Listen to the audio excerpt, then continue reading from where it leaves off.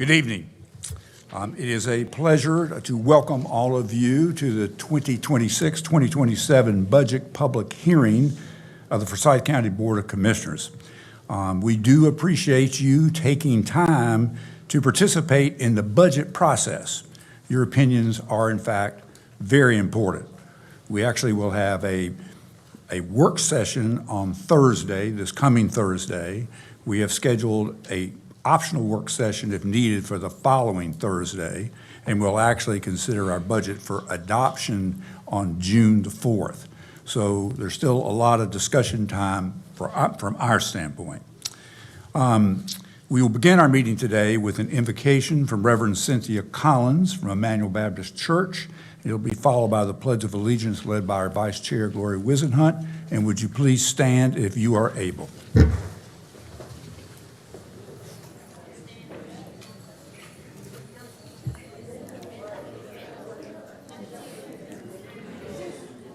Let's pray. Father God, we thank you for this day, God. We thank you, oh God, that you are going to use our commissioners, Father God, to give them wisdom and knowledge and understanding and how to operate this budget, Father God. You know the needs of your people, Father God, and you know what they're standing in the need of. God, we just thank you, oh God, what you will continue to do in this community, God. We pray for the strength of each commissioner on today, God, that you will lead and direct them, God. Order their steps, God. Bless the ones that's here to speak on the behalf of the budget, God. We just thank you, oh God, that you will order their steps in the name of Jesus, God. Oh God, we just give you glory. We give you praise for everything that you would do. In Jesus' name, I pray. Amen. Amen. Pledge allegiance to the flag of the United States of America and to the republic for which it stands, one nation, under God, indivisible, with liberty and justice for all.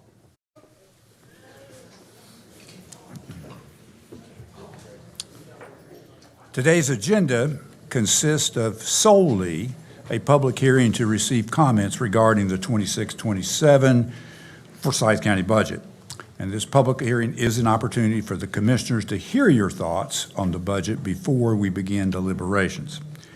This hearing, however, is not a debate. It's an opportunity to hear what you have to say, and your thoughts are important, and we want to hear from each of you. I'll speak about the each of you in just a minute with our numbers. Citizens who are interested in participating in the public session actually can do so remotely by telephone by calling 336-422-1200, and you will be placed on hold until the public session begins. The number again is 336-422-1200. And if you're attending in person, you can fill out a speaker card. And if you've not filled out a card, you actually could still do that and deliver it to our clerk at the end of to my right.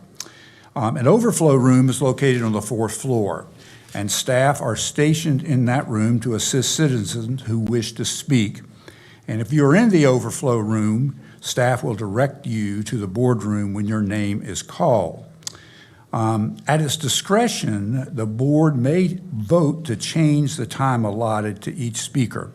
And I would like to mention that I checked with the clerk before we started, and we have 101 cards, and we have 7 phone calls in the queue. So I'll just invite the board if there's any interest in adjusting the length of time for presentations. Mr. Chairman, I'd like to make a motion that we adjust the time to 2 minutes per person. Is there a second? I have a second by Commissioner Wilson, motion by Vice Chair Wisenhunt. Any discussion? Yes, Chairman. For me to support this motion today, I want the constituents to know that your voices matter. I thank you for being informed here today and engaged.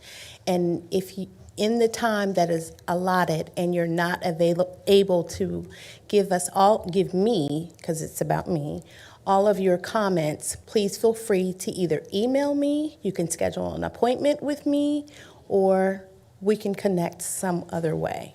So I just wanted you to know that. Thank you. Any other discussion? Yeah, I thought about this, and I think that by asking folks to restrict their remarks to 2 minutes, we'll be giving more people a chance to speak before it gets so late that a lot of people have to start leaving. So I think under the circumstances of as many folks as we are happy to have here to talk with us tonight, that might be a good idea. And I will share, I had a chance to visit with the mayor today, and actually, he was talking about their bubble, because we had a conflict. We had our hearing scheduled for the same evening. He said at their hearing last night that they had like, I think, 56 or so, and he said they did adjust their time to 2 minutes also.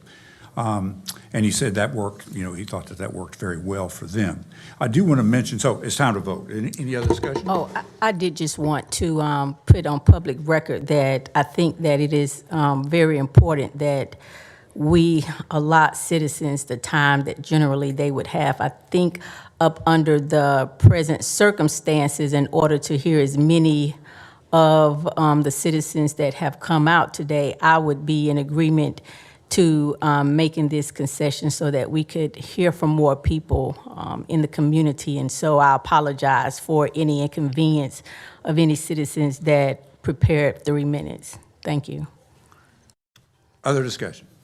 All in favor, please say aye. Aye. Any opposed? Motion carries unanimously.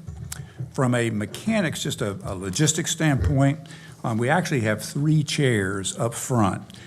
These 3 sort of desk-type chairs. And our clerk is going to call 3 names at a time. And if you all would just come, doesn't matter which chair you sit in, and you can speak in that order, and then she'll call 3 more. So that will shorten our movement some and save time in a busy, crowded room. And I will mention that I'm using a timer, and when it goes off, it makes it's not a super loud noise. I'll hold it up close, and you'll hear it just beeps. And I'll let you finish your sentence for sure and sort of close out, but it can't be an extended minute or 2. We just have to be respectful of everyone's time so the message can get out.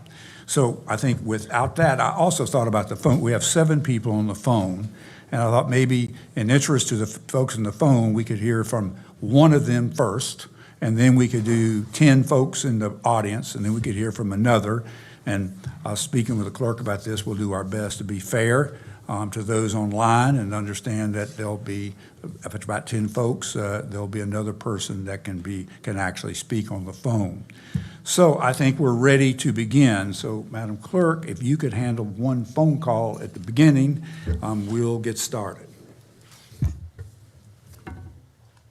You are now available.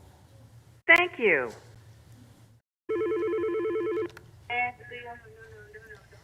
Good afternoon. Thank you for calling the Forsyth County Board of Commissioners Public Session Line. Please state your name and address for the record. My name is Geraldine Travick, What's your address, ma'am?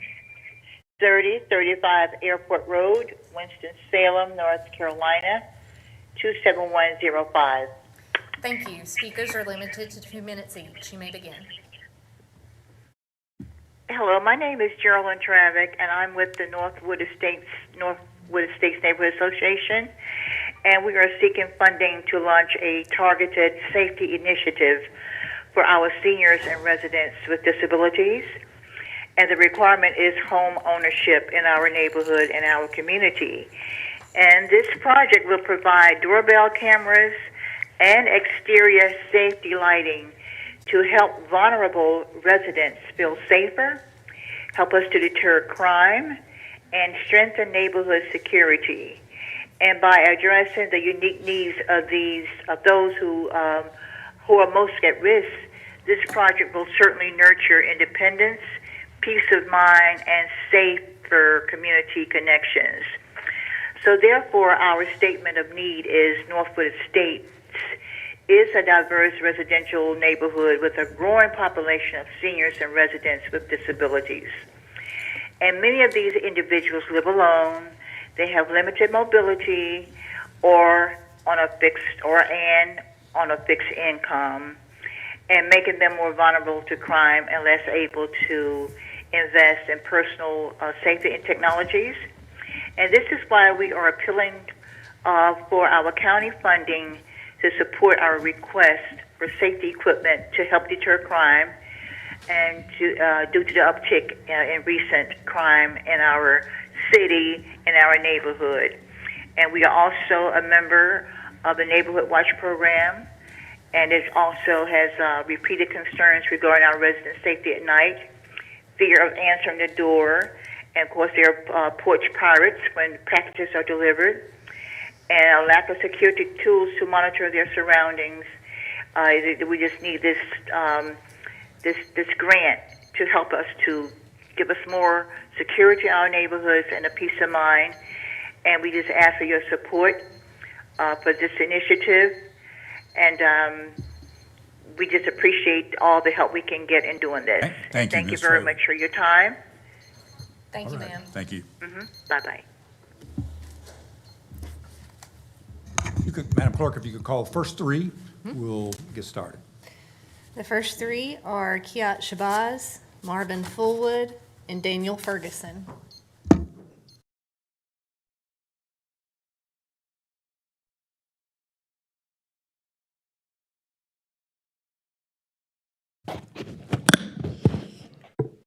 Good evening.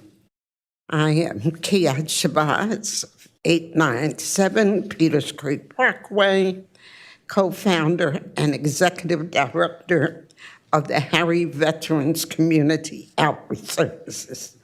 This evening, I say thank you, Chairman Martin, and all of the members of the county commissioners and your staff. That being said, I'm here humbly requesting your continued support for the men and women that I serve and who have served this country.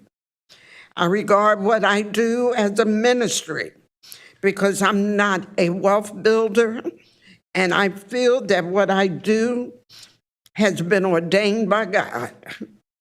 No one receives a salary in our organization, and everyone provides for the veterans and their eligible family members with empathy and resources. I am so thankful for the funding you've been giving me in the past, and I just simply ask that you continue to support me so that I may support them. Thank you, and I appreciate all that you do to help me to help them. Thank you.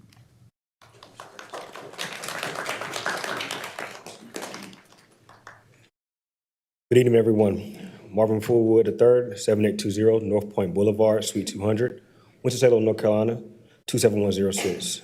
Good evening, Chairman Dr. Martin, and everyone from the Board of County Commissioners and County Manager Robertson.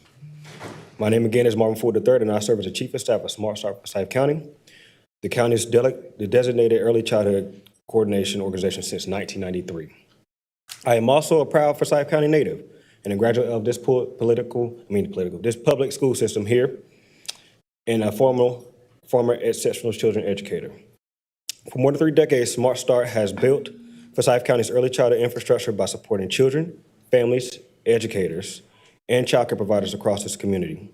Each year, we administer the North Carolina Pre-K program, administer child care subsidies for working families, distribute over 100,000 literacy materials through our Dolly Parton Matches Library and our literacy vending machines.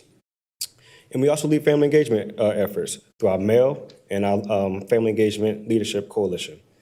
And we serve as one of the Forsyth County's only family resource center hubs.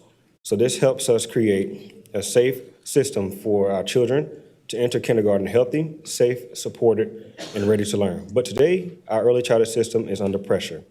As temporary recovery funding continues to draw down, many of our providers serving working families are struggling to maintain quality and remain sustainable. And when providers struggle, families struggle. Child care is not just an education issue, it's a workforce infrastructure for Forsyth County. This initiative would strengthen developmental screening, family navigation, classroom coaching, and provider quality support across our community. It will help identify developmental concerns earlier, strengthen classroom quality, and support providers in moving toward higher quality standards and ensure families can support systems they need sooner. Our local evaluation found that in 10 centers, 84 children had needed developmental screenings and had needed and never occurred. So our initiative today is to go ahead and support our developmental screenings and support the workforce moving forward. Thank you.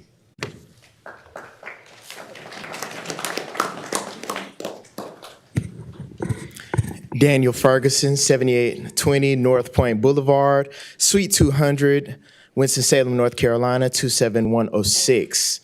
I'm the Director of Strategic Initiatives and Innovation at Smart Starter Forsyth County. To Chair Dr. Martin and members of the board, Mr. Fullwood mentioned 84 children, and I want to make sure that number lands. Our child care health consultant screened children across just 10 centers and identified 84 children with exceptional needs who had not yet been identified or connected to support. 84 children in just 10 centers. In those same classrooms, 39% of teachers reported needing additional support to effectively serve children with exceptional needs, and 85% reported spending significant time managing complex developmental and behavioral situations without adequate training or tools. That is not a small issue. This is a system warning. And if that is what we found in 10 centers, we should be honest about what that means countywide.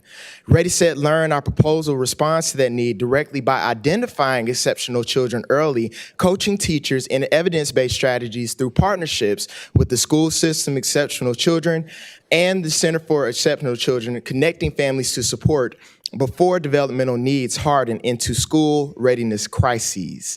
The goal is not just to serve more children this year, it is to build the kind of early intervention infrastructure that changes what is possible for exceptional children in Forsyth County before they enter an already strained K-12 system without the foundation they deserve.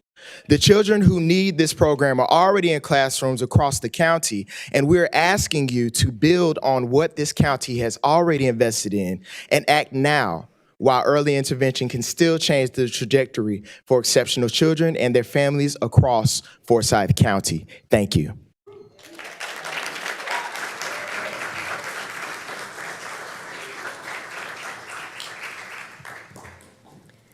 The next three speakers are Mashika Meadows, Lashanda Milner, and Jashawn Little. Please state your name and address when you come forward.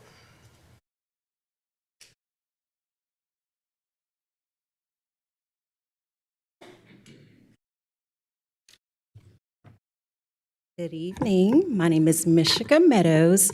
I live at 4033 Hilda Street, Winston-Salem, North Carolina, 27101. Good evening, commissioners. I bring you greetings from Twin City Baseball Little League. We are a youth sports organization here in the city. We go all the way back to the 1970s, but recently we have chartered officially under Little League, and this is our third year. Even though most of the good folks behind me are here as educators, we serve the same goal. Our goal is to keep our children involved, and for Twin City Baseball, it is to make sure that our kids stay off the streets. So baseball is paramount, but we also want to make sure that our kids have a safe space in order to remain and become productive members of this community.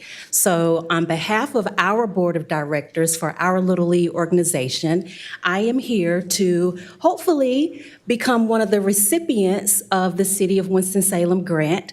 The good thing about our organization is our home fields are actually run by Parks and Recreation. So Twin City Baseball Little League, we play, which is your baseball organization, Winston-Salem State's softball team, all use the same fields. So let me give you a little landmark about where we are. If you know where the Winston Lake Y is, we are the 3 baseball fields right down the road. In fact, the new water park, the city's new water park, sits on top of the boys' baseball field that was once there. We definitely have applied and hope that we'll be recipients of the grant. We want you all to know that our goal is to make sure that our kids can continue to have a safe space, and we hope that you all will grant us that award. Thank you.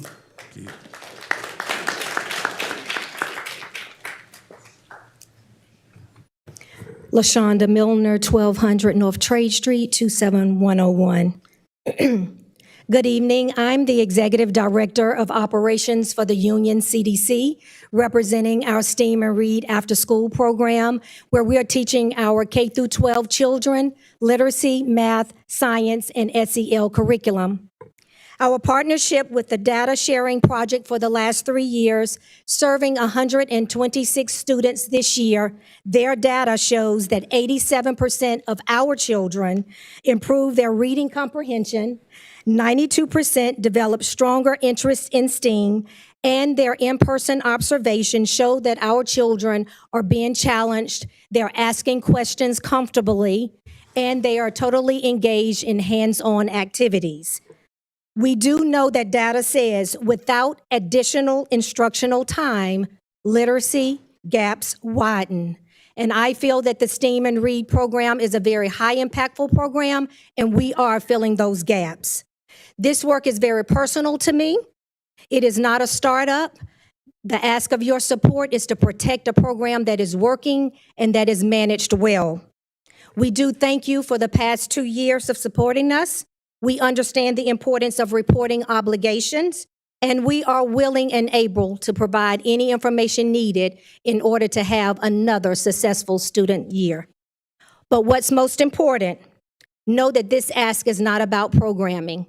This ask is about creating possibilities, innovation, creativity, leadership, and positive academic outcomes. These children showed up this evening with hope and expectation. They need us now, and I know that your support is power to transform. Thank you so much.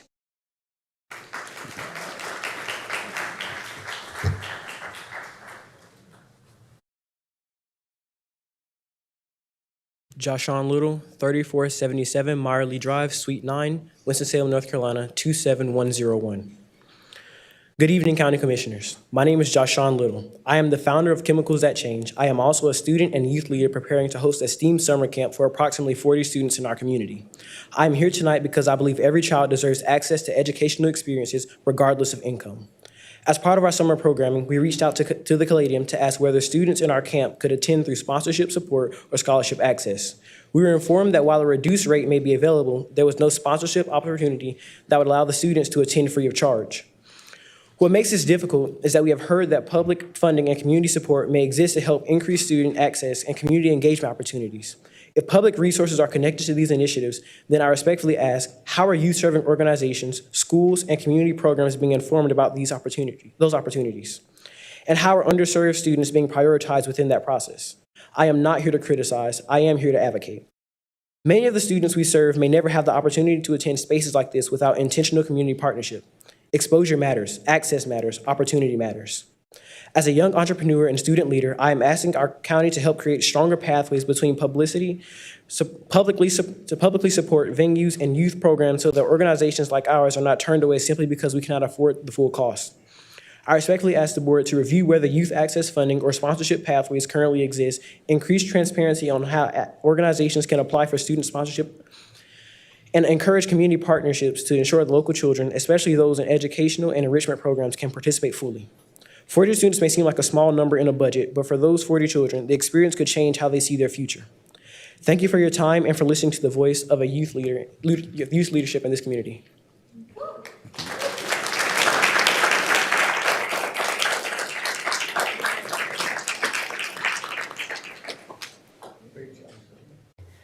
The next 3 speakers are Shannon Allen, Jenny Easter, and Rosie Mago.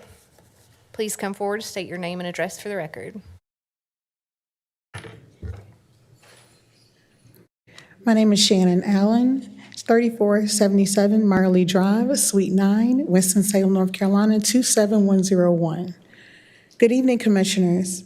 I am Shannon Allen, founder of Joyful Soul Treasures, where we created the very first HIV and AIDS awareness walk for this city to give our community an opportunity to provide resources where there are none, to provide them an opportunity with the largest infectious disease center, an opportunity to commute with people who love them, who want them to have the resources that they need in order for them to get equal health care and opportunity to pharmacies. I am here tonight regarding the recent community grant process and the public designation of certain nonprofits as non-compliant. My organization communicated regularly with county staff during the process and was consistently told that we were in good standing. Yet, without prior formal notice, requests for clarification, or opportunity to respond, we were publicly labeled non-compliant in our proposed budget. Commissioners, this matters. For a small nonprofit, this label carries serious, unfair, reputational consequences. It changes the donor's trust in us. It jeopardizes our ability to be able to serve those who are in vulnerable situations. Furthermore, the basis of this designation is inconsistent. We were initially told that the county didn't understand our funding request, despite it being clearly stated.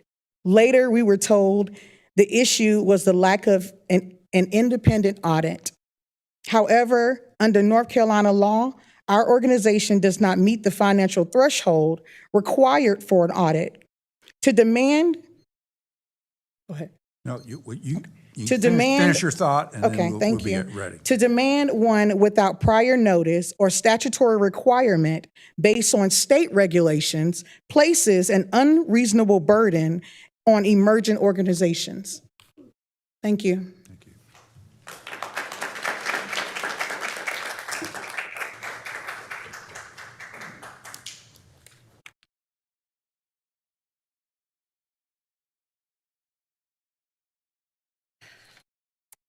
Jenny Easter, 4035 University Parkway, Winston-Salem, 27106. Good evening. As you know, I serve as president of the Forsyth County Association of Educators, our public school staff union, representing a majority of workers in Winston-Salem Forsyth County schools. 2 weeks ago, I stood before you during public comment and shared that after losing over 1,000 public school workers this year, more than 3,400, over half of our employees in this district, had signed a petition asking for more staff to support our students and families. Tonight, I officially present those signatures to you, not as a symbol, but as a clear message from the people doing this work every day, holding our school system together. And I have no doubt you are going to hear from parents and community members echoing those same concerns. Commissioner Wisenhunt, during last week's budget presentation, you said that in all of your conversations at TJ Maxx and the grocery store, nobody wants a single penny of their taxes going to the school system. Respectfully, I do not know how many conversations that amounts to, but we have spoken to thousands of workers, parents, and community members to help answer that question more clearly. The real frustration from the public is not just that taxes may go up. It is that people keep paying into the system while watching their schools and services in their communities that depend on those services continue to break down.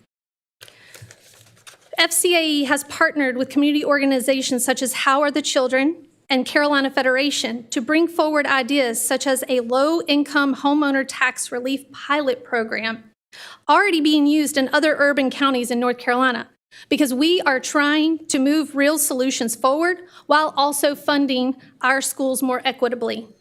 Tonight, we are asking you to understand we are not asking for luxury in this $33 million ask. We are asking for enough support so crisis does not become what our children and school workers are expected to live with every day. Thank you.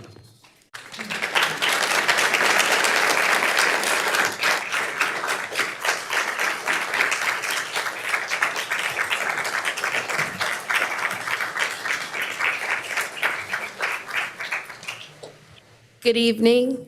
My name's Rosie Mago Guzman, and I am a parent of a student at Petrie Elementary School and a fellow educator and a voter in District A.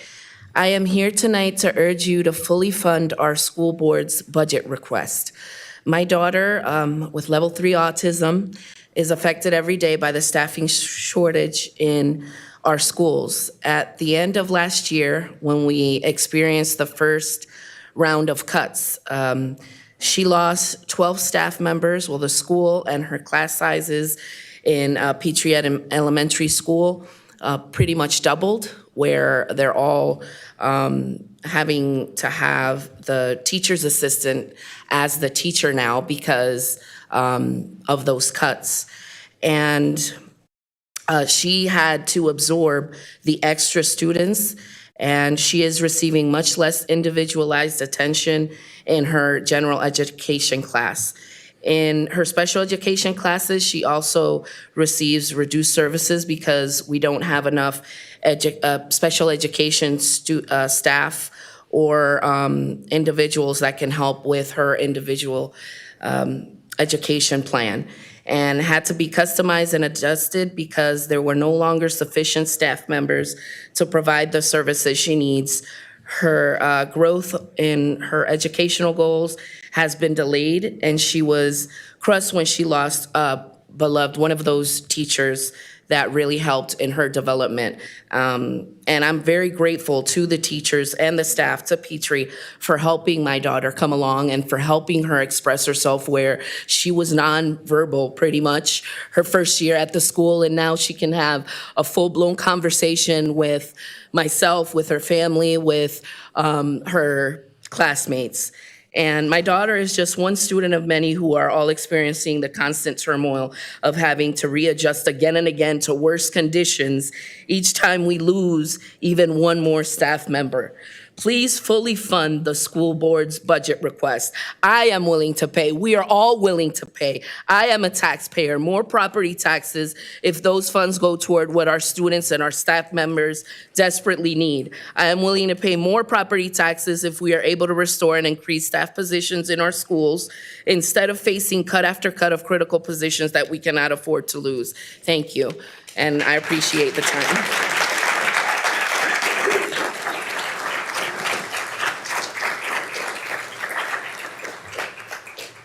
Madam Clerk, when you call the 3, then we can do the telephone while they're coming up.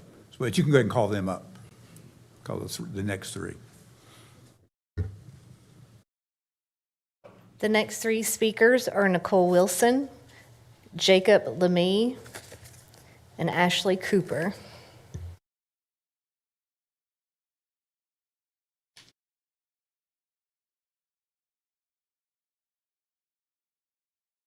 Thank you.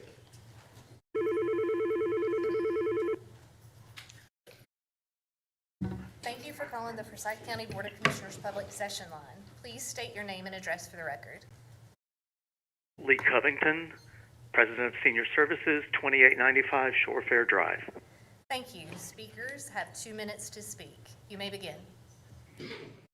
Good evening, Commissioners. I want to express my deep gratitude to you all for including senior services in this year's recommended community grants. This funding is more important right now than it ever has been.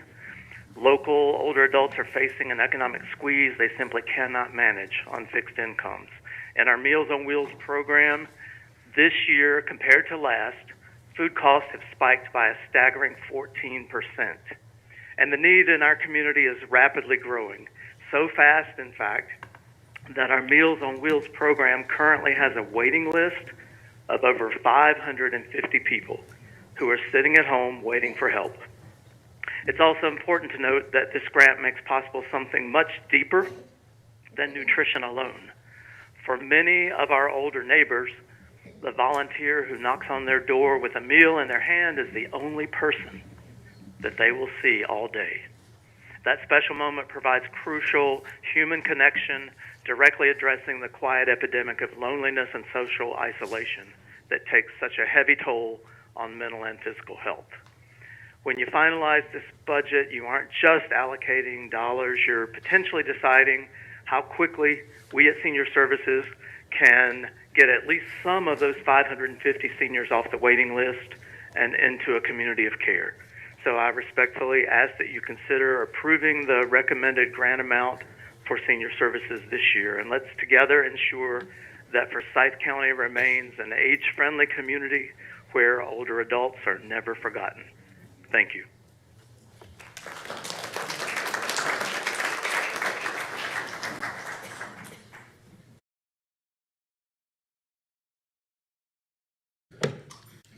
Jacob Lemie, 1124 Magenta Way, Kernersville, 27284. Good evening, Commission. I come before you today from District B as a property owner, a taxpayer, and a parent whose exceptional child is being let down by our public school funding priorities. 8 years ago, my wife and I adopted our son Jude from an overseas orphanage. And because of his Down syndrome and developmental delays, he was viewed as a burden to his society where he came from. His birth parents chose us and trusted us to bring him to a country and system where he would have the structural support to live up to his potential. And for years in our amazing public school programs, that promise was kept. But last September, financial deficits forced our district to cut upwards of 150 special education positions. My son's third grade EC teacher was RIFT, and his current teacher is leaving because of the lack of resources. She's split between 2 physical classrooms, managing twice as many children with intense, complex needs. And his individualized instruction has vanished, and our educators are now merely just triaging one daily crisis after another. And as a parent, it breaks my heart to see Jude's reading progress stall after he was gaining so much momentum up until 3rd grade. But as a taxpayer, it infuriates me because this crisis is entirely a policy choice. Our county management is proposing a 1.68 cent tax rate increase, which for me is just an extra $3.78 a month for the median homeowner, just to keep our county administration afloat against inflation. I'm telling you plainly, I'm willing to pay even more. Our school board has requested a $213 million in local budget, but your recommendation leaves a $33 million gap. And your operational funding increase in this inflationary economy is basically just another budget cut. So I'm asking my elected officials to do their jobs, to come up with innovative, progressive solutions. Our neighbors in Guilford can do it, and I think we can too. Now, I can't help that I have failed Jude's birth parents, and this county has failed Jude's birth parents because of these finance gaps. So please, I urge you to fully fund the $213 million, because I am willing to pay, and others are too. Thank you.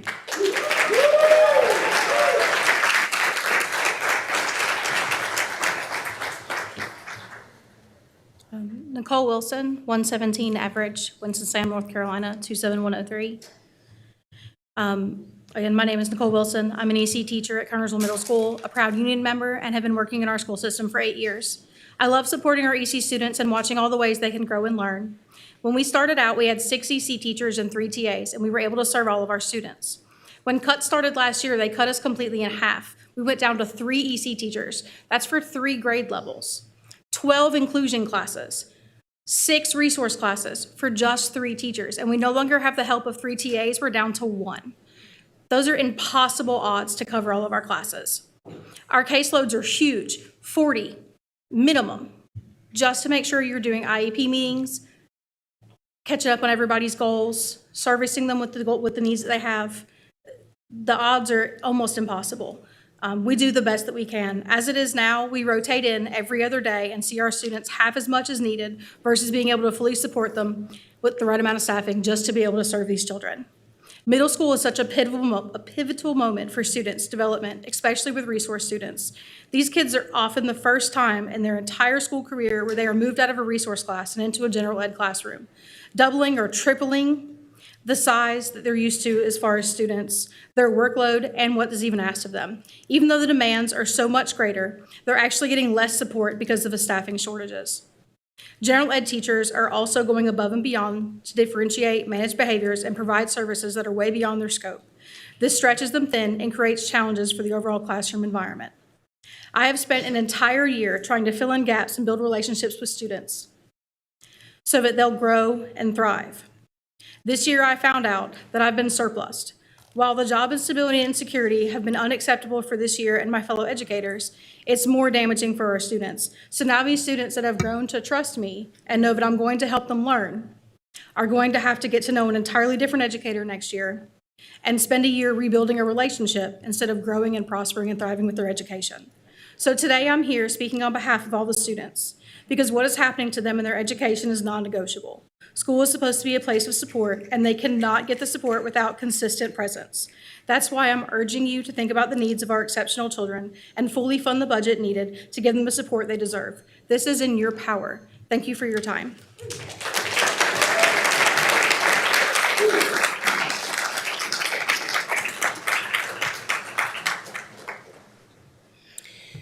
Good evening. Ashley Cooper, Executive Director of the Shepherd Center of Kernersville, 636 Grayland Street, 27284. Good evening, Chairman, Commissioner, and County staff. On behalf of the Shepherd Center of Kernersville, I want to sincerely thank you for your continued financial support and your commitment to the older adults of Forsyth County. While our center is located in Kernersville, our impact extends throughout the county. Every day, we serve older adults from communities across Forsyth County, helping them remain active, connected, independent, and engaged. Your investment in our senior center is making a real measurable difference. In 2025, together, we served 4,561 older adults, a 6% increase over the previous year. For an organization that historically grows around 2% annually, this represents significant and meaningful growth. We also recorded more than 24,000 visits to our center in 2025. Those visits represent far more than numbers on a spreadsheet. They represent friendship, support systems, educational opportunities, wellness programs, a place where older adults can thrive. Your financial support also creates an impact beyond our walls. While county funding does not directly support our home-based services, your investment in the Senior Center allows us to direct additional resources to those critical services. We experienced a 45% increase in the number of older adults we were able to assist in their homes this year. That meant more seniors were able to go to doctor's appointments, more individuals received groceries and companionship, more homes became safer, and aging adults to live independently with dignity. You also helped 344 individuals find meaningful volunteer opportunity, allowing older adults to be mentors, volunteers, caregivers, and leaders in our county. For the second consecutive year, the total community value of our programs surpassed $1 million, reaching $1.4 million in value. But perhaps most importantly, these numbers reflect something even greater. They reflect growing need. They reflect programs that allow older adults to actively age in their homes and communities, and they reflect the commitment to the people who help build this community. Thank you for believing in this work. Thank you for your partnership. Thank you for your difference you're making in the lives of older adults throughout Forsyth County.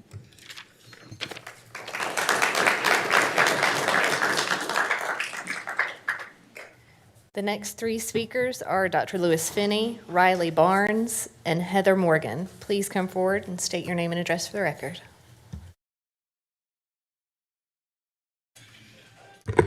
Greetings, Chairman Martin, Commissioner, County Manager, and staff. Good evening. My name is Dr. Lewis A. Finney, Jr., President and CEO of Smart Start of Forsyth County. First, I want to thank you for your continued support for Smart Start and for your commitment to the children and families, child care providers, but also the long-term strength of our community. Your support has made transformational change in the early care and education community over the past few years, particularly when it's evidenced by the most recent ARPA project. But tonight I'm respectfully asking you to consider either fully funding or partially funding the investment that allows this project to meet its intended goals. Smart Start is a public-private partnership created to strengthen the early childhood system, where more than 95% of our funding actually comes from the state and the federal government. And more than 90% of those funds actually goes to partners like the school district and other nonprofits and private child providers. We're also required to get a 19% local match to draw down those state and federal dollars. And we get that through donations, through fundraisers, and also local funding. This means that county support does not stand alone. It helps unlock and sustain a much larger early childhood investment in Forsyth County. This request that we have is not for a new program. It's an expansion of existing services for exceptional children in private childcare settings. Children with developmental delays, behavioral needs, sensory challenges, speech and language concerns, and other learning differences.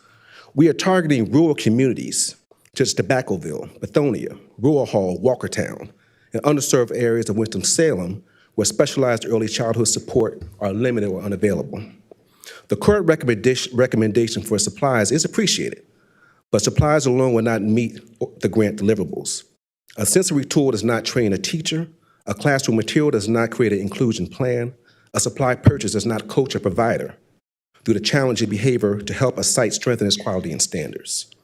A stronger investment will allow us to provide a teacher training, coaching, adaptive materials, family navigation, developmental support, and technical assistance. It will also help the child care sites become better positioned to participate in child care subsidies, and NC pre-K eligibility will allow this particular community to get more dollars from the state and the federal government.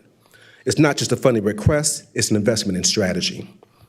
We respectfully ask you to increase this investment for their funding, and thank you again for your leadership and your continued support of Smart Start of Forsyth County. Thank you.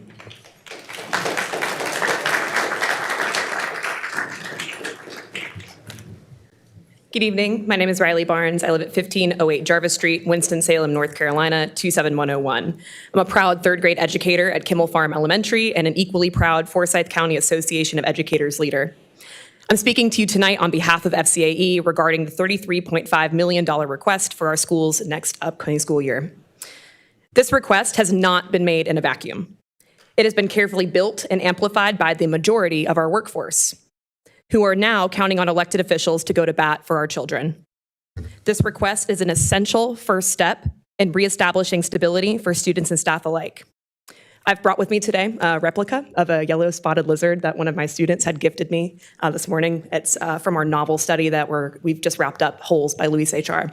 And it struck me by surprise because this particular student, prior to my countless hours of hard work, had her head hung low and was completely unresponsive during ELA blocks. My scholars in third grade through this novel study have been dissecting themes of power, opportunity, and personal responsibility. And I'm sure you'll find that these themes remain consistent through my members in solidarity tonight. Commissioners, you have the same personal responsibility to uphold the interest of taxpayers and the services that they pay for. So you're posed with this question. Do our students deserve the burnt out remains of this school year? Or do they deserve the same innovation that our city can boast? Approving this request now, considering that Senate Bill 889 will dramatically alter schools' future funding, is in the community's best interest. If you've been waiting for a crisis in order to act, you've been frankly deaf to the knocking that's been happening for over a decade. Our children do not have time to wait to be prioritized by the people who are elected to serve them. Investing in our schools is a direct investment in our children, in our county, and the sanctity of local democracy. We urge you to act and act now, step up for our children, and approve the $33.5 million necessary to just step towards normalcy in the classrooms, cafeterias, and bus lots alike. Thank you.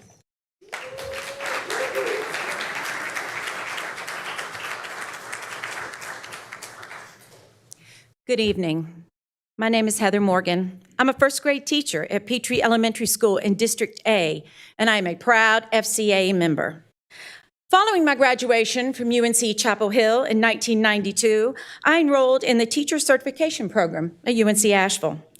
One of the first texts I was assigned there was Savage Inequalities, written by Jonathan Kozol and published in 1991. In it, the author describes the crumbling, under-resourced schools he visits in places like East St. Louis, Illinois, and Camden, New Jersey. Sadly, I've seen something similar playing out for a couple of decades right here in Forsyth County, and this year has only exacerbated the savage inequalities wrought by resegregation and poverty that already existed in our school district. The RIF and the withholding of supply money cut schools like mine to the bone. I suddenly had to absorb a new group of students and scramble to obtain even more already scarce supplies for them. We ran out of paper towels. Then we ran out of copy paper. I was relying on Amazon wish list donations to provide my students with the basics. And I mean the basics. Pencils, notebooks, markers, glue sticks, crayons, nothing fancy, nothing extra, just the basics. Contrary to what some folks have suggested, this is not about teacher raises. This is about the students being shortchanged by our community's failure to invest in their future. This is about the EC students who have lost beloved teachers and the consistency that many of them rely upon to thrive. This is about the first graders who stand each morning to recite the Pledge of Allegiance to a republic promising liberty and justice for all who aren't getting educational or economic justice. My first graders are too young to speak for themselves, so I'm here to use my voice to speak for them. Funding the school board's budget request is the first step toward abolishing the savage inequalities that currently exist in Winston-Salem Forsyth County schools. I hope your vision for our schools is like mine, a place where all children can thrive and reach their highest potential, rather than a crumbling relic of better times when appropriately resourced public schools was a quaint idea. Let's do the right thing. Fully fund the Winston-Salem Forsyth County Schools School Board budget request. Thank you.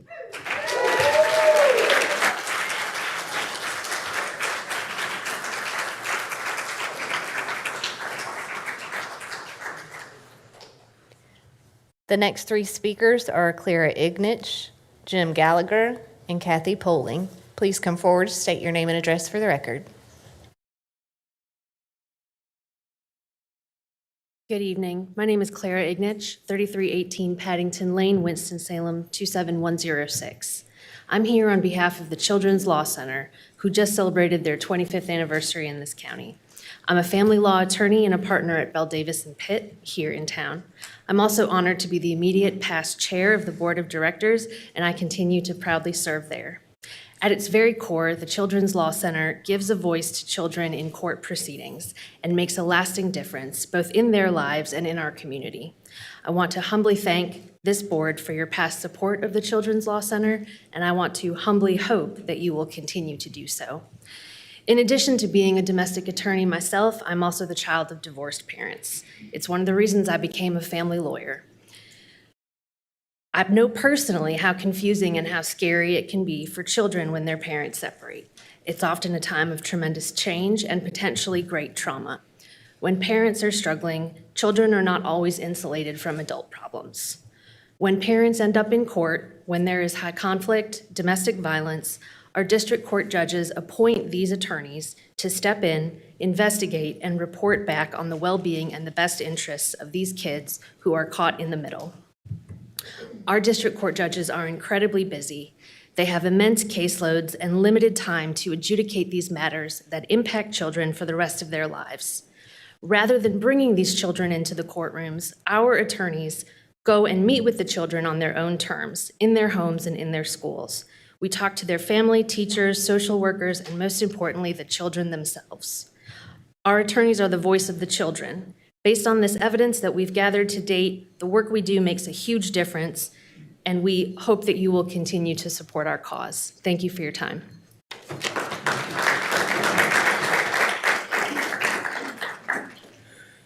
Good evening. I'm Jim Gallagher, staff attorney at the Children's Law Center, 103rd Street, Winston-Salem, North Carolina. On behalf of the many children and families we work with each year, I want to let you know that the funding you provide the Children's Law Center helps us promote the opportunity for children and their families to have better futures. Your funding of our work also helps create efficiencies in the courthouse. Complex cases can take a long time to resolve. Complex cases involve taking time to hear from many collateral witnesses. It involves reviewing hundreds of pages of documents, like law enforcement reports, DSS files, mental health and medical records, and other evidence. It involves visiting the children in their schools and their homes to learn more about their lives. When the Children's Law Center is appointed by the court, they get their information efficiently. We are the court's eyes and ears, and through our comprehensive reports and testimony, we inform the judge about what all those witnesses have to offer and what is contained in all those records. And we describe the world in which the children live, tell their stories, and convey their hopes for their future. We provide guidance about solutions and possibilities for children to thrive. Our reports and testimony can help parties find resolution before a trial starts or reduce the time it takes in hearing a case if it does come to trial. Saving time in court allows more time for more cases to be heard, and we are actively working with the judges to appoint us to even more cases in the years to come.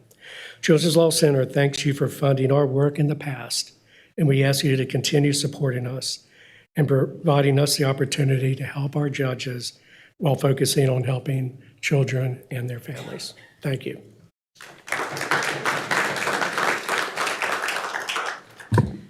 Good evening. Kathy Paling, 2137 Warwick Road.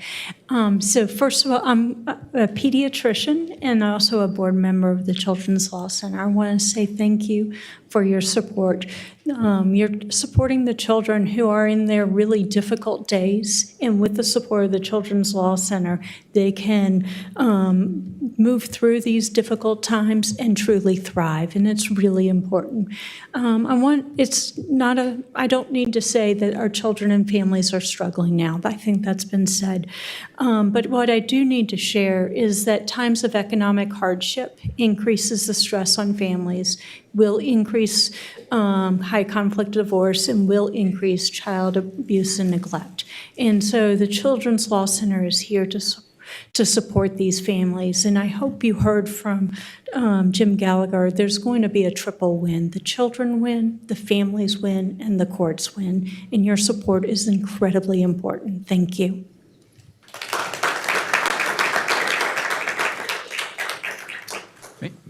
We can do maybe a call 3, and we'll do a call on the phone. Elizabeth Miller, David Beaumont, and Britt Pleasure, please come have a seat up front.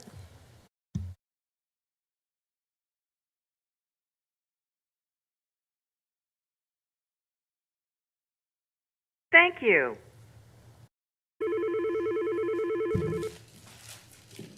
Thank you for calling the Forsyth County Board of Commissioners Public Session Line. Please state your name and address for the record.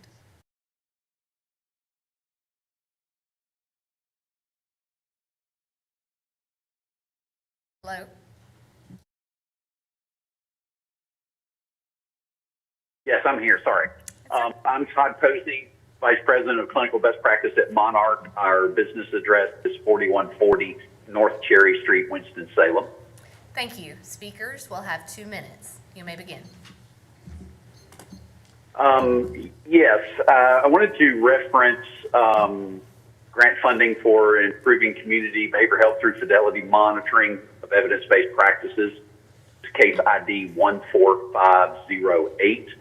Monarch promotes wellness and empowers individuals and families impacted by mental illness, substance use disorders, and intellectual and developmental disabilities. In the past fiscal year, we've provided services and supports to more than 2,300 people at our Forsyth County Behavioral Health Office. We're wanting to improve our fidelity monitoring of evidence-based practices. This would be reviewing documentation, observing sessions or services, using checklist or scoring tools specific to the various models, coaching staff based on what's observed, ensuring that we're answering the question that we're doing what we say we're doing and we're doing it well enough to expect consistent positive results. In Forsyth County, 86.9% of the people in our care are Medicaid eligible, uninsured, underinsured, and or receive state funding. The disadvantaged population that we serve has often experienced traumas resulting from a variety of life events as well as systemic inequities. This population requires intensive therapeutic support to overcome their challenges and evidence-based practices to meet their needs. Forsyth County has also been identified as a health professional shortage area for mental health. This places immense pressure on staff, increases burnout, and disrupts continuity of care. And this environment support in doing their work through fidelity to their evidence-based practice becomes even more essential. And we're seeking the financial support to design and implement tools that will help maintain service quality and ensure that even amid staffing challenges, our teams can deliver care that's consistent, effective, and aligned with clinical best practices. Our goal is not just to enhance clinical quality, but also to build a healthier, more connected community where every Forsyth neighbor has the opportunity to thrive. Research shows that high-fidelity implementation of evidence-based practices can lead to significantly better client outcomes, up to 30% improvement in functioning and hospitalization rates. By Can I investing in interrupt you for fidelity, just a you're second? investing in a healthier Forsyth County where every person has access to high-quality, person-centered behavioral health care. Thank you very much for your consideration of Monarch's request. Thank you.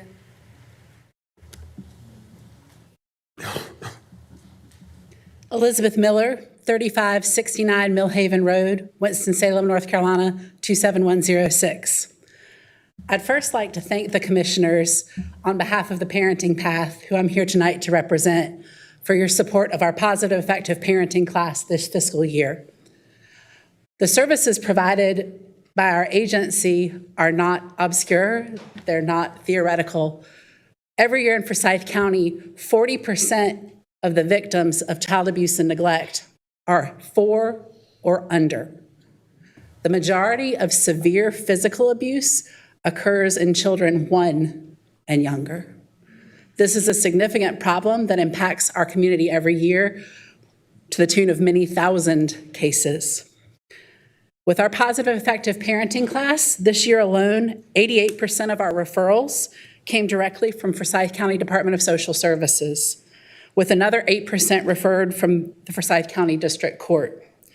That means that 96% of the families participating in this program are already interacting with public systems because significant concerns about their families have been identified. Every child we help keep safely at home, every family we stabilize, and every crisis we prevent ultimately reduces strain on DSS, law enforcement, schools, courts, and behavioral health systems. Prevention work is not always the most visible investment, but it is one of the smartest investments a community can make.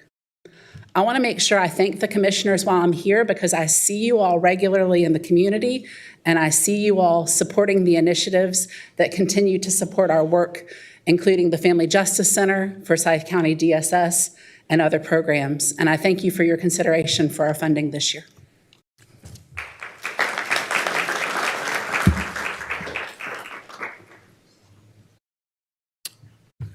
Hello, I'm David Beaumont, 4467 Vernon Circle, Kernersville, North Carolina, but it is a Winston-Salem address. It's nice to meet you all. I am an FCAE member. I came with the union. I just joined this year. I spent a long time believing that I didn't need to join a union, but that's changed this year. So I've been a media coordinator at Haynes Magnet School, and I love my job there. I get to introduce a love of reading to students, and it just is amazing. I get to serve teachers, and this RIF has been hard on us. It's been very hard. The EC teachers, I don't know if you know this, but in lower performing classrooms, they play a very important role in helping the teacher to manage those classrooms. And with that gone, there's been a real breakdown in those classrooms. One teacher put herself in a timeout in my media center because she felt so embattled, couldn't handle it anymore. I went to her classroom, an administrator showed up shortly thereafter. But it's, especially for those lowest level students, it's become very, very difficult. Those TAs help not just the EC students, but they make the whole thing work. Also, my son's going to be joining the EC program next year in 3rd grade at Union Cross Elementary School.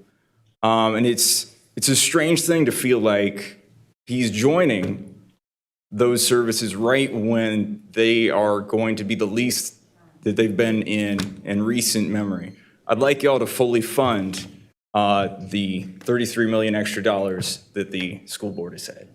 Thank you.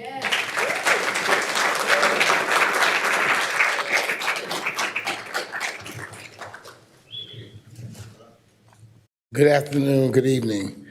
My name is Britt Pledger. I reside at 4946 Old Town Village Circle in Pofftown, North Carolina, which is a Winston-Salem area. I serve as the head chef at Raleigh Middle School cafeteria. I have been part of the Winston-Salem Forsyth County School staff for 2 years, and I'm proud to be a part of the union and a father that has a child that goes to Ronald Reagan High School graduating this year. I am passionate about my role because I care deeply about our students.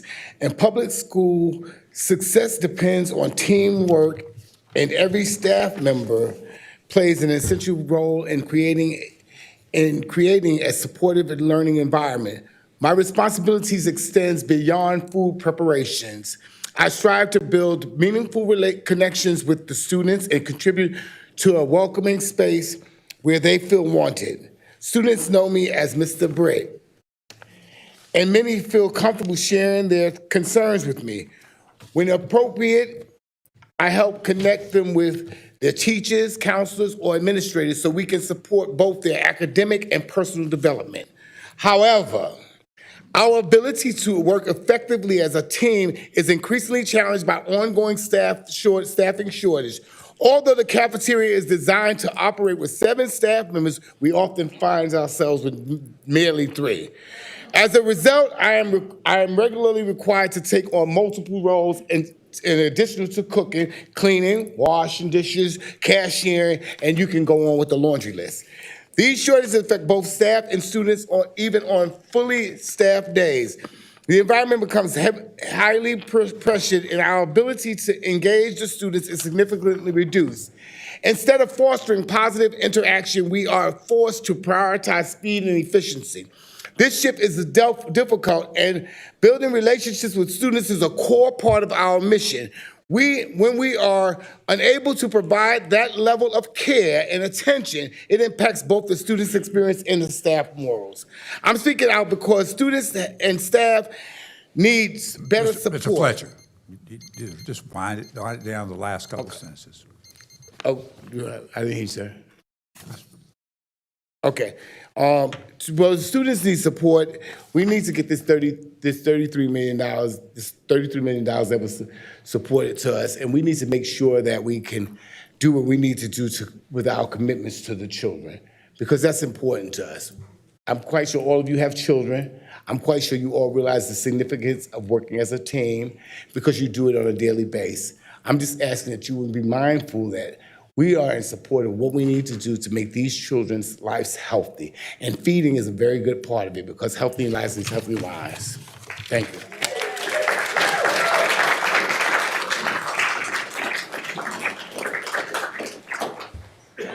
The next speakers are Nicholas Arzillo, Paul Ford, and Tammy Brown.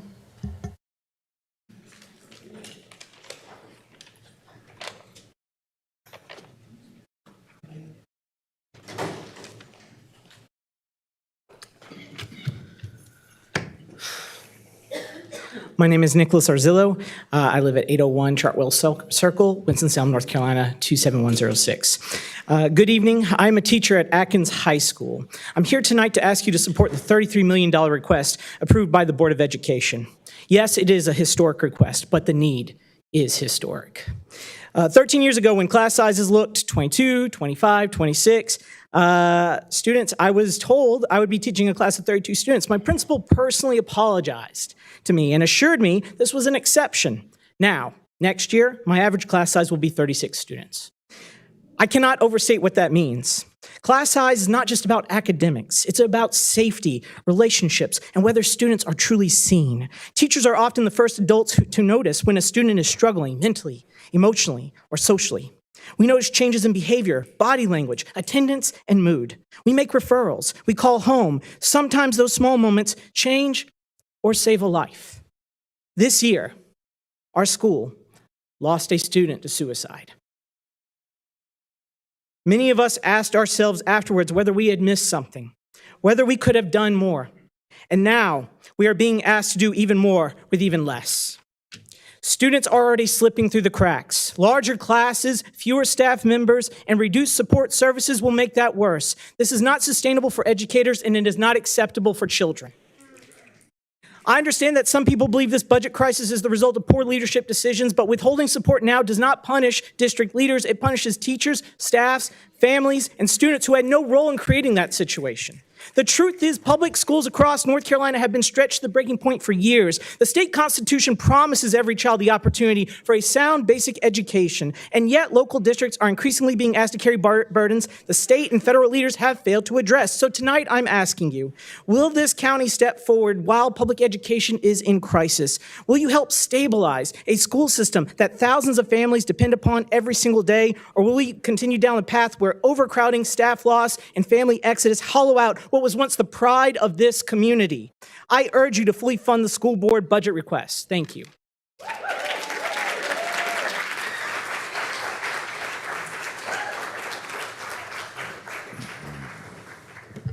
Paul Robeson Ford, 315 Madison Place Circle in Kernersville, North Carolina. Proud community supporter of FCAE because the union makes us all strong. I know because I'm a product of good public schools how critical they are to creating a more just and equitable society. I know because my mother taught public school for 35 years, every grade from first grade to the sixth grade, what it looks like and the diversity and the beauty of what happens in our public schools. And I come to you right now because this moment requires you all as elected officials, people who have answered the call to public service, to lean into two virtues.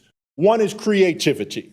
You heard Jenny Easter speak earlier that there are counties around this state of North Carolina that have figured out the ways to marry tax increases and rebate programs for those who sincerely and honestly cannot afford those tax increases so that those who can and who are saying tax me can help to contribute to the money that we need to raise. But the second thing is courage, political courage. And political courage requires taking the hard votes when you're not sure if some of the folks in the grocery store who you ran into are going to support the position that you take. But you take it anyway because it's the right thing to do for our children. You take that stand anyway because it's the right thing to do for our future. Even if you might lose a few votes, even if you're not sure how to play out in your re-election, you do it because you answered the call to public service. And so instead of kicking the can over to a state legislature that has made clear they're trying to disinvest from public education, or back to a school board that has zero statutory authority to raise a single dollar in funds for all of these 49,000 students, you step up and fill the gap, stand up and make the difference that needs to be made to support our children and our future. Thank you.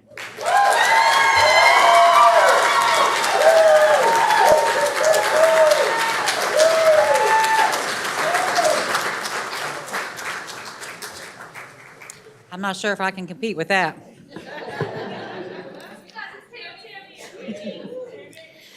My name is Tammy Brown, 325 Louisville Vina Road, Louisville, North Carolina, 27023. I'm a cafeteria manager at Haynes Maddox School, and I've been with Child Nutrition for 4 years, and I'm proud to be a union member. Harry Truman signed the National School Lunch Act in 1946, and what a blessing that has been to so many children. I do this job because I love being able to feed our children and make sure that they have the nourishment they need. But because of the staffing shortages this year, working in our cafeterias has never been harder, and our kids are suffering as a result. In order to prepare and serve around 900 meals every day, we have 9 staff members in my cafeteria, and only 2 are full-time, including myself. Everyone else is allowed to work 3 to 5.75 hours a day. We're already stretched thin when my full team is there, and if one person is out, the rest of us are rushing, and that can take a dangerous toll on our bodies. Accidents occur, like when workers get first and second degree burns from the steamers or the burns from the oven doors. We're running around trying to get everything done in a time because of the tight time schedule and to be ready for lunch that starts an hour and a half after breakfast. As the manager, I'm supposed to be overseeing the flow of the kitchen while my employees serve lunch, and we are short-staffed. Managers personally have ran not 1 but 2 registers at once. Have you ever been to a grocery store or McDonald's and seen the store manager running 2 registers at once? No. Then why is it okay with the level of chaos In our public schools, this is always increasing pressure on us to get everything done. Our deadlines, food orders, inventory, field trip lunches, paperwork, meetings, etc. More is always added to our plate without the time or necessary staff to get it all done. The short staffing isn't just hurting us, it's hurting our kids. They are our top priority and we show up every day for them. And our students only have 20 minutes to eat lunch, and when they don't have enough servers and our staff at the registers, it affects our students at the rushing them through the line. Sometimes the temp worker does not even know our kids deserve the nourishing and peaceful lunch that they so definitely deserve. And I believe at Haynes is where I work, and our public schools must be a place where our students are safe, supported, and able to learn, but that can't happen if we don't have enough staff to support their learning. That's why I'm asking you to fully fund the schools board's budget request so that we can restore critical staffing positions to begin to address this staffing crisis. Our students are our future, and they are depending on you. Thank you.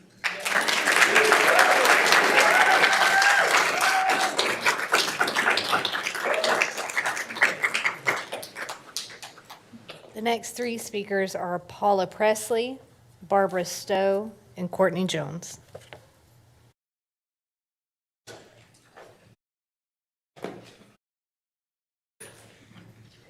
Greetings, Commissioners. I'm Paula Presley, Director of Development for Old Salem Museums and Gardens, and I live at 2935 Birchway Lane, Winston-Salem, North Carolina. Thank you for the opportunity to speak with you tonight. It certainly is a passionate room full of educators and people who support our youth. And the proposal that we have put before you is one that will do that through Old Salem's important educational programs to bring living history to every child in Forsyth County. We also want to begin by expressing our appreciation for your longstanding support. Old Salem has been part of this community's identity for generations. Many of us can ask someone who grew up in Winston-Salem or Forsyth County about a favorite childhood memory, and a field trip to Old Salem is often one of the first things they remember. Well, this experience does matter. It connects students to North Carolina history, American history, especially here in our year of America 250, and the stories of the people who have lived, worked, built, struggled, and thrived here in Winston-Salem. We believe every child should have access to this experience regardless of the financial resources of their school or family. Last year, Forsyth County awarded Old Salem a grant towards subsidizing Title I field trips. This was a brand new program. That support has helped us grow what is now the Title I Access and Equity Program, a partnership designed to eliminate the two biggest barriers to field trips: admission costs and transportation. This year, Old Salem respectfully requests increased funding from Forsyth County to continue and expand this program. Your increased support will help subsidize admission and transportation for 5,000 students in the coming year. Old Salem has an estimated direct economic impact of more than $14 million in Winston-Salem and Forsyth County, with an estimated broader contribution of more than $23 million overall. In closing, this request will help ensure that 5,000 students, which is an increase of almost 2,000 students more this year, will be able to come to Old Salem. We are grateful for the county's past support and respectfully ask you to continue investing in this proven educational access program. Thank you.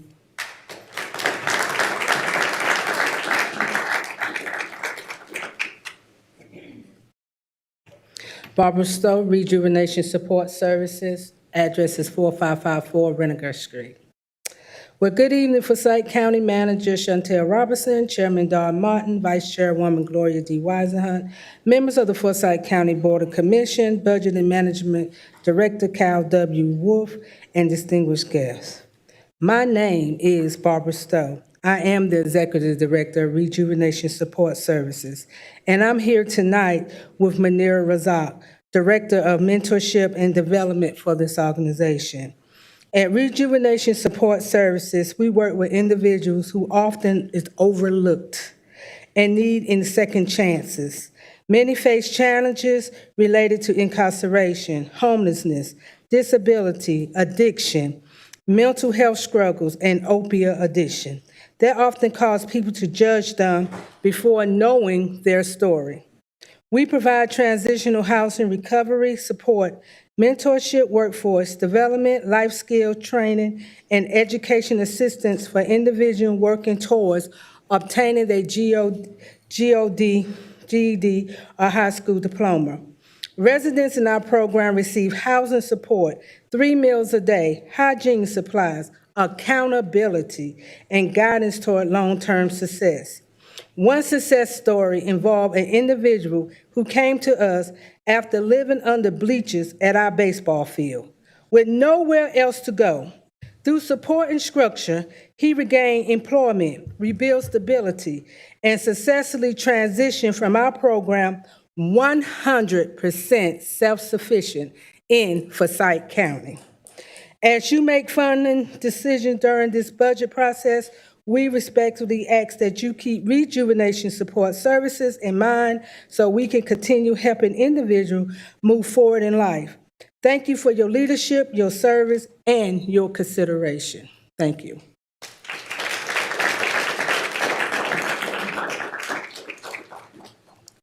Courtney Jones, Big Brothers Big Sisters, 200 South Marshall Street here in Winston-Salem. Good evening, Chair, Commissioners, and County staff. My name is Courtney Jones, and I am here on behalf of Big Brothers Big Sisters to request your reconsideration and support for our grant funding this fiscal year. First, I want to acknowledge and thank the county for the investment you have already made in mentoring and prevention services for youth in our community. That support has directly translated into measurable impact. In 2024, our organization served 312 youth. In 2025, because of strategic expansion supported in part through county funding, we increased that number to 412 youth served across 7 schools in our site-based mentoring program as well as our community-based programs. Those are not just numbers. Those are young people who gained access to consistency, guidance, accountability, and trusted adult relationships. I especially want to highlight one area that reflects both the urgency and the value of this work. This year, we launched a site-based mentoring program out of our office initiative, which focused on boys who had remained on our waiting list for an average of over 800 days, waiting for a mentor. 5 boys who had waited that long for connection and support were finally matched and served through this expansion effort. That matters, because when young people wait that long for intervention, mentorship, and positive connection, the risks facing them do not pause while they wait. We understand our application was marked non-compliant. However, this issue was never communicated to our organization during the process, and therefore, we were not given an opportunity to correct or clarify the matter before recommendations were made. We want to challenge the process to ensure that we are able to advocate for youth whose lives are directly impacted by these decisions. The reality is simple. The need has grown, and our organization has responded. We expanded programming, increased youth served, deepened school partnerships, and created additional pathways to mentorship for youth who have been waiting far too long. We're asking for your support again this fiscal year so we can continue serving youth across the community with consistency, quality, and care. And the youth we serve are worth that investment. Thank you for your time and consideration.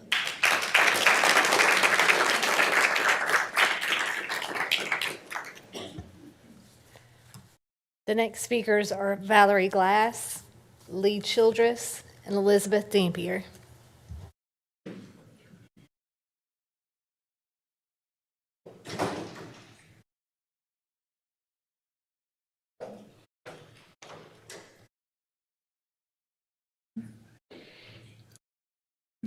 Valerie Glass with Triad Restorative Justice at 3 East Devonshire Street, 27127. Good evening, Chair Martin and Commissioners. Thank you for the opportunity to speak tonight. I am Valerie Glass, the Executive Director at Triad Restorative Justice, and I'm here tonight asking you to invest in programs that provide meaningful alternatives to the juvenile court involvement for young people in our community. Each year, Triad Restorative Justice serves approximately 100 youth through programs that help young people take responsibility, repair harm, build skills, and stay connected to their school, to their family, and to our community. About 70% of our referrals come from either the Department of Juvenile Justice or from law enforcement officers, which means that the youth we serve are already at a critical point in their lives. What happens next, how we respond, can change the trajectory of their future and the future of Forsyth County. We can wait until young people become more deeply involved in the court system, and then the higher recidivism rates that come with that pathway. Or we can intervene earlier with structure, accountability, mentorship, and support. Our programs are not about excusing harmful behavior. They are about responding to it in a way that actually helps young people to learn from it, to repair what they can, and to make different choices moving forward. That's youth crime prevention. It's violence prevention, and it's also community safety. The young people we work with are not problems to be managed. They are young people with promise and potential. Potential to graduate, potential to work, potential to care for their families, and to lead and to contribute to Forsyth County. Many of them need adults who will help hold them to be accountable while also refusing to give up on them. This funding will help us to continue providing that early intervention. This is the kind of investment that strengthens public safety in the long term, not just responding after harm has happened, but helping to prevent future harm by reaching young people earlier. Thank you for your leadership and service to our community, and I respectfully ask you to support this funding request for Triad Restorative Justice. Thank you.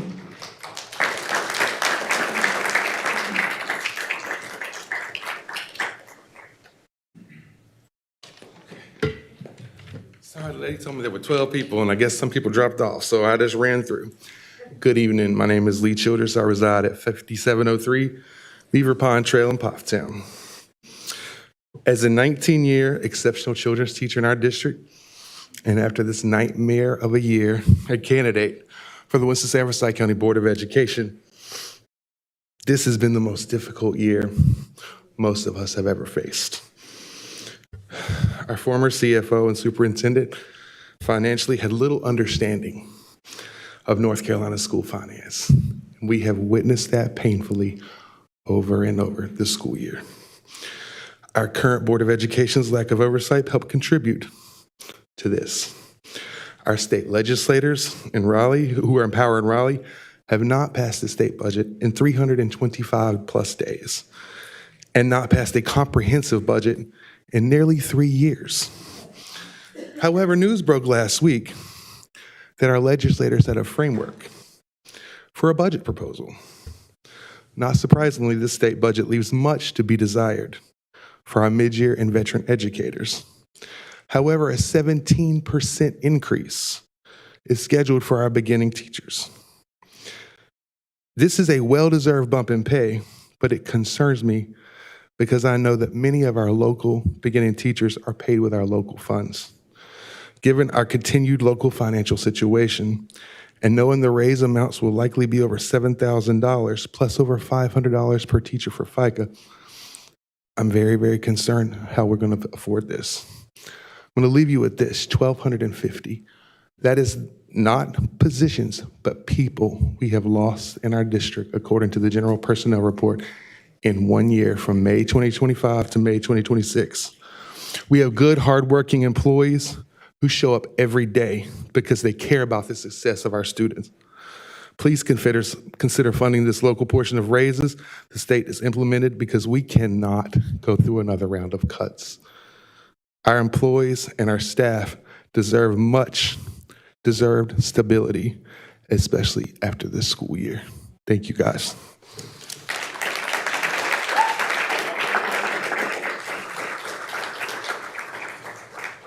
Hey, Elizabeth Dampier, CEO at Callidium, located at 120 West 3rd Street here in Winston. Chairman Martin and fellow commissioners, thank you for your continued support of Callidium. We are proud to be a resource for the more than 200,000 annual visitors, and especially for those who might not otherwise have access to high-quality learning and enrichment experiences. Our funding from Forsyth County supports free admission through community access passes at our public libraries, free field trips for Winston-Salem Forsyth County school students, and free curriculum-based educational programs for Title I schools through the school year. and reduced cost admissions through Museums for All. Together, these programs remove financial barriers for tens of thousands of Forsyth County residents annually. Because of yours and others' investments, Callidium provides more than $500,000 in free services to the community each year through these and other access opportunities, and demand is growing. We are seeing increased use of our free library passes, more families relying on reduced cost admission, and more of our school students visiting and getting a free educational program at Callidium each year. That's why Callidium is not simply a nice to have in our community. For students, we are an extension of the classroom. For our future workforce, we are growing skills in robotics, engineering, literacy, and other STEAM areas, and building curiosity, confidence, and critical thinking. For families, we are a safe, accessible place to learn and spend time together. For our community, we are a tourism and economic driver. And for many residents, we are one of the few places where cost is not the greatest barrier. Your continued support helps make this happen, and I thank you. As you consider future funding, we ask that you continue to see Callidium as a partner in delivering access and opportunity across Forsyth County. We ask you to see the museum as necessary, not simply nice. Thank you. Yeah, let's do call 3 up and we'll get another person on the phone. Melissa Nipper, Eric Aft, and Brooke DeJong.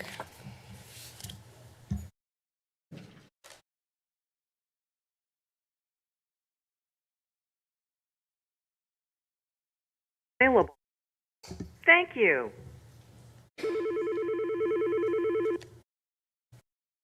Thank you for calling the Forsyth County Board of Commissioners Public Session Line. Please state your name and address for the record. Megan Califat, 505 Walridge Drive, Winston-Salem, 27106. Thank you. Speakers have 2 minutes. You may begin. Hello, good evening. Thank you so much for allowing us to call in like this. My name, as I said, is Megan Califat. I am the Executive Director with World Relief and Triad. We are a refugee serving agency, and historically that has meant that we are the ones that when new refugees arrive in country, we welcome them at the airport, get them into affordable housing, connect them with job access, and try to get their children enrolled in schools and just do everything possible to integrate them into their new communities. One of the things that we are doing or trying to increase in our efforts is actually language access. One of the leading prohibitive parts of refugees accessing employment and getting to self-sufficiency is just their inability to access jobs that require more English than what they arrive with.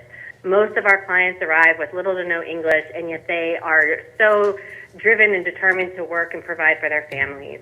We know that throughout Forsyth County, and particularly where we serve in Winston-Salem, that there is a disconnect between the supply and demand, where there are so many refugees and other immigrant individuals that are seeking ESL programs and just don't have the access to them, either because of long waiting lists or timing, because many of them work second and third shifts. What we are looking to do is a training of trainers model, where we will work with our network of a wide network of volunteers to try and build their capacity to teach English classes and start opening up their own sites at different churches or community centers around Forsyth County, increasing access points for immigrants and refugees for ESL. This can make the difference for so many of our clients that we work with and being able to just have any kind of economic mobility. And as we are no longer resettling new arrivals, because that has pretty much stopped throughout the country, we're really taking this opportunity to make sure we are going back, working with clients that we've resettled since 1992, over the many years that we've been resettling refugees in the area, and really trying to make sure that we are filling in the gaps that have just been here for so many of them, particularly in the past 5 years, that we still have access to, and just try and let them get the chance to increase and improve their English proficiency, so that they can start providing for their families and climb upward. And this would also clearly be open for other immigrant populations, because again, this is a training of trainers. Volunteers will host sites throughout the county and they will be the ones welcoming people in and providing that. So this funding would allow us to pay for our ESL specialists to do this training of trainers and make sure that we are also assuring a certain quality in each of these sites that we open up. Thank you so much. I really appreciate the time for letting us share again, and I do thank you. Thank you. Hello, I'm Melissa Lyle Nipper, 120 Rustenburg Court, Clemens, and I'm here representing Cancer Services. Cancer Services, we are a local nonprofit providing a wide range of direct patient services to Forsyth County residents facing any form of cancer. And we've been doing it for over 70 years. And I was not one of the founding members, just so you know. So, our patient advocacy program will provide 425 Forsyth County residents, those that are living below a 200% federal poverty level, with critical financial assistance.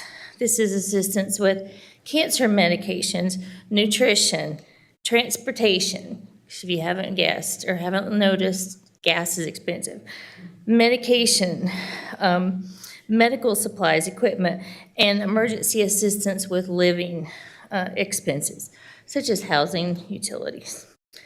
Nationally, 30% of cancer survivors go into debt at some time during treatment, often filing for bankruptcy. This is something that we see. It's really tough to see that when your neighbors are facing it. They're doing this because of the medical debt and because of their lack of income to help cover that debt.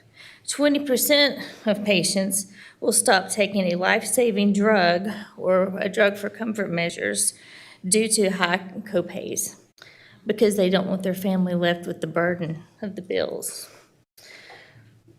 Our combined financial assistance approach ensures both access and support are secured for our most vulnerable residents, regardless of the resources. Many of our clients experience reduced work hours during their time of treatment and may have already faced financial hardship even before the cancer diagnosis. By addressing critical needs during treatment, we can help them not only survive, but recover, return to work, and continue contributing not only to their family, but to the community. We appreciate your consideration. Thank you.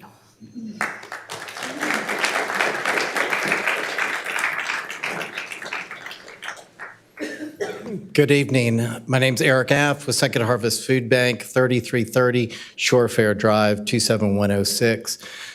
Chairman Martin, members of the Board of Commissioners, County Manager Robinson, thank you for your time and past support of our work. We've seen an 87% increase in requests for services in the last 4 years.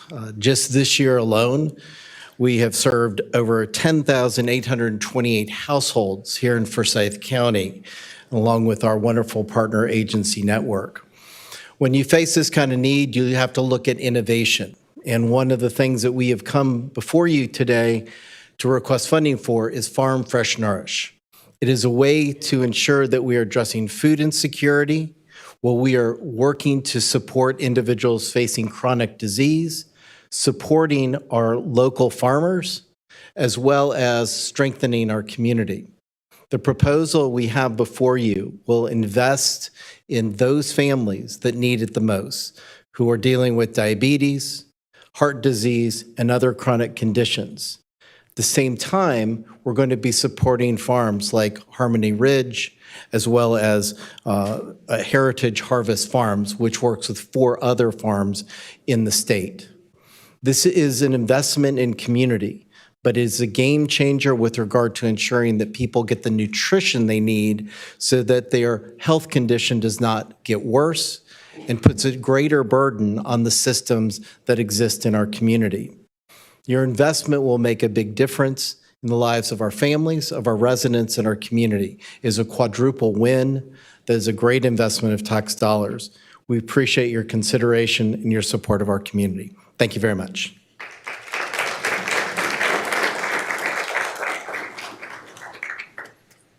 Brooke DeYoung, 3050 South Stratford Road. Good evening, Chair and members of the Forsyth County Commission. As I said, my name is Brooke DeYoung, and I serve as the Deacon for Advocacy, Education, and Development at the Dwelling, which serves our unhoused and underhoused neighbors here in Winston-Salem and in Forsyth County. I'm here to say thank you for your consideration of our funding, past funding, and current for our emergency winter shelter, and to give you a little bit of an update about what the funding does. I know it's warm outside right now, is maybe about 90 today, but we are already planning for winter shelter, and the things we do now will make sure our neighbors survive this winter. Winter shelter is not just about a bed, it's about safety, it's about dignity, it's about making sure that when the temperature drops, our neighbors are not left outside to try to survive or die. Last winter, the Dwelling shelter was open 107 nights, welcomed an average of 125 guests per night, and sheltered 719 unique individuals ages 3 months to 80 plus. Thank you for investment in our most vulnerable neighbors. I've left behind some more stats for you all with the county clerk and staff to look at. So I just want to say thank you so much for our support and supporting our vulnerable neighbors and our continued support. Thank you so much.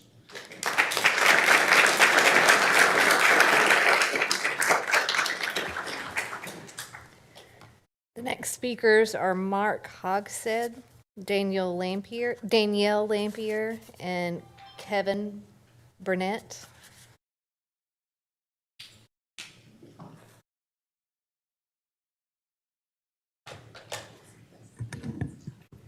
Good evening. I'm Mark Hogshead. I'm the Executive Director of the Forsyth Jail and Prison Ministries, 307 Craft Drive, Winston-Salem, North Carolina 27105.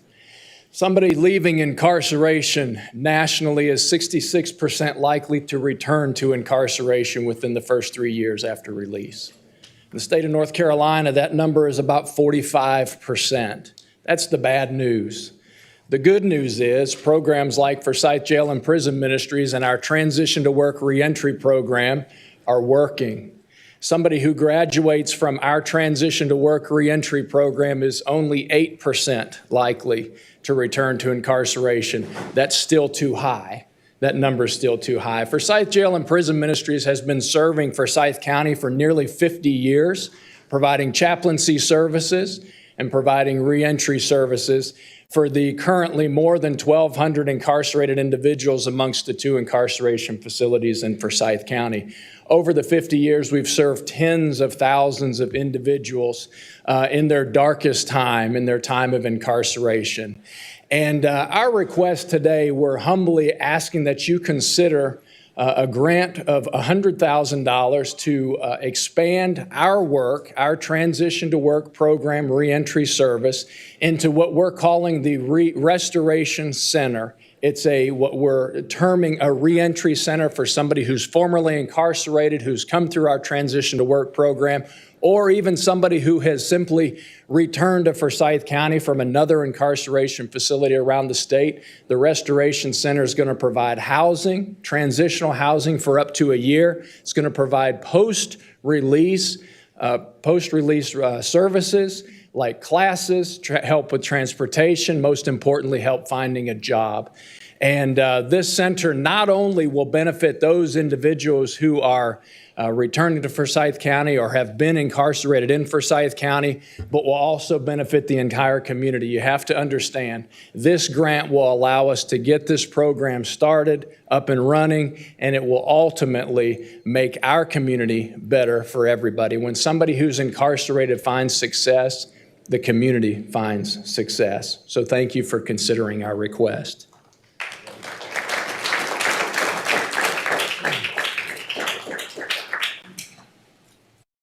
Kevin Burnett, 1522 Victory Street, Greensboro, North Carolina, representing the Forsyth Prison Jail Ministry. Standing before you there as a former incarcerated inmate of the Cherry Street Program institution. I was in the Transition to Work program and completed the program and found a lot of success in the program. They offer self-help programs as far as financial peace, human resources development, and 7 habits of highly effective people. I still apply those principles to my life every day. Upon my release, I have became a manager on my job. I own my own home now. I've been out of prison since 2023.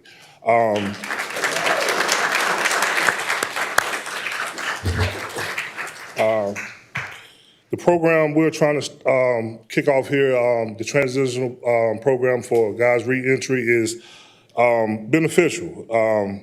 This meeting with formerly incarcerated individuals allows us to open sharing groups of people who understand challenges faced in our society. The center is a benefit to the entire community and gives support to a population overlooked. You're able to go in and share with guys that have similar situations to you. More people are more vulnerable to express themselves to somebody who's been in the situation that they're going through right now. I will be dedicated to that program as a mentor, as just a vessel to the guys to show them that they can do it to make change in life. You know, I'm from Raleigh, North Carolina, but I was incarcerated at Forsyth, and I'm still down here in this area due to that program. It changed my life, and it'll change lives every day. So we're just asking for your support and your help so we can make this thing happen. Thank you.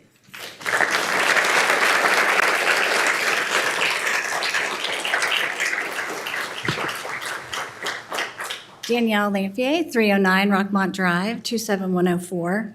I'm a 30-year resident of Winston-Salem and Forsyth County, and I'm a board member of Forsyth Jail and Prison Ministries and a donor. I'm here this evening to ask for your budgetary support of the restoration center that Mark and Kevin just described, a new center that provides supportive services and housing to those individuals returning to this community, our community, following incarceration anywhere within the state of North Carolina. You may be familiar with the FJPM Transition to Work program that Mark just described with a recidivism rate of only 8%.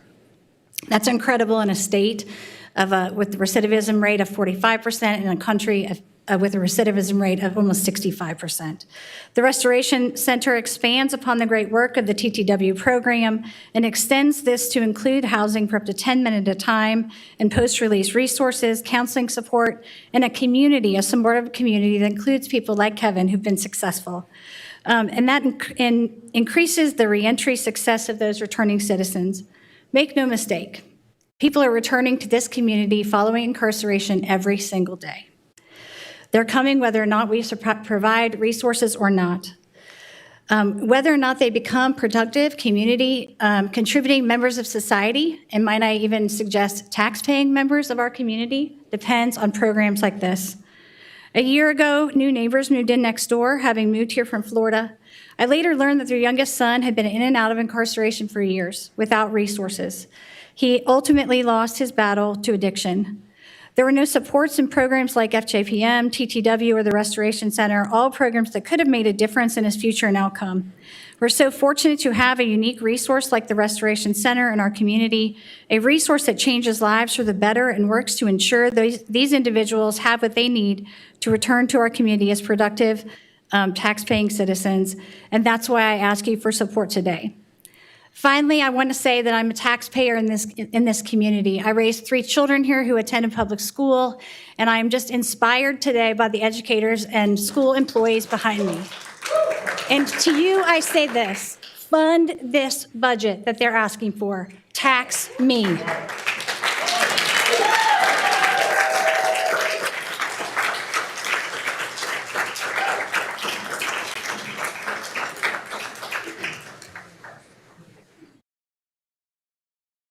The next 3 speakers are Alexandria Shaw, Jamie Rogers Southern, and Susan. I'm sorry, I can't see your last name, but it's for the Winston-Salem Forsyth County Schools.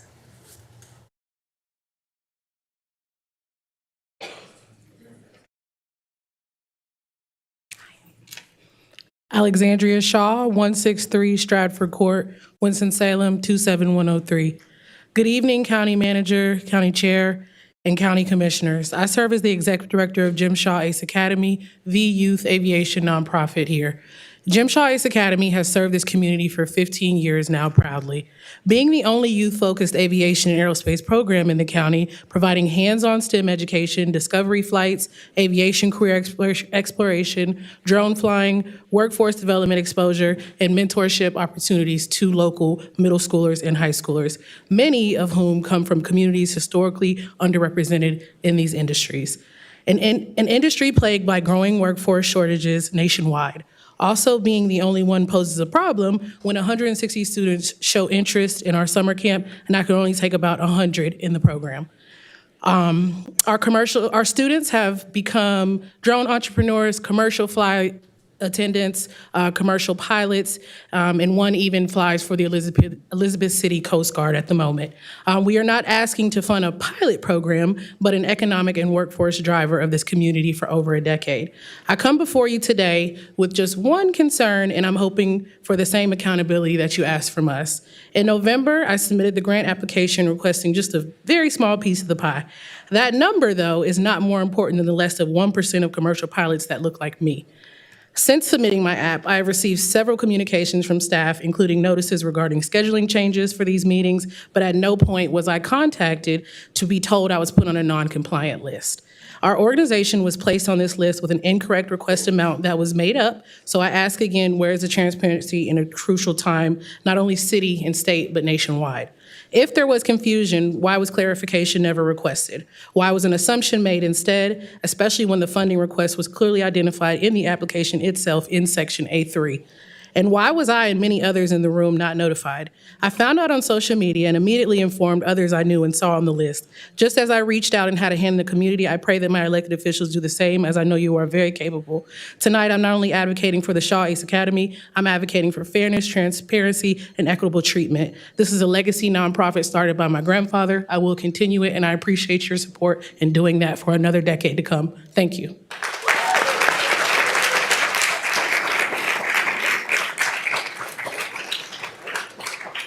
Good evening, Jamie Southern, 4125 Wycliffe Drive, Winston-Salem. Good evening, Chairman, Commissioners, and staff. My name is Jamie Southern. I'm the Executive Director of Bookmarks. First, I want to express gratitude to the county for consideration of our community grant request and for recognizing the importance of literacy and partnership in our community. For 22 years, Bookmarks has partnered with Winston-Salem Forsyth County Schools to bring professional authors and illustrators directly into classrooms at no cost to schools or families. Through assemblies, classroom visits, writing workshops, students experience reading and writing as something creative, exciting, and personal. At a time when so much of the conversation around education focuses on challenges, it's important to recognize the extraordinary work happening in our schools every day. Dedicated educators, engaged students, librarians, and teachers working hard to foster curiosity and learning. Our role is to support and extend that work, not replace it. Our programs are designed to complement classroom instruction by expanding student engagement with reading and writing in ways that schools often do not have capacity or resources to provide on their own. After author visits, students become more enthusiastic about reading, and library circulation increases.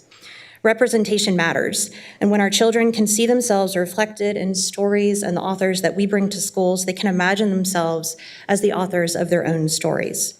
We work to ensure students receive a book to take home. For some, it's the first book that they have ever owned. Many studies have shown that books in the home directly impact a student's success rate in literacy and in life. Last year alone, our Authors in Schools program reached 8,400 students across 44 Forsyth County schools. Over the past 2 decades, Bookmarks has reached approximately 220,000 K-12 students through our literacy programs and school partnerships. We're proud to work alongside educators, librarians, and multiple community partners because supporting literacy and learning is truly community work. Thank you again for your consideration.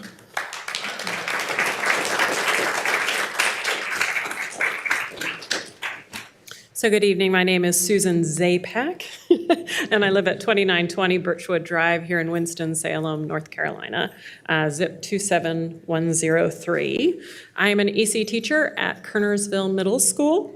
I have more than 20 years of experience in education, and I am a union member, and I am here tonight to ask you to fully fund the school board's budget request. I want to make it clear that there have been 4 rounds of cuts since last spring. The school that I now serve at originally, as was pointed out earlier, had 6 EC teachers and 3 teachers assistants. The first round asked the teacher or the principal at that school to cut back to 4 EC teachers. She had such a strong commitment to special education that she bought back an EC teaching position because she thought it was essential to fully serve the students at her school.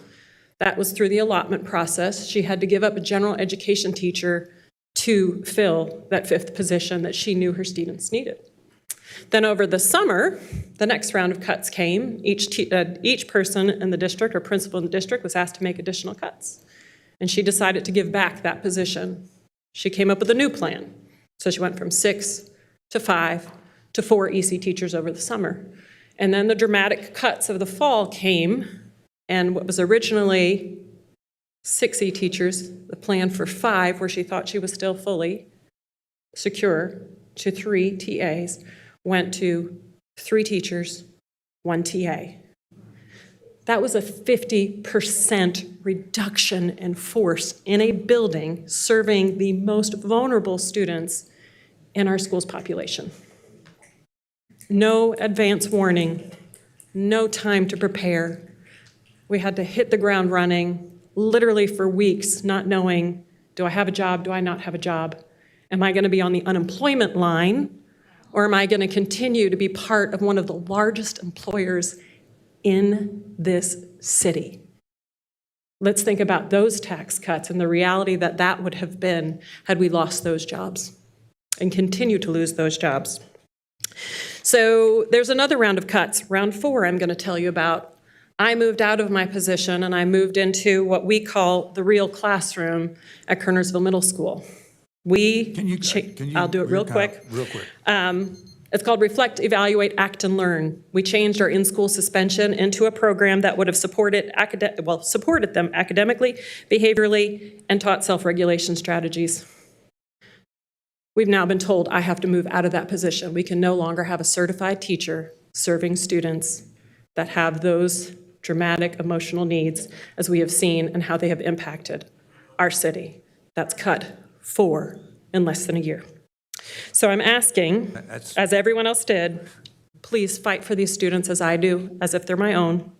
They are yours, they are ours, and fully fund the budget request. Amen.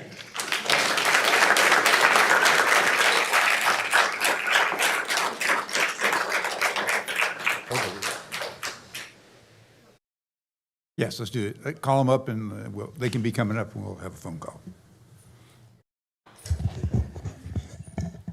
The next 3 speakers are Tabia Lundy, Rosalie Bland, and Mona Lovett.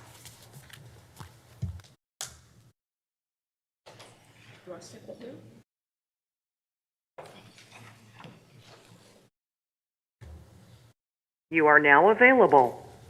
Thank you.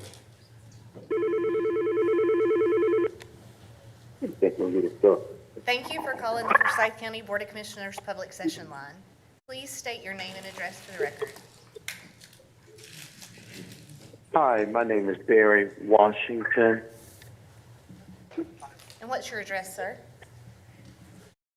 3916 Old Exeter Road. I serve as the Executive Director of Whole Man Ministry. Thank you. Speakers have 2 minutes. You may begin. I just wanted to say thank you to all the commissioners, the Chair, Martin, and all the commissioners here today for the work that you do in our community and throughout Forsyth County. It is much appreciated. In the past, you guys have supported some of our initiatives and it had made a big, big difference, particularly in the community of marginalized population. I stand before you today asking for your support again. We are on a community-centered initiative designed to expand economic mobility for our community in Forsyth County. This initiative will serve as both revenue-generating enterprise and a workforce development hub, equipping low-income residents, veterans, and families with the tools they need to thrive. Our community need, well, we're 14.7 poverty rate. We have approximately 20 veterans that are, 20,000 veterans in our population that are going through extreme hardship. There is a high unemployment and underemployment among the low-income residents. Limited access to affordable clothing, furniture, and household goods. Ongoing needs for job training and workforce readiness program. Our solution, we want to provide hands-on workforce training, operation and stocking, organization. We want to create 10 to 15 part-time jobs for the community residents and train approximately 75 participants annually. We will serve over 1,000 families each year with affordable goods where they would be able to purchase at a very discounted rate, generate sustained revenue to support housing and outreach programs. Participants gain more than experience. They gain confidence, skill, and most important, economic mobility. As you know, when Mr. Washington, can you hear me? Mobility, it curtails crime. Yes. Your time has run out. Can you wrap up your comments? Okay. Well, I just want to say thank you for allowing me to have this moment to speak with you. Together, we can make the biggest difference. Continue the great work that your leadership is doing today. Thank you. Thank you.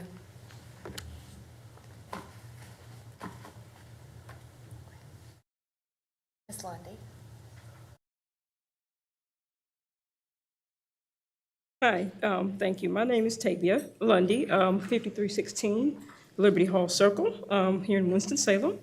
I'm a cafeteria worker at North Forsyth High School. I have been employed by the Child Nutrition Department for the last 20 years. And I'll start by reading a letter that I received from a student at the cafeteria. They like to give us notes and letters at the end of the year to thank us for being good cafeteria workers for them. And they call me Tab for short. And Jessica says, you probably don't know me because you help so many people every day, but I really appreciate what you do. You are always so nice and kind. You always have a smile on your face and say thank you. It can make a bad day better. I buy cookies from you every day, and I try to be as nice as I can. And let me see, I try to be as nice as I can. I know that it is hard being kind to everyone when people can be so mean to you. I admire you for that. Your cookies are the best. Have a great summer.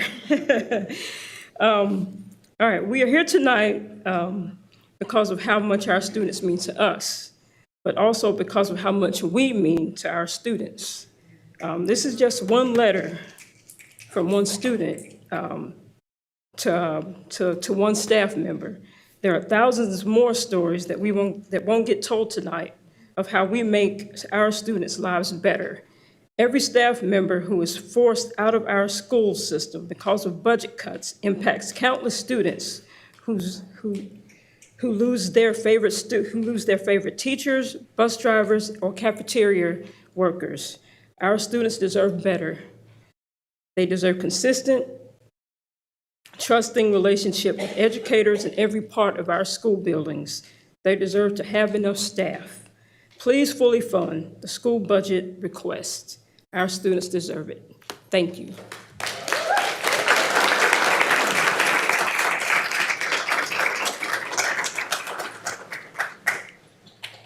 Hello, my name is Rosalie Bland, and I'm the Director of Donor Relations at Trellis Supportive Care, formerly Hospice and Palliative Care Center. And I'm grateful for the opportunity to speak on behalf of our organization and our patients. At the heart of the hospice mission is a belief that everyone deserves comfort and dignity in the face of serious illness. We care for all patients, regardless of their ability to pay. Our palliative care meets families wherever they are in their post-diagnosis journey to offer symptom management and caregiver education, improving quality of life for everyone involved. We submitted a grant proposal requesting funds to hire a licensed social worker and referral center representative as part of our expansion of our palliative care program. For the many palliative patients from underserved populations, the social worker is a crucial part of the care team. Referral center representatives help to admit new patients into our palliative care program so we can serve them more quickly and effectively. At the time of our grant submission, the demand for our palliative care was great, with a daily census of 438. Since that time, our palliative daily census has grown to 525, a 20% increase in 6 months. We are currently at maximum capacity. As awareness of what we can do for our seriously ill neighbors in Forsyth County builds, we are challenged to meet the demand. The addition of these 2 positions would enable us to serve the growing need. I thank you very much for your consideration.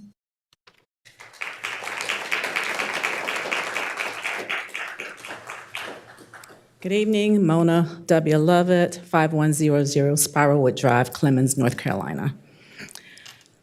Good evening, Chairman Martin, Commissioners, and County Manager Robinson. First of all, I want to thank you for your support as you've helped nearly 10,000 students pursue college and career opportunities. Crosby Scholars has been serving students in our community since 1992, and 100% of our seniors graduate from high school. This year, we'll graduate just under 900 students who plan to attend over 115 colleges and universities, attend credential programs, and enlist in 6 military branches. Students collectively completed over 13,000 hours of community service. They participated in the ACT and SAT prep sessions, college and career tours, essay workshops, mock interviews, financial aid seminars, leadership classes, and many programs that support both academic achievement and soft skills development. These students have had nearly 8,000 one-to-one advisor meetings to help support them as they graduate with a college or career pathway, and 278 of the graduates have been in the program since 6th grade without missing a requirement. Last year, we awarded about $1.2 million in scholarships and need-based last dollar grants, serving first-generation students and students who qualify for the Pell Grant. Last year, 98% of our seniors completed the free application for federal student aid, compared to the state average of 60.8%. Completing the FAFSA is a key indicator in determining whether students will pursue higher education. Completing a FAFSA helps unlock federal, state, and institutional financial assistance. Our program has earned the Financial Aid Champion Award.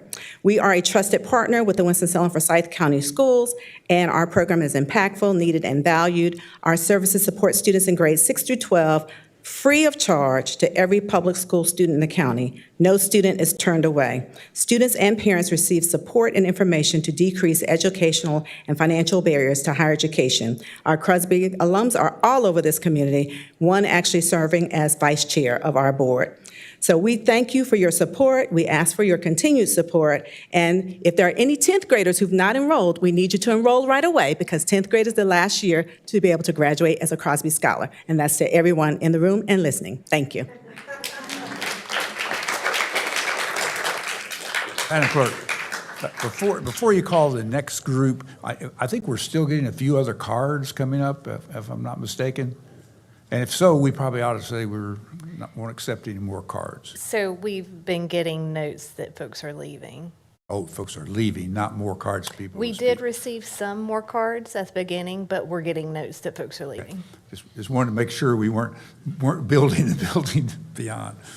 All righty, next 3, that's good.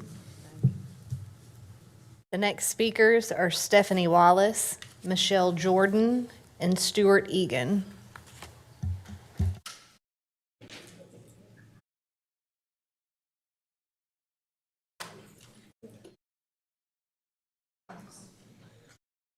Go ahead, you're good. I'm sorry, I thought you were doing another phone call. No, you're good. Thank you.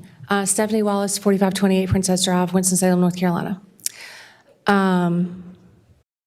The United States military brought my family to North Carolina. The North Carolina Teaching Fellows brought me to UNC Greensboro.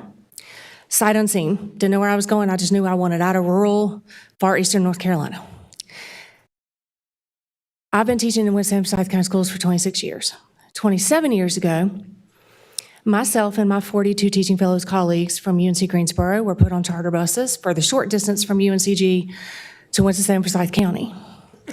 And we were put in hotels, and we were, a big thing was held at Benton Convention Center. All the principals were there, and we were able to go network and meet them and hear about all their schools and market Winston-Salem Forsyth County. And we went to a dinner, and we had a keynote speaker.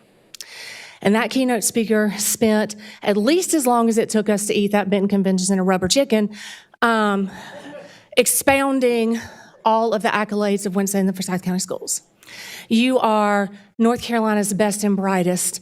Come to Winston-Salem. And we couldn't figure out why Guilford, who had us in their backyard, wasn't doing this, but nonetheless, that keynote speaker talked about how fantastic the schools were. At that point, it was still ABC model, and 85% of the schools were hitting the ABC goals, and this is the perfect place for you to come fresh out of college with your dewy-eyed bachelor's degrees and establish yourself and build families and build careers, and we support our teachers, and we love our kids, and our school systems are amazing. Fast forward 26 years. I've done my homework in that time. I've stayed blue or green in EVOS. I've done everything you've asked me to do. I pursued a master's degree before they took it away, thank goodness. I got my national board certification, and God's willing, in May of 2027, I'll be Dr. Wallace. I've done everything you've asked of me to continue to be an avid learner, to do what's best for my kids. But here we are, with my colleagues being let go. So I ask you this. I teach line of reasoning and critical thinking. My line of reasoning question is this, Dr. Martin, you were that keynote speaker. Do we still want that school system? Do we still want that school system? If you do, fund it.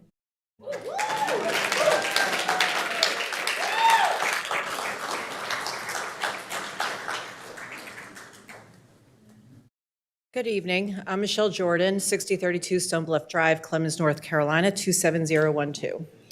I was going to come tonight and give one of my talks and speak to something personal that had happened with me and my daughter this year. But then I thought about the fact that I've also been hearing a lot of reasoning as to why we can't do things. So I thought that maybe we'd look at that. So budgets are not just financial documents. They are moral documents and show what leaders and communities value. This year, Guilford County is planning on further increasing their education spending by $25 million, an 8% increase, whereas right now this board is offering a 1% increase of $1.8 million.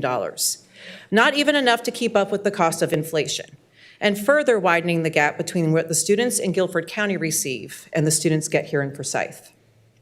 Guilford has been outpacing us for years in education spending, and they're planning on to spend $4,659.09 per student compared to the $3,791.67 per student you propose for Forsyth. In other words, Guilford is outspending us by 22.8% more per student. That $868 difference per person adds up to $41.6 million per year, which is higher than what the school board request is, and higher than the $38 million from FCAE's petition demands that were signed by the majority of our staff. And I want to make that clear, majority, because that's been pointed out here many times that we don't represent majority. We are at majority, and that petition back there had more than majority of the staff. So, what message does that send this community, our families, and even businesses? Are our children in Forsyth not worth the same investment? Are students less than? I don't believe that our county commissioner think that, but remember, budgets are not just financial documents. They are moral documents that show what we actually prioritize and communities value. So, what I want to ask you is to fund our $33 million ask, and I want you to know that Forsyth can do better, and you know it. What will your legacy be?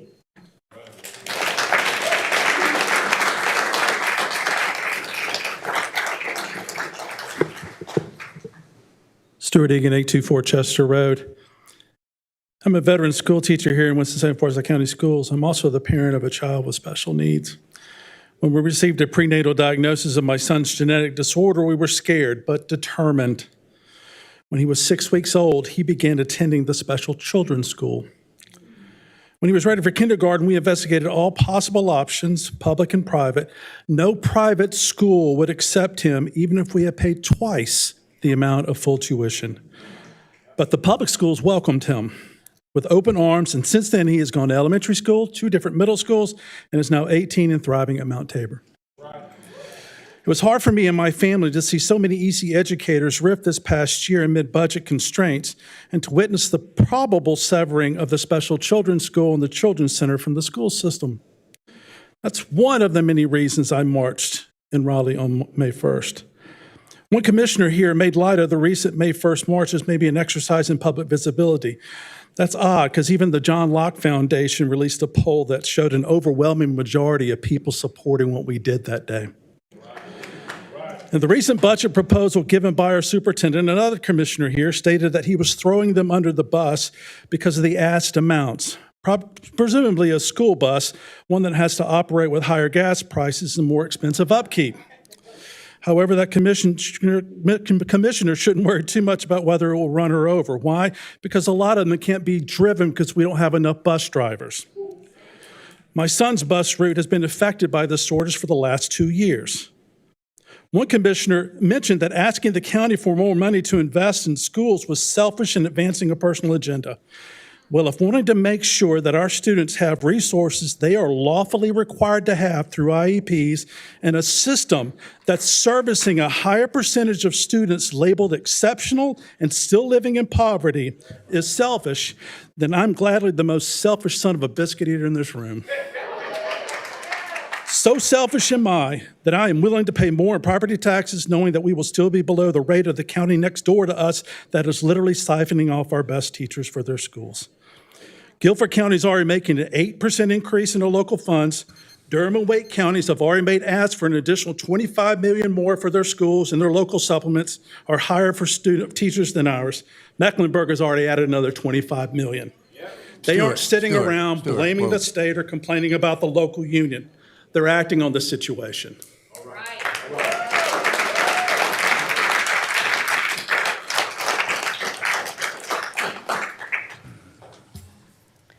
The next 3 speakers are Jonice Pledger, Brian Weir, and Eric Hart.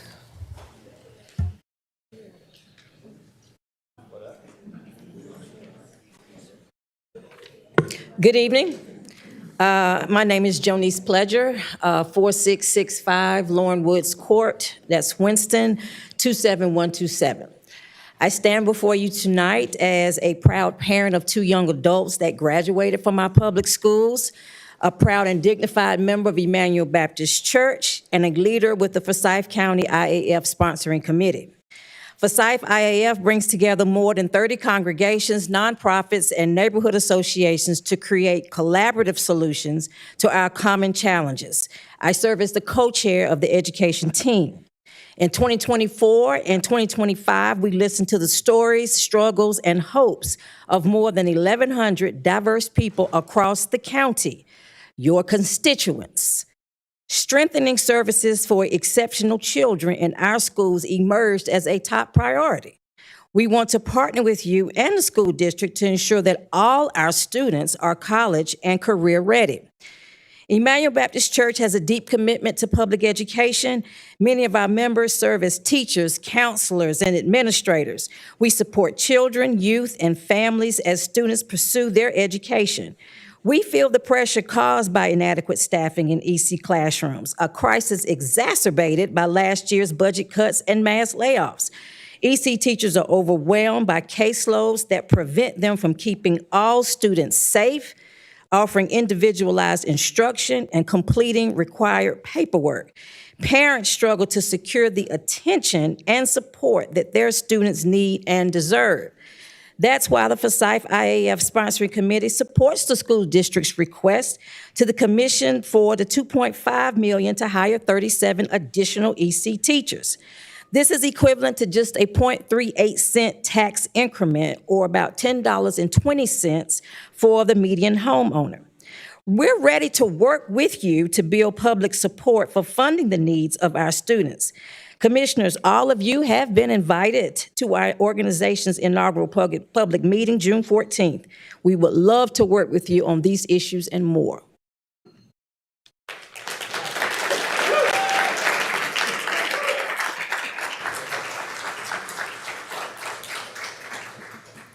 Good evening, Commissioners. My name is Brian Weir, 4057 Lakeland Avenue, Winston-Salem, 27101. I've been a Forsyth County resident for 21 years, and I'm here tonight representing junior achievement of the Triad and our community grant process. Just a few short weeks ago, I was in the back of a classroom in North Forsyth High School, and I stood behind a student with his head down. He didn't look like he really wanted to be in class that morning. He looked exhausted. He reminded me of myself many years in high school, until a junior achievement volunteer came up and started talking about their careers. Electricians, several talking about bioengineering, a trucking scheduler for Krispy Kreme donuts, small business owners. And that same student looked up and said, people around here actually do that. Most of our students can't be what they can't see. And so junior achievement is able to bring some of those opportunities to students to be able to see that. Later, we were in Old Town Elementary doing a first grade class, in Sedge Garden Elementary, a third grade classroom, going over the difference between needs and wants, and then taking the students through a full family budget. How much do we pay for groceries, and how much is it going to cost for our mortgage, and then our car note, and the electricity? And there was a young lady who came up afterwards who said, I didn't know my parents planned for all that. Our Forsyth County schools and teachers carry a huge load. And Junior Achievement of the Triad brings volunteers and business leaders to talk about money, to talk about careers, and to connect their education to their futures.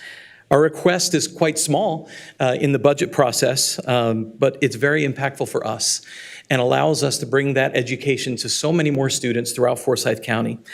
Forsyth County schools don't pay for this support, but when Forsyth County offers grant opportunities to support things that make a real difference in our kids' lives, what would stop us from getting behind a program like Junior Achievement of the Triad? We're thrilled to come alongside our teachers and our schools and our community, and we're not a new program. We've been doing this for 61 years and have had thousands of students, over 92% in Title I schools. The students in our schools need to see that there's opportunity here, and that's why I'm asking you to fund the Junior Achievement request so that we can be a support to all students. Thank you for your service and for your support.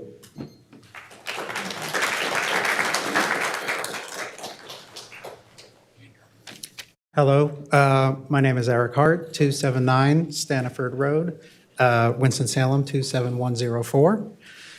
Today I speak to you as a county resident, a parent of 2 children in our public schools, and a member of the Forsyth IAF from the Unitarian Universalist Fellowship of Winston-Salem. I am also connected with many other families in the county that have children with IEPs. Both my sons have disabilities that add to the challenges of school. They thrive in traditional public school classrooms when their needs are met, but things can quickly spiral out of control.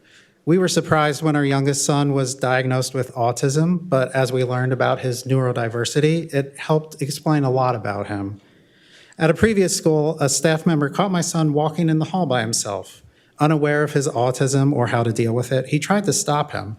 In my son's mind, he was being chased, and he fled the school into the nearby woods in the 2nd grade. It was nobody's fault, but with more training and support, it was a situation that could have been avoided.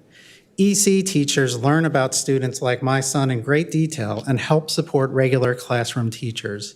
We have had amazing EC teachers who can anticipate what might trigger my son, or who can recognize when his brain is becoming dysregulated and reorient him before any disruptions happen.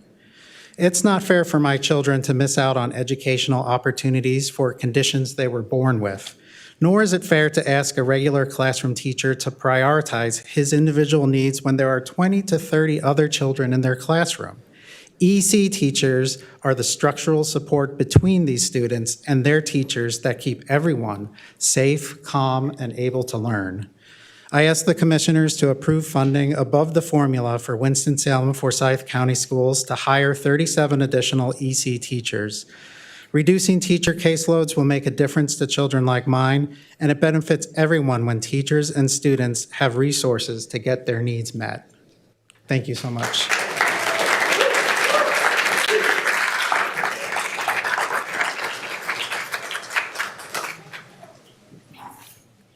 Call 3, and then we'll get another telephone call for this one.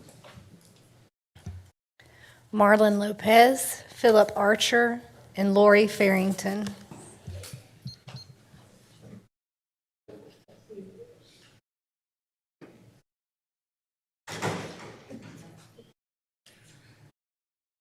You are now available. Thank you.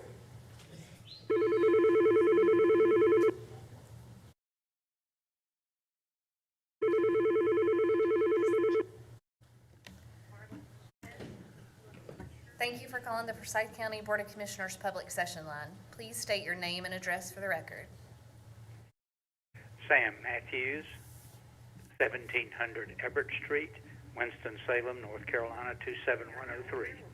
Thank you. Speakers have 2 minutes. You may begin. Chairman Martin, Commissioners, and City Manager Robinson, on behalf of the thousands of older adults throughout Forsyth County that the Shepherd Center of Greater Winston-Salem is privileged to serve, I want to thank you for your steadfast support of the Shepherd Center for the last 11 years. Your steadfast support continues to pay significant dividends for the thousands of older adults that we serve throughout Forsyth County. Our most recent quarterly report to the county shows a return on investment of $8 for every dollar the county has invested in our programs and services. And we estimate that we are currently saving the older adults that we serve over $250,000 annually. Given that in Forsyth County, there are now more older adults over the age of 60 than there are children and youth 18 and under, your continued support of our recommended level of support is essential at this time. As a North Carolina State Certified Senior Center of Excellence in our 41st year of service, we served over 8,700 aging adults in 2025 and project to be serving even more this year. Currently, over 60% of those we serve are below 200% of the federal poverty level, and the needs are growing. An often overlooked fact is that there is no public transportation in Forsyth County beyond the Winston-Salem city limits. And there are very few resources for minor home repairs in the homes of aging adults. These two services particularly are services that the county funding allows us to provide along with hundreds of health and wellness activities each month. Additionally, our volunteers, which numbers over 300, become the eyes and ears in the community for aging adults who might be experiencing exploitation, either financial or physical. And so we take that very seriously, and as we develop relationships with the older adults that we serve throughout Forsyth County. Thank you very much for your continued support of the recommended funding request for this coming fiscal year, and I thank you for this opportunity to express our appreciation for the county's support. Thank you.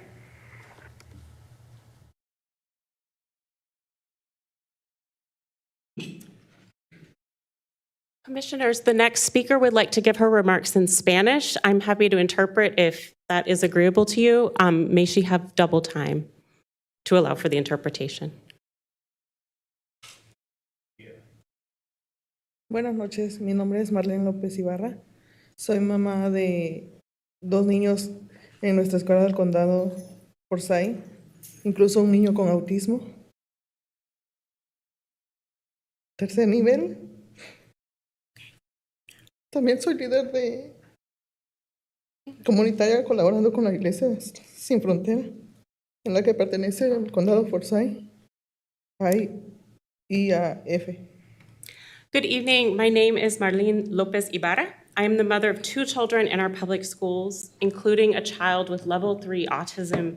I'm also a community leader working with Church Without Borders, Iglesia Sin Fronteras, which is part of the Forsyth IAF collective.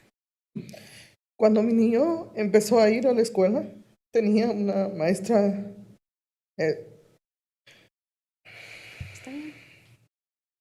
de niños excepcionales. Ella tenía todo el entrenamiento para atender a mi niño. Todo lo que pasaba en la escuela con mi hijo me lo decía, me lo comunicaba. El niño progresó y aún empezó a hablar. When my son started school, he had a special education teacher. She was fully trained to support my son. She kept me informed about everything that happened at school with my son. He made progress and even started to speak. Pero cuando pasaron los recortes, el año pasado despidieron a la maestra que ayudaba a mi niño. Lo pusieron en clase de niños regulares y ahí los maestros no me dicen sobre el progreso del niño. Cuando intento comunicar con mis inquietudes, no me contestan. But when budget cuts happened last year, they laid off the teacher who had helped my son so much. They placed him in a class with typical children, and there the teachers don't tell me about his progress. When I try to express my concerns, they don't respond. Mi niño ha tenido 3 maestros diferentes. Hay muchas confusiones porque no puedo averiguar quién es la maestra principal. Ahora ya la maestra no tiene preparación para enseñar a niños excepcionales. A mi hijo le cuesta poner atención y recibir el apoyo que necesita. En la escuela me dicen que el niño está atrasado con su progreso académico. My son has already had 3 different teachers. There's lots of confusion because I can't figure out who his primary teacher is. Now, since the teacher isn't trained to teach special needs children, my son is struggling to pay attention and get the support that he needs. At school, they say he's falling behind academically. Por eso suplico al condado, proporcione los fondos para reponerlo a los maestros de niños excepcionales. Los necesitamos para asegurar que los niños como el mío puedan desarrollar su potencial y que la escuela puedan trabajar con las familias. That is why I urge the county to provide funding to bring back the exceptional children teachers and increase them. We need them to ensure that children like mine can reach their full potential and that schools can work more effectively with families. Thank you. Muchas gracias.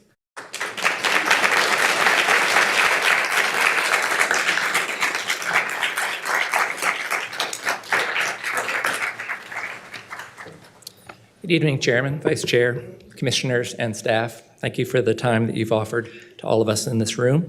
I'm Phil Archer. I live at 633 West 2nd Street, and I'm Deputy Director at Ronalda House Museum of American Art, 2250 Ronalda Road. We're very grateful for the Board of Commissioners' demonstrated track record of supporting truth-telling in the county's museums and historic sites. All of our citizens benefit from understanding the legacies that helped shape our present-day communities. And for this year of 250th anniversary of the nation, Ronalda House requests support for an exhibition looking at the civil rights legacy of the nation and North Carolina. It is called Flashpoint, the Civil Rights Photography of Danny Lyon. Danny Lyon joined the movement for civil rights in the early 1960s as the official photographer of the Student Nonviolent Coordinating Committee, also known as SNCC. The young staff at SNCC organized peaceful direct action protests leading to lunch counter sit-ins, freedom rides, and voter registration drives, for which they were frequently jailed and beaten, and for which some were murdered. Danny Lyon represented a new breed of artist for whom the camera was more than an objective recorder. He was a witness to and implicated in the action, and he was potentially endangered. In his commitment to compelling the conscience of a nation, Lyon realized that his camera could be a sword for justice. The Student Nonviolent Coordinating Committee was founded in North Carolina to carry on the movement ignited in Greensboro by the A&T 4, and a week later in Winston-Salem by the sit-ins led by students of the Winston-Salem Teachers College, which were then joined by students from Wake Forest College. And that represented the first successful sit-in in the nation's history, leading to desegregation. One of the museum's board members, Dr. Elwood Robinson, joins us in this humble request. As Chancellor of Winston-Salem State University, he elevated this crucial moment in Winston-Salem's history with a marker on 4th Street. And the exhibition expands that narrative to show the movement nationally and to show its impact. We believe this is one of the most inspiring chapters of the 20th century in American life and deserves to continue inspiring students today. Thank you for believing in the power of art.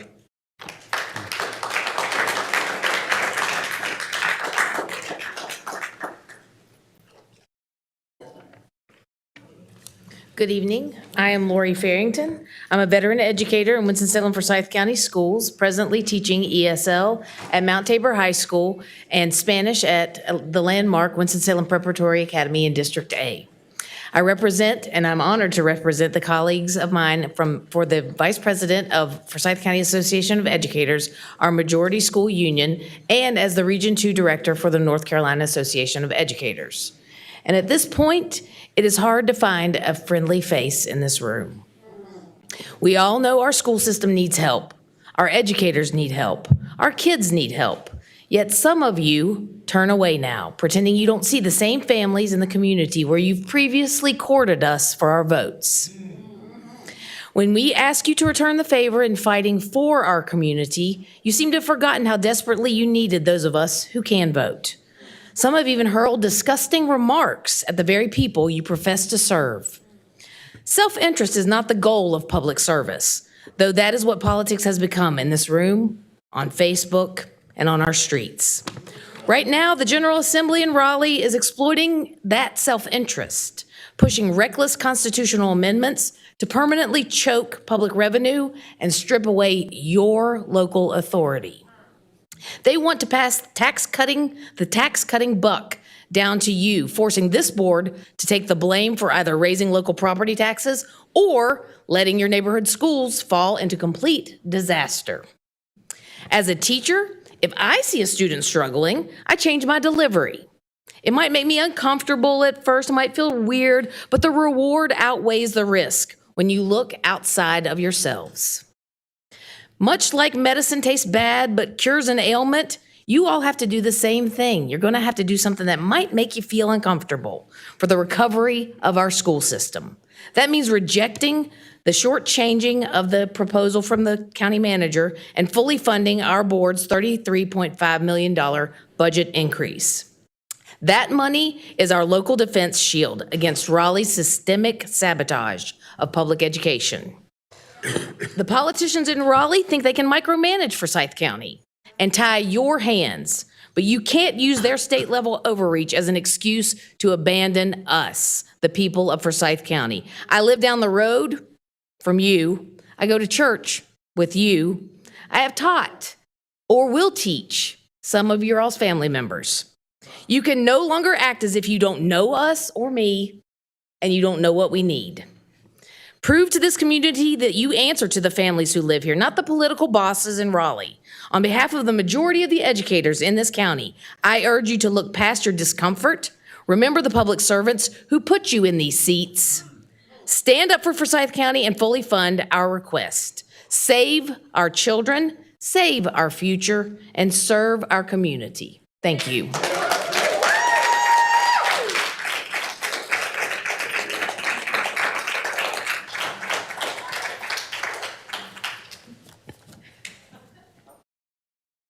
The next speakers are Derek Setzer, Stephanie Trillo, and Wesley Cleachis.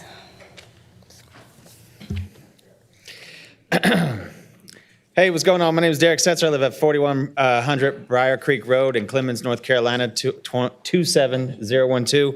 I am a fifth grade educator over at Ward Elementary.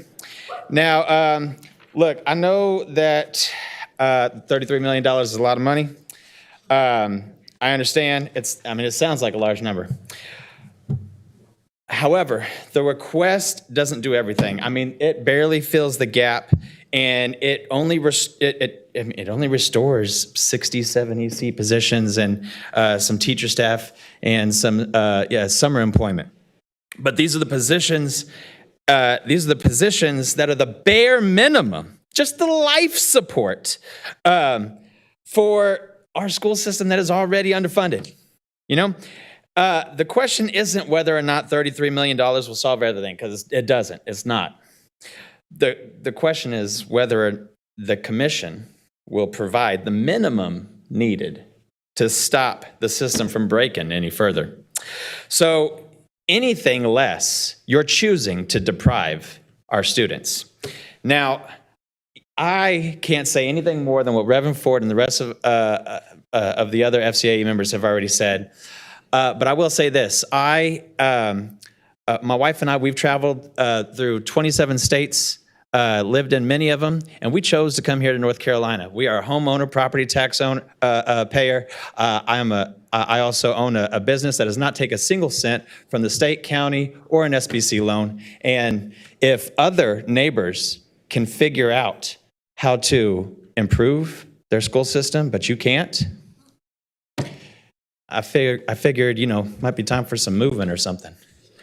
Please fund our full ask of $33 million in addition to what has already been requested. Thank you very much.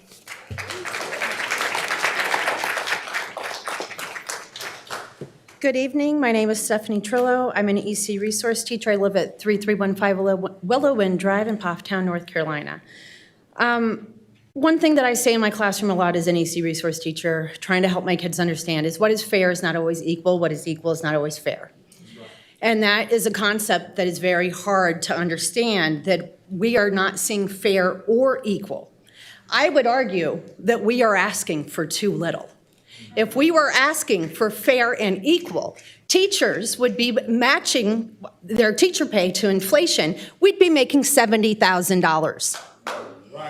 If teachers were getting what they needed, my friend would not have to be wearing adult diapers because she doesn't have an ECTA and nobody will relieve her. If what was fair was equal or even close to it, I would not have to go home and tell my child that they are worth $900 less than their friends in Guilford, because that's what they're least. That's the least of what you could be doing for them. $41.6 million would be equal.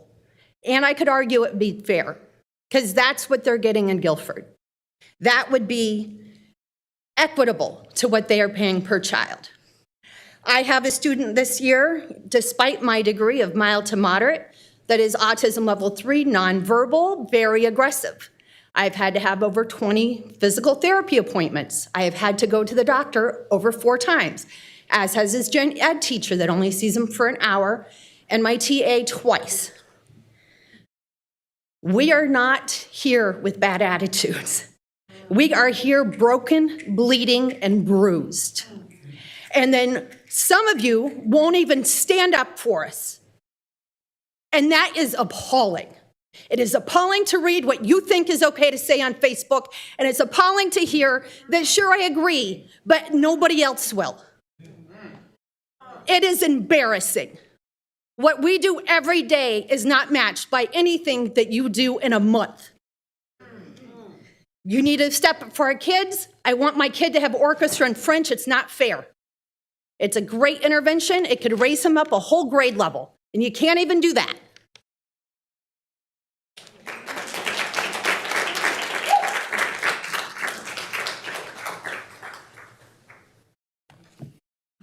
Wesley Cleaches, 672 Dobson Court. I just want to say there is nothing more intimidating than having a group of teachers behind me about to judge my grammar. I am the president of Operation Providing Hope, and we are based in Kernersville, North Carolina. We're a group of professionals ranging from military veterans, doctors, ER nurses, swiftwater rescue, first responders, and more.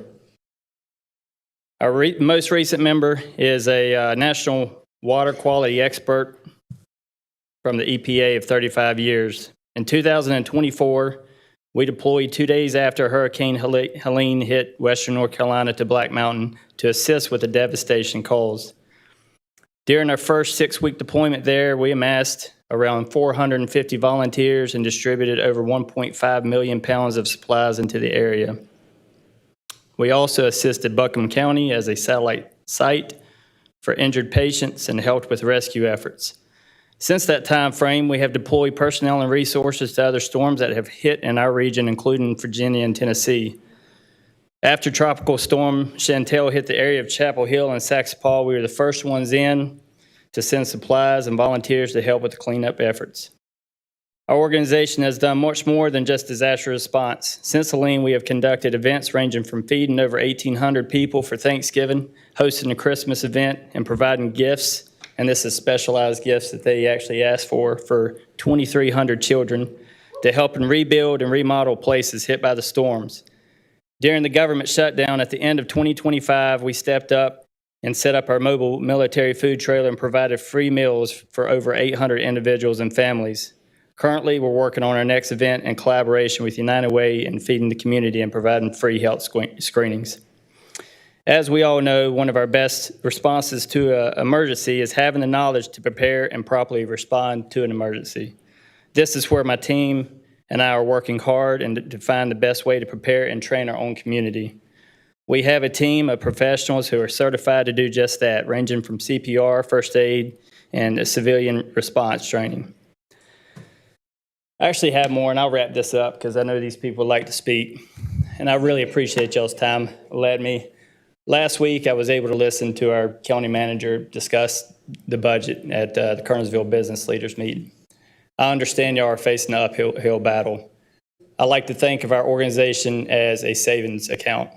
You may not need us today, but when something happens, you're really going to want us there. So I hope you will consider us in the next budget. Thank you for your time. I appreciate it.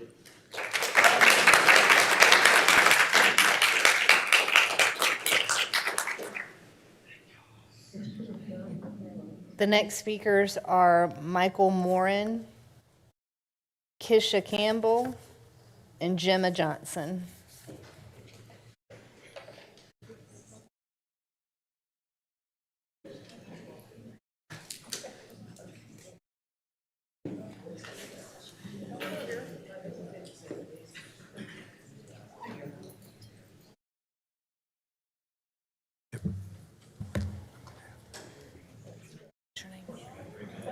Michael, you want to go ahead? Go ahead.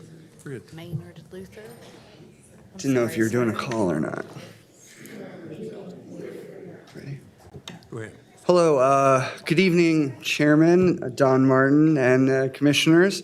My name is Michael Moran. I am the Executive Director of the River Run International Film Festival.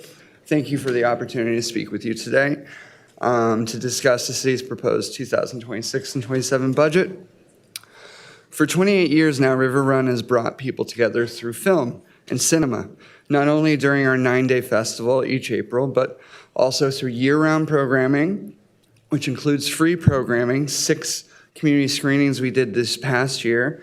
Our programs serve people of all ages, backgrounds, communities across Forsyth County. And this year, we had approximately 12,000 people attend our festival. Our free Films with Class program reached nearly 1,000 Winston-Salem, Forsyth County students, and we would love to reach more. Why should Forsyth County support River Run? Because we create both economic and community value. Using data from Americans for the Arts National Arts and Economic Prosperity Study, River Run generated an estimated $688,000 in local spending this year beyond ticket sales. That's including restaurants, hotels, shopping, and other local businesses.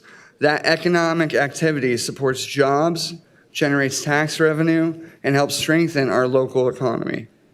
Our request from Forsyth County is $15,000, less than 2.2% of the economic impact we generated. In fact, the sales tax from the festival-related spending alone likely exceeded that amount. But River Run's value, it goes beyond numbers. Arts and culture help create vibrant, livable communities. Nearly 70% of our audience comes from Forsyth County. Your residents, taxpayers, and voters. As someone relatively new to this community, I've been deeply impressed by how much River Run means to the people here.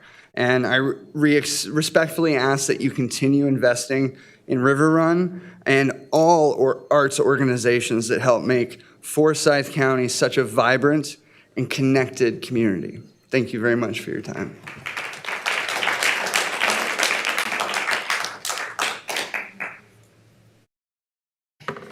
Good evening. My name is Kisha Campbell, 475 Sedge Garden Road, Kernersville, North Carolina, 27284.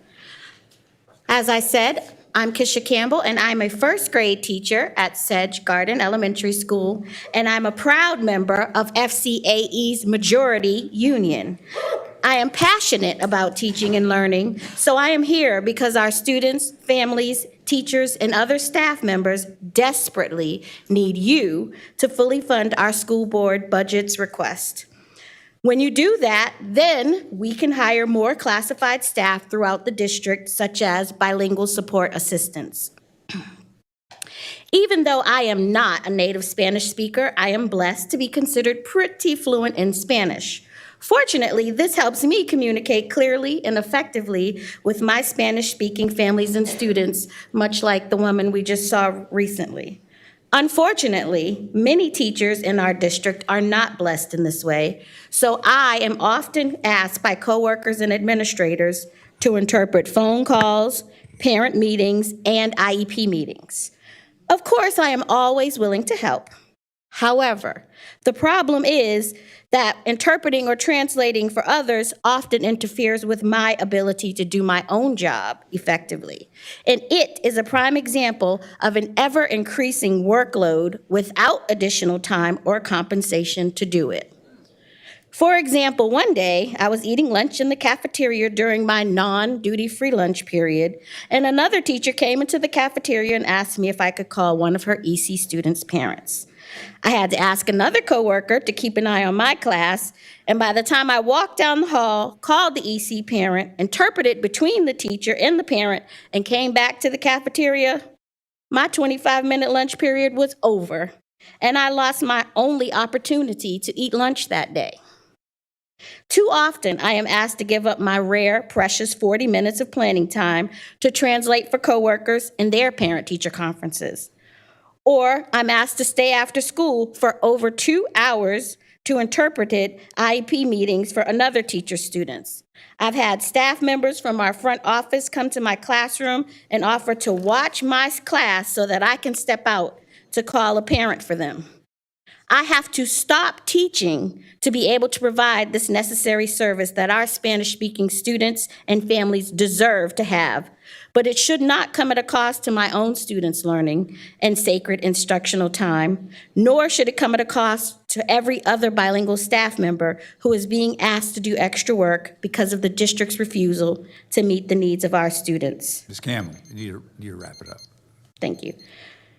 Basically, there's one common sense solution which would address the needs of our students and our families, which would be funding our school board's budget requests so that we can hire additional classified staff throughout the district, which would allow us to hire critical positions like bilingual support assistants. Thank you.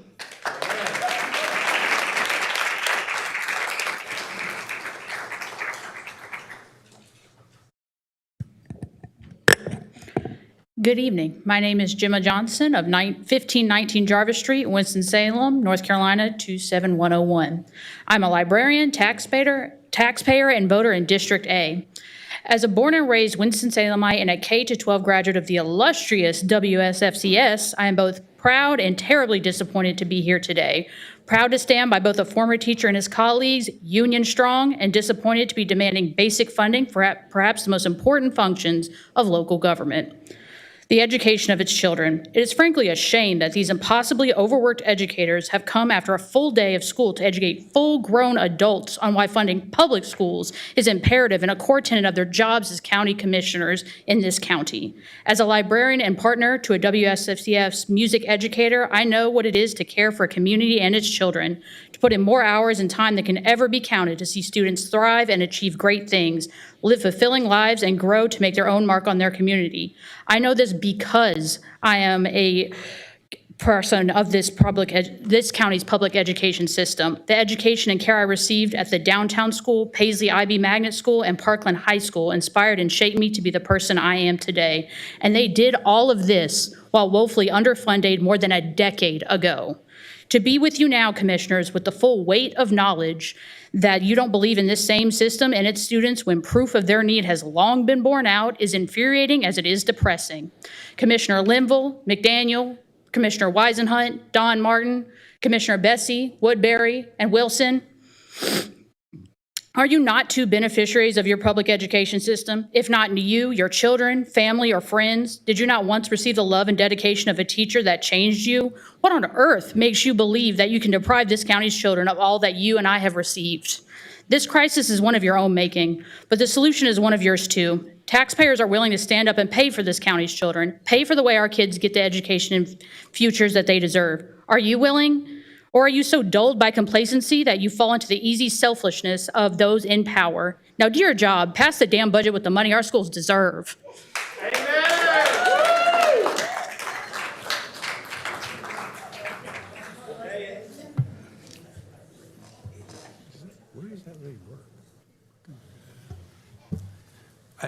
We can do call three, and see if there's someone else on the line.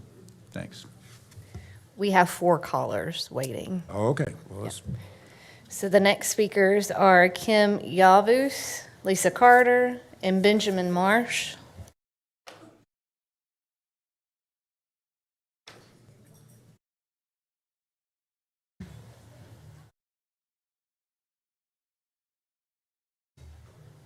You are now available. Thank you.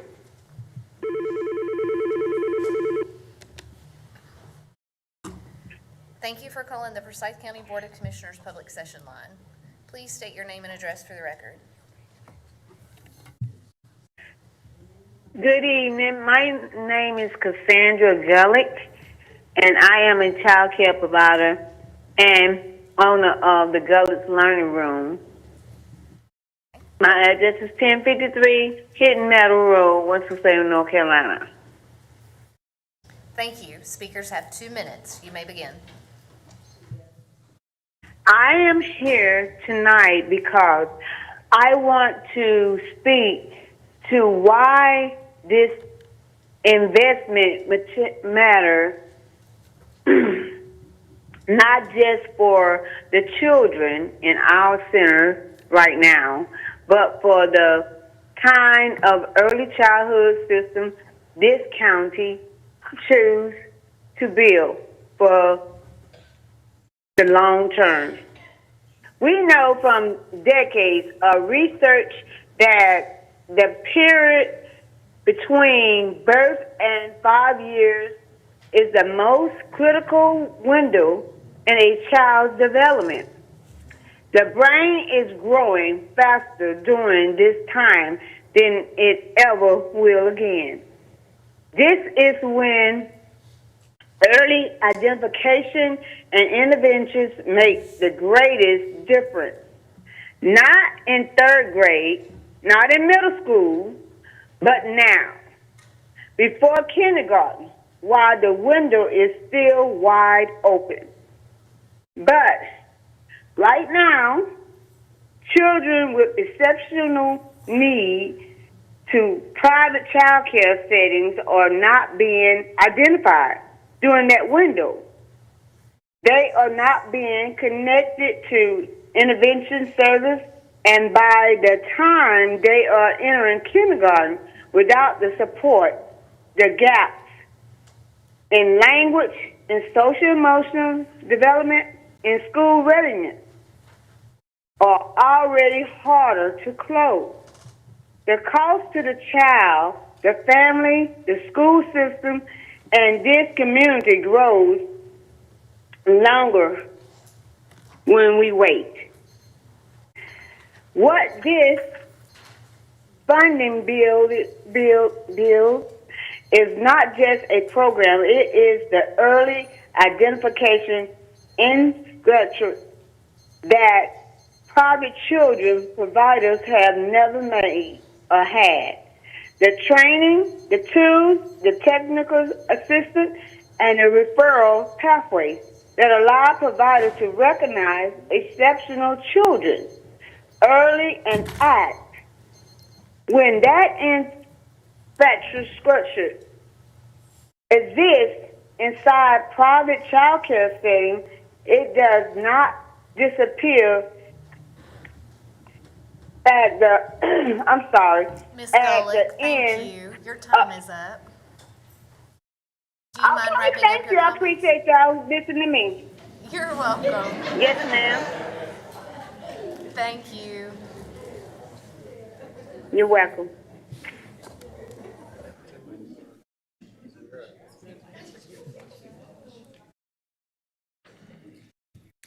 Good evening, Commissioners. Oh, no, I have to time out. Lisa Carter, 313 Indira Mills Court, 27101. Good evening. My name is Lisa Carter, and I proudly serve on the board of Neighbors for Better Neighborhoods, or NBN. For more than 35 years, NBN has worked directly within Forsyth County neighborhoods, helping residents organize, connect to resources, strengthen leadership, and respond to community challenges through grassroots, relationship-centered work.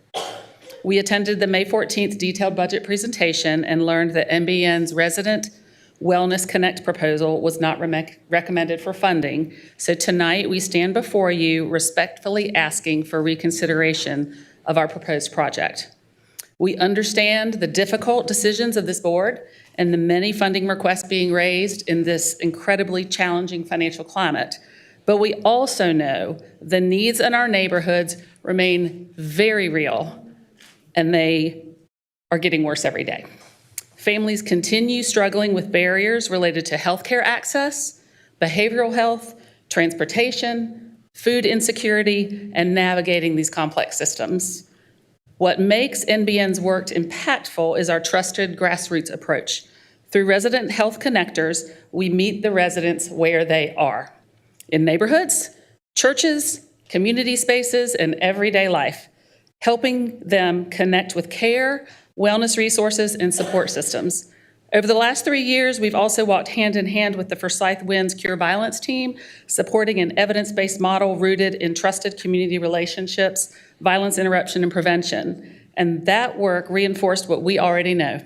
Real change happens through trust, consistency, and community connection. Our original request was $50,000 to support programs including neighborhood wellness gatherings, one-on-one wellness navigation, outreach encounters, and culturally responsive wellness toolkits for residents across Forsyth County. However, we are prepared to be flexible in our request and prepared to make the necessary adjustments for our outcomes and programs. We just simply ask that this be considered so our important work can continue alongside the residents of Forsyth County. Thank you.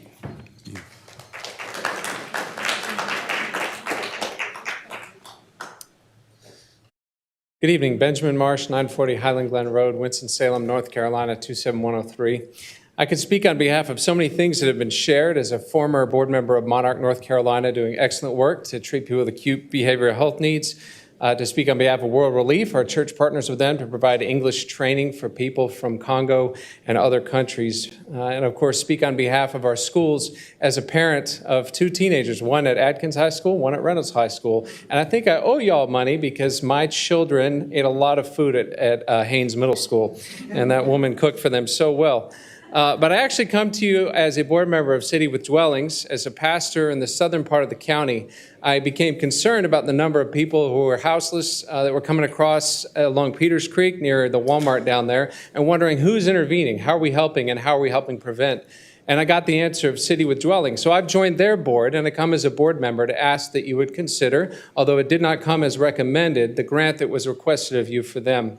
You have given some funds out of the opioid settlement, which I very much thank you for. That will help prevent homelessness for people who are dealing with recovery. But there are many people, including families, who are on the verge of homelessness, who need a crisis intervention, which City with Dwellings provides, a last-minute, last-mile need, which we have distributed over $250,000 to people across the county over the last 5 years to do that. It's a combination of public and private funds, including some funds from the city. So I'm asking if the county could contribute some, however small, to that fund in order to prevent homelessness at the most critical moment in that last minute and that last mile. Thank you all so much for your time.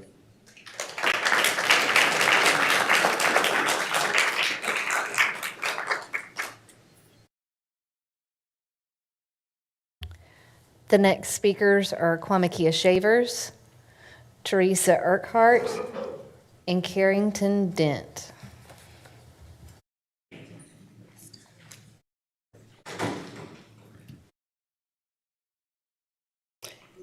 Well, it's night now, so greetings, County Commissioner, County Manager, and County Attorney. My name is Kwame Kia Shavers, and I am a proud FCAE member. I want to express my heartfelt thanks to the 13,255 countywide voters who supported my campaign. Please know that I will continue to stand up for our schools and the safety of our community. The Forsyth County Board of Commissioners is guided by 5 overarching priorities: goals, economic development, public safety, human services, education, and active and vibrant living. After reviewing the budget, somebody lying. As elected officials, you should never exclude yourself from the solution when you are alleged to be competent enough to hold office. As taxpayers, why do we have to beg for funds that are rightfully belonging to us? We elected you to represent our interests. God help us. Poor education contributes to school to the prison pipeline. What part of that don't you understand? These children are literally killing each other in our schools and in close proximity to educational facilities, while our educators and local law enforcement are pleading for additional resources. Y'all are sending our educators and our local law enforcement out into the community like a scene from Next Friday, telling them to make it enough. Adequately fund our schools and our sheriff's department and stop playing with our money. Thank you.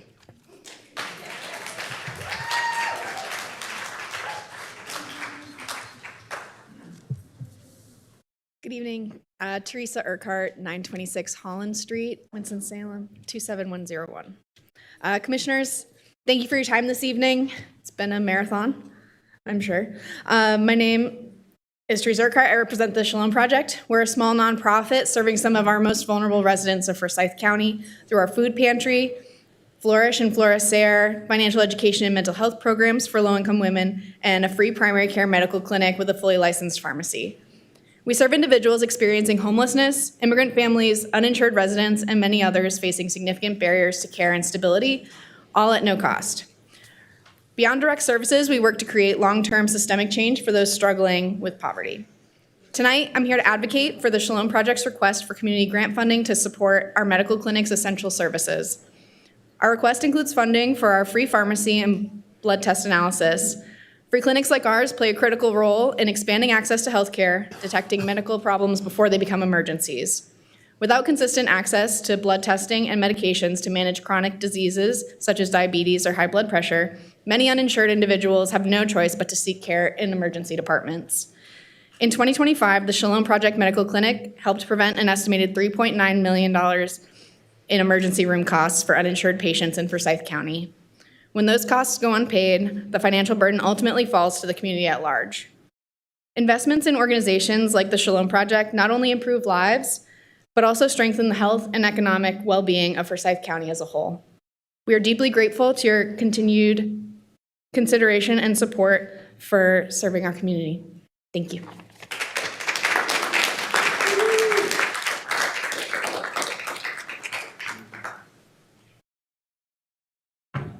Carrington Dent, 1100 West 1st Street, Winston-Salem, North Carolina. Good evening, County Commissioners and County Manager Chantel Robinson. My name is Carrington Dent. I'm 15 years old and I'm a Lead Girls Ambassador standing on behalf of Lead Girls of NC. You are already familiar with the work that we do. We thank you for the funding you provided last year and we hope for your continued investment. Lead helps girls to have a safe space, build confidence skills, and build leadership skills. It helped me to start my business and encouraged me to use my voice to speak up for this generation of girls. We are the future, and you can't put a price tag on that. I hope you continue to help contribute to make sure more girls like me have access to lead. Thank you.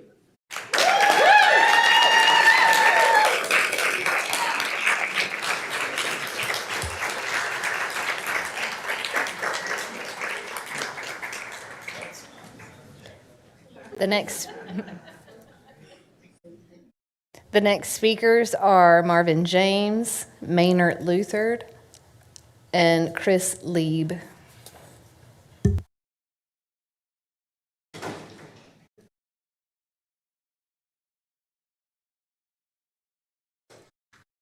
Marvin James, 4236 Garden Spring Drive, Clemens, North Carolina, 27012. Good evening, Board. I'm a current board member of the Clemens Fire Department, and I want to speak out on proposed use of the County Fire Overlay District. First, I want to say that the Clemens Fire Department and its board supports fire service, supports funding the fire service appropriately, but this is a very much needed process. However, from our perspective, this process is moving too fast. Give us time to react. And also, it lacks two critical components: a clear timeline where defined objectives need to be met. Also, it's important to recognize the impact to the taxpayers.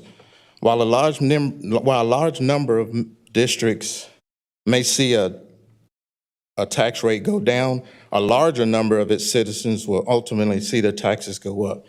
Even more concerning, a fire commission made up of subject matter experts and citizen representatives reviewed this concept, and they voted no to this funding approach.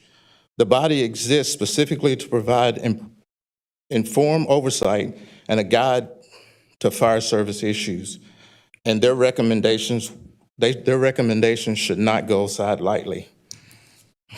These critical issues are staffing, funding, response times, recruitment and retention challenges, and long-term financial sustainability.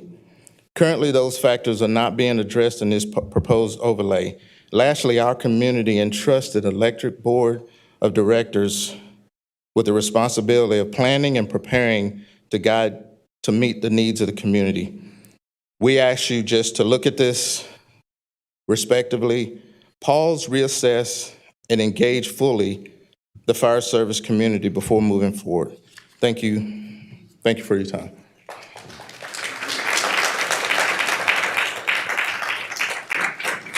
I felt like I hit the lottery when you called my name, so thank you.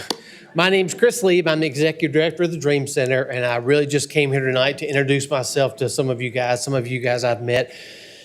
But I want to thank you. This has got to be tough to sit here and listen to all these requests and try to figure out how to help all these good people. And so the Dream Center has been in right here in Forsyth County since 2000, and we've moved off of Liberty Street.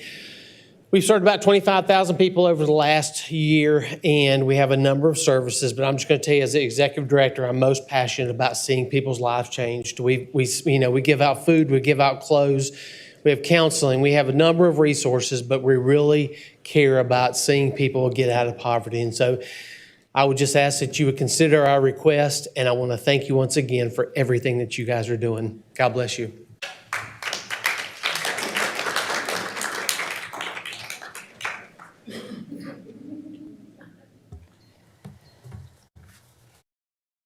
The next speakers are Dathula Barron, William Carpenter, and Marcy West.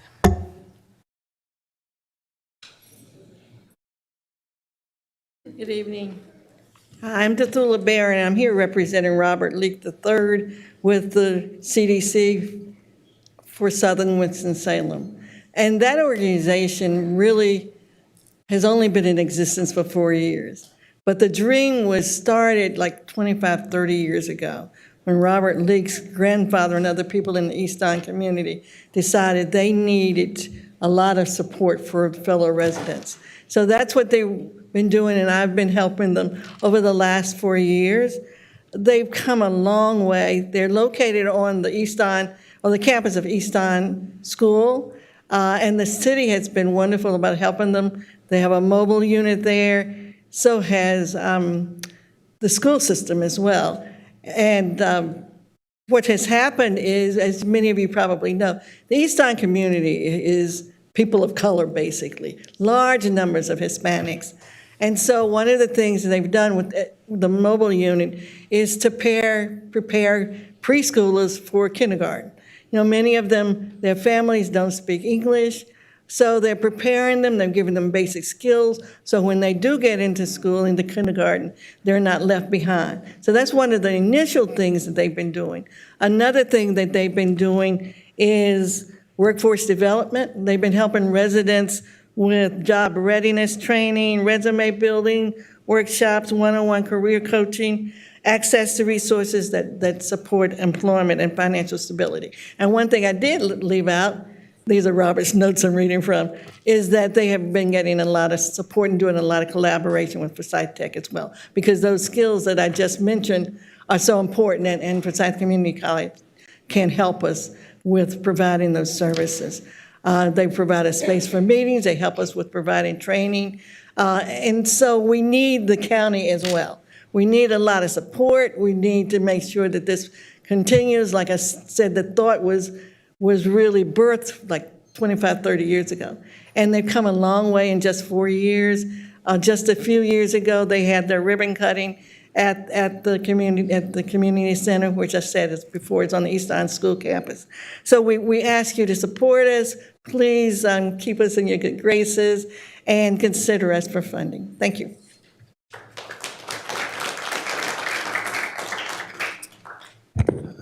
Good evening. Hey, William Carpenter, 815 Westover Avenue, 27104. I come to you today as the Executive Director of the North Carolina Museum of Art, Winston-Salem, which may sound new to you because it used to be the Southeastern Center for Contemporary Arts. And we have been in this city for 70 years, and we have asked for a funding in the cultural area to support a 9-month series of exhibitions, programs, educational programs and events around America 250 and NC 250 that we call NC Strong, Resilience, Tradition, and Innovation. And these are North Carolina artists that we are bringing in to our new downtown gallery. So we are closing our main campus for 2.5 years. Thanks to an appropriation from the state and private donors. Private donors have helped us revamp 400 West 4th Street into a 2,000 square foot new gallery.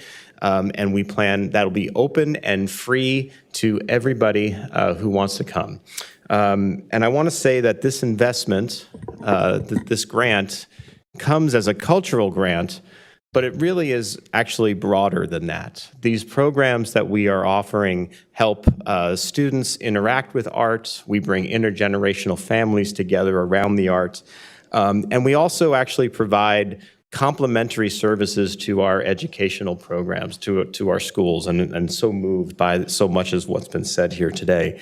But we have offered professional development to more than 100 students, and that program will continue.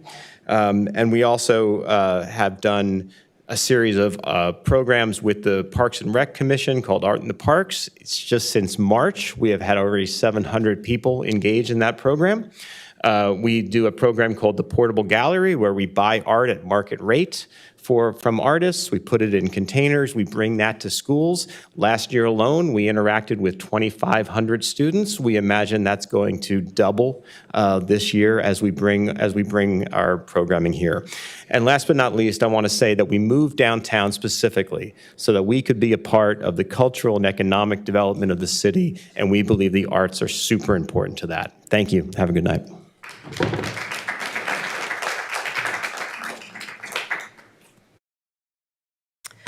Good evening, Marcy West, 331 Carolina Circle, and candidate for County Commission in District B. Commissioners, Chairman, County Manager, this is a difficult year. I know that it's very hard to make these types of choices, but I do want to be here to speak about us giving additional funding to the schools. The schools are the heart of our community. It is vital for us to have strong public schools and have good early childhood education, and that is an investment in our community. That will bring business here. It will educate our residents. It'll create a workforce that people want to hire. It will help to support our teachers who are paying taxes and helping to support the county.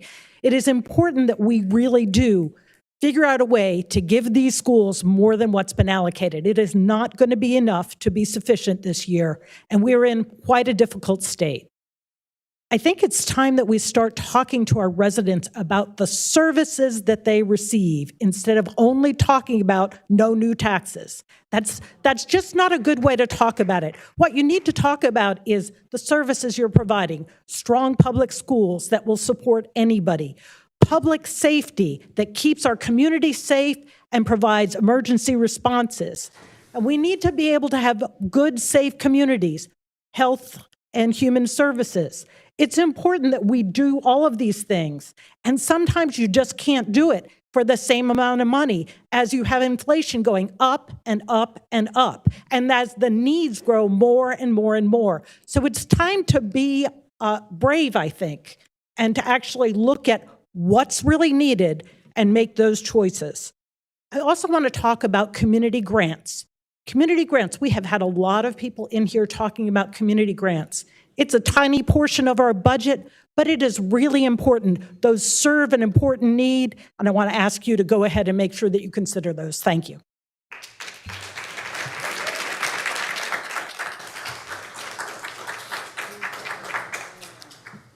Get 3 more minutes. It's time for a phone call.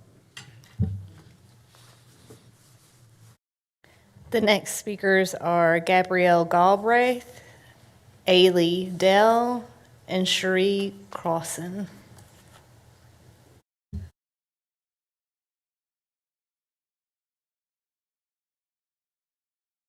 Thank you.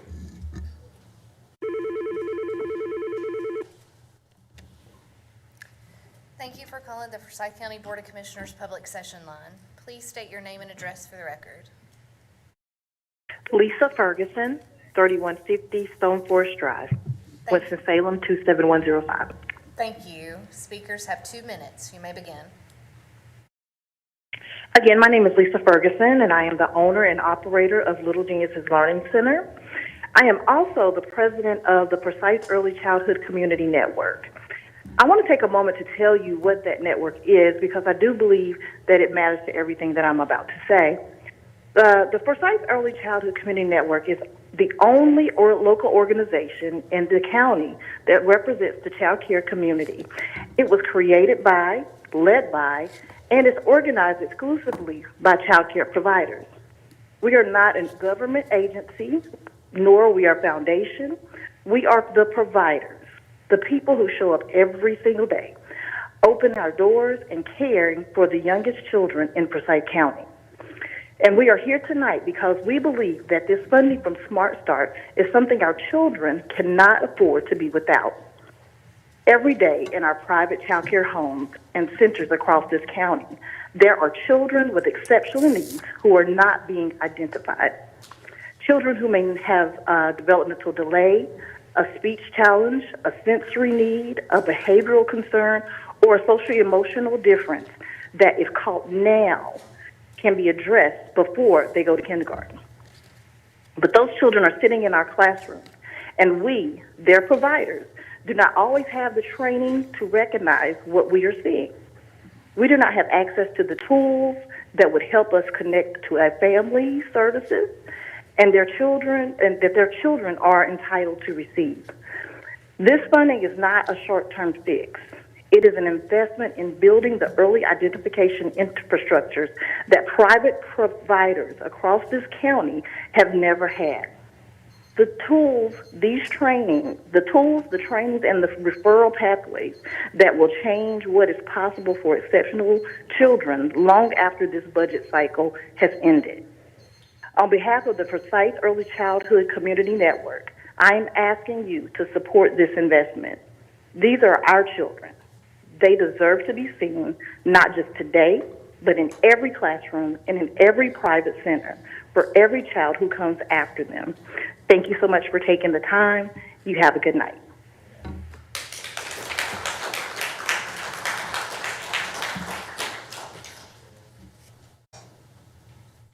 Good afternoon. My name is Gabrielle Galbraith. I'm the Executive Director of McCormick Cares Youth Diversion Program.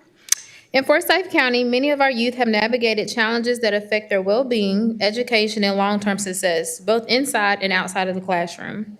We continue to see concerns surrounding behavioral health needs, exposure to violence, school disengagement, negative peer influences, and early justice involvement. Research has shown that youth experiencing repeated disciplinary actions and justice involvement are at increased risk for continued system involvement, poor education outcomes, and long-term barriers to success. The question becomes, what happens when we intervene before these challenges become a cycle? Our Forsyth County Youth Diversion Program was designed to answer that question.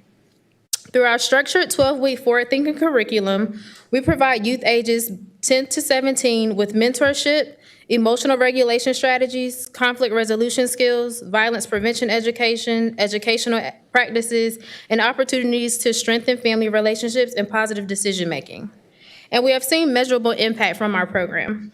Over the past 3 years, McCormick Cares Youth Diversion Program has successfully completed 13 youth diversion cohorts, serving 128 youth and families throughout Forsyth County.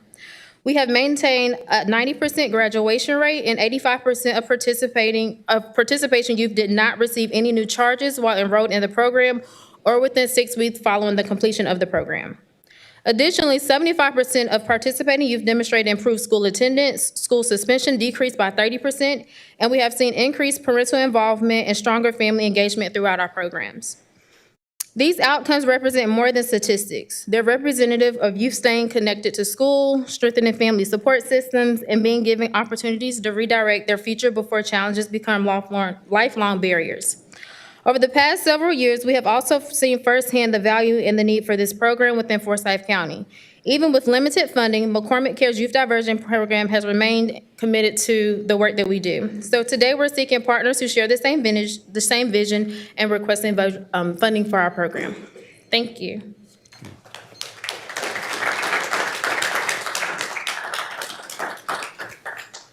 Hi there, I'm Ailey Dell, representing Exploration Day, housed at Winston-Salem State University.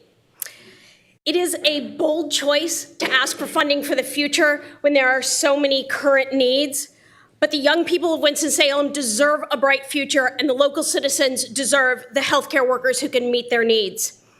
The problem that Exploration Day addresses is the wide swath of high school students who are capable of college, but will likely never be approached by recruiters for reasons that are listed on the handout that was provided to you. These under-resourced, under-recruited students are likely headed for low-wage positions where their lifetime earnings and minimal benefits mean they are more likely to need social services than to be able to deliver them, like the people on this board.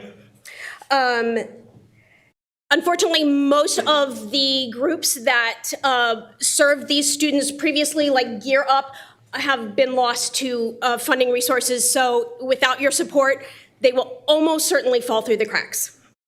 Exploration Day is a chance for Forsyth County High School students to come to campus for a day, enjoy exploring healthcare science majors that are in demand in our community right now, which you can see. These are the current job openings for entry-level jobs in healthcare sciences.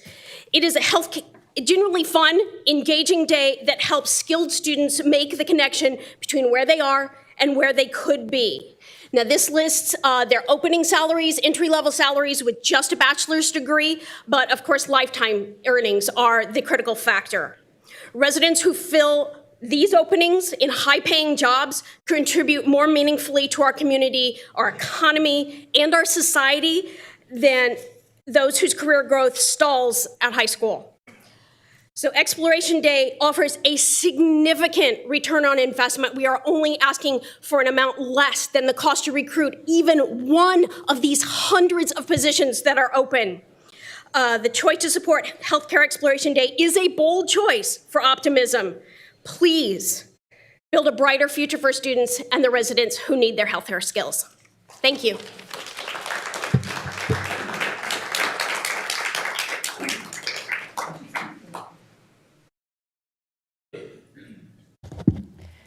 Next speakers are Rhonda Mays, Daniel Joyce, and Rebecca Sahabre.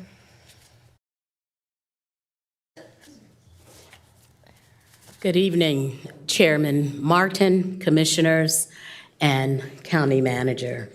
I'm Rhonda Mays, 6391 Bishops Ridge Lane in Rural Hall. I am here concerning the ask from our school district. I'm not a stranger to you. I've been before you many times to ask about support for our school district. And I want to say thank you for your past support. I found out firsthand how the county commissioners in a particular county makes a difference for the education system. As you know, I worked in the Winston-Salem Forsyth County School District for almost 24 years. As you know, our legislators are responsible for making certain that our schools have the funding that they need. But as you know, our state legislators have refused to fund our school districts across North Carolina at the level that they should be funded. So unfortunately, then that causes the schools to have to look to their county commissioners. I found out when I left this school district and went to Stokes County just how much this county commission supports our school district. And I again say thank you, but we still need you. Our children need you. Our staff needs you. And I am a taxpayer. I am a voter. And I am a property owner. And if it means me paying $49 to $50 more on my tax for my home, I'm willing to do it. Thank you for your time.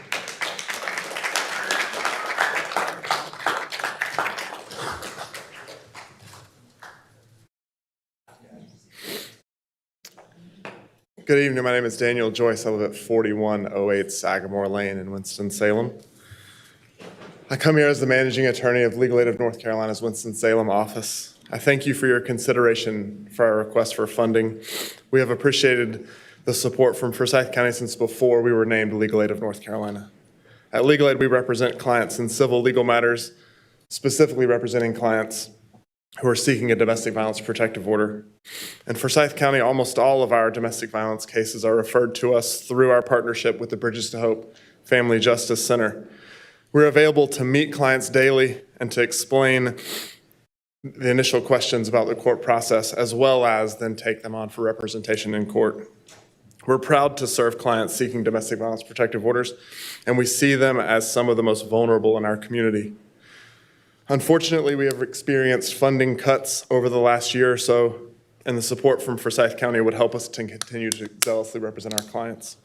We're fortunate to have a mixed revenue of federal, state, and your local support for our services, and we're working hard to make sure that continues.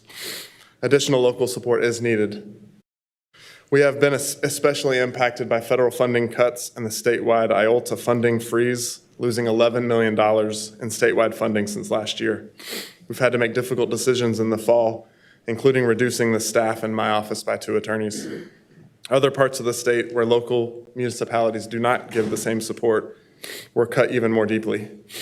We thank you very much for your support and the opportunity to speak to you tonight.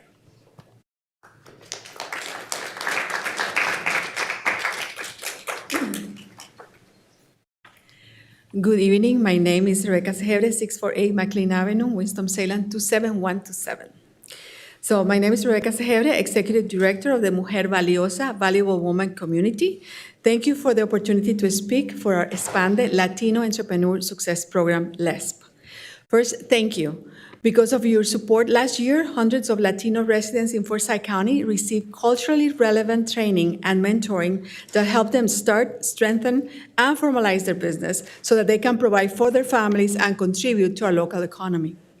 For over 4 years, Mujer Valiosa has built trust through monthly business connection, partnerships with Forsyth County Libraries, a small business center, and a program that meets entrepreneurs where they are, in Spanish, in safe spaces, and with practical tools. Last year alone, we served over 400 Latino individuals. This year, we exceeded objectives, graduated participants, and provided one-on-one mentoring in every graduate and support to register their business with the state. Tonight, I'm asking you to reconsider our application because as county staff explained to you last week, our organization was marked not compliant this year with the exact same application we were granted last year, not because it was not worthy, but because it changed policy that flagged our application on a technicality we were not aware of. We contacted Bailey Arnold, who confirmed our status was tied to interpretation of the new threshold language. So it was flagged for compliance review instead of program review. So the handouts that you received explains this and more, including our impact, which is great. So here's what impact looks like. Maria Roman started selling from a table, but through LESP, she became a registered business and purchased a food truck. Our April 4th business fair welcomed 30 Latino businesses and over 300 community attendees, and we will graduate 50 more entrepreneurs next week and register more businesses. Commissioners, our community needs continuity, a culturally relevant program that turns hard work into a stable business. Business Aparicio, our director of Expande, which also is the Dr. Martin Luther King Award from this year, and our volunteers are ready to deliver again. Please consider a proposal based on our performance and community need, not a technicality. Thank you very much.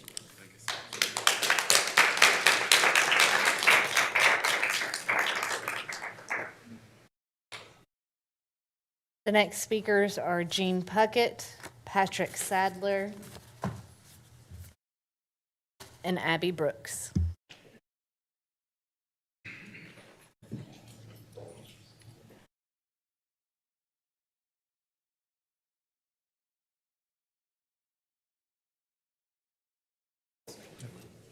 Go ahead. Patrick Sadler, 1804 Claremont Avenue, Winston-Salem, North Carolina. Good evening, Chairman, Commissioners, and board members of the Forsyth County Board. My name is Patrick Sadler, and I'm a proud principal at Petrie Elementary School. But I'm here representing tonight the LEAP Center, where I also serve as a board member. As an educator, I know firsthand that providing a quality education during the school day is simply not enough. As you have heard tonight, many of our students and families need continued support during and after the school bell rings. Support that addresses mentorship, support that addresses emotional wellness, financial stability, and family empowerment. The LEAP Center was created to meet those needs. Through after-school mentorship and academic support, and students will have access to safe environment, positive role models, leadership development, and academic enrichment. We also offer financial literacy workshops to help families learn budgeting, saving, money management, while providing counseling and support services to address growing mental health and emotional needs with the community. This need is real. Many families in Winston-Salem Northeast Ward face poverty, limited access to affordable counseling, and lack of structured youth opportunities. Families are not asking for handouts, they're asking for opportunity, guidance, and support. County funding will allow us to provide free and low-cost programming, recruitment training, mentors, counselors, to ensure that no family actually is turned away because of cost. We recently began a building project. That building project is expected to be completed by August 2026. With programs launching shortly after, with your support, the LEAP Center will become a place for hope, healing, empowerment for families across the community. And so tonight I ask you to take a leap of faith, invest in prevention instead of reaction, and in youth before they fail far behind, and for the families before they reach the crisis. Thank you for your time, your leadership, and your consideration. Appreciate it.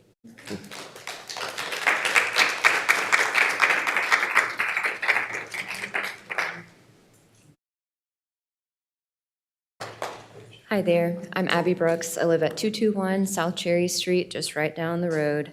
I'm a first grade teacher at Old Richmond Elementary School. I'm a member of the FCAE, and I'm one of the several teachers that Ms. Lopez talked about earlier today for her son. What is happening to public education in this district is not an accident. It is a political choice.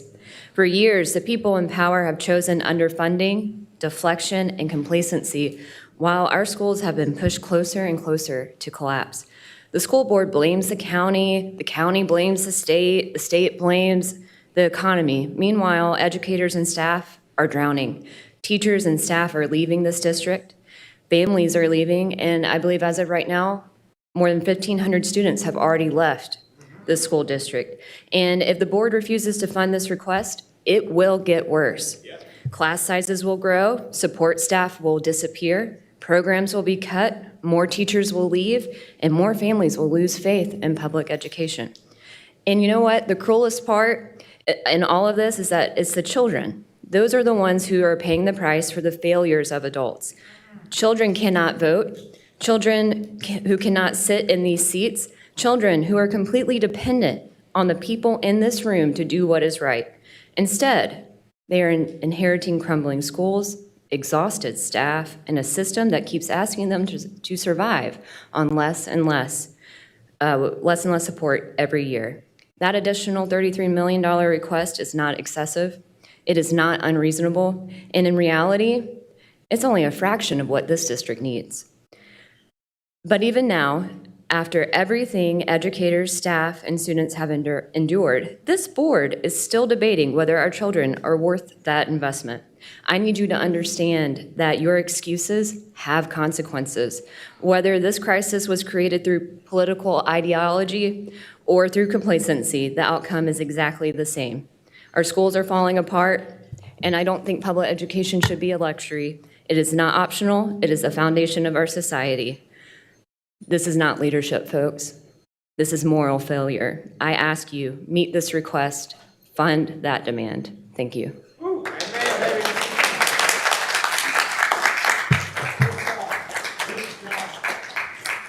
Call 3 and have another telephone call.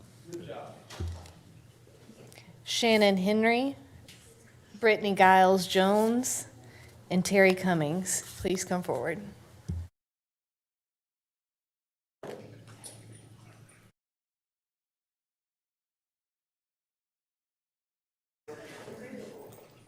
Thank you.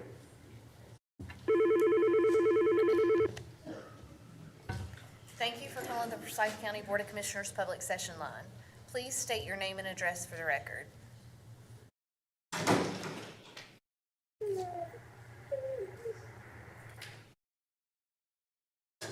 Hello?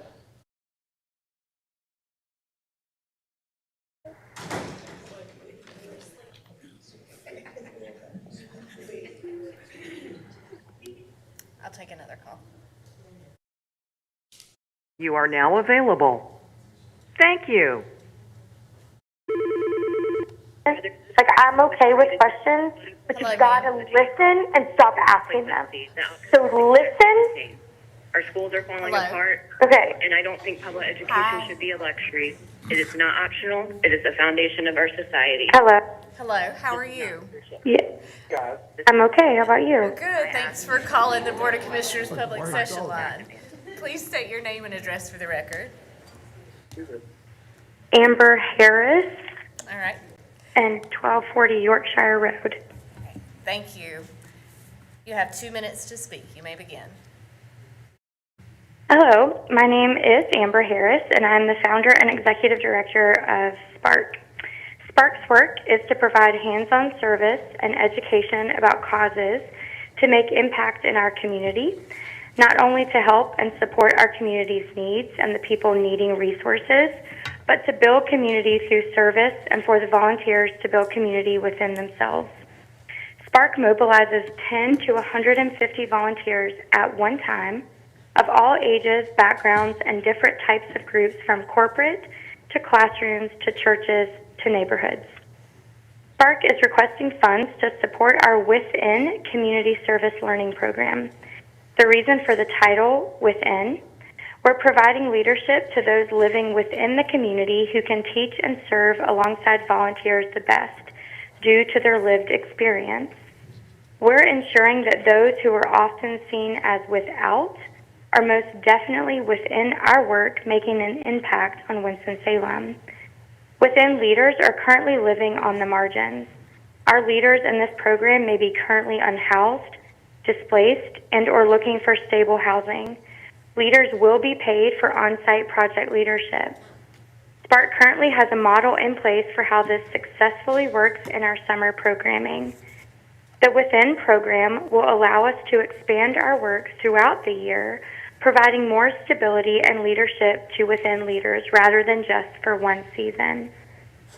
The Within program allows for Spark to lead more service opportunities with individuals who are often overlooked, being at the center of our leadership and learning. Through this program, Within leaders will maintain healthier mental fortitude by having leadership responsibility and sharing a meaningful narrative of what community can look like. Many of our problems can be better supported and likely improved if we allow and welcome the folks with voices not often heard to lead. Commissioners, will you join us as we take the folks who are often without and include them within? Thank you. Thank you.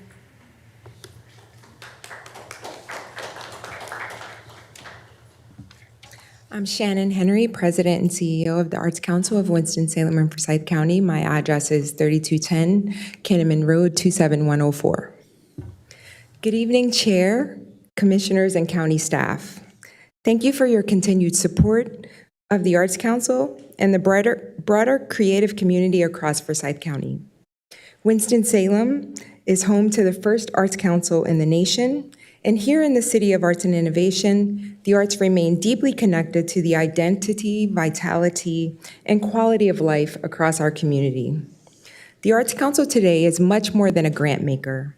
We serve as a coordinating partner and infrastructure organization for arts investment and delivery across Forsyth County.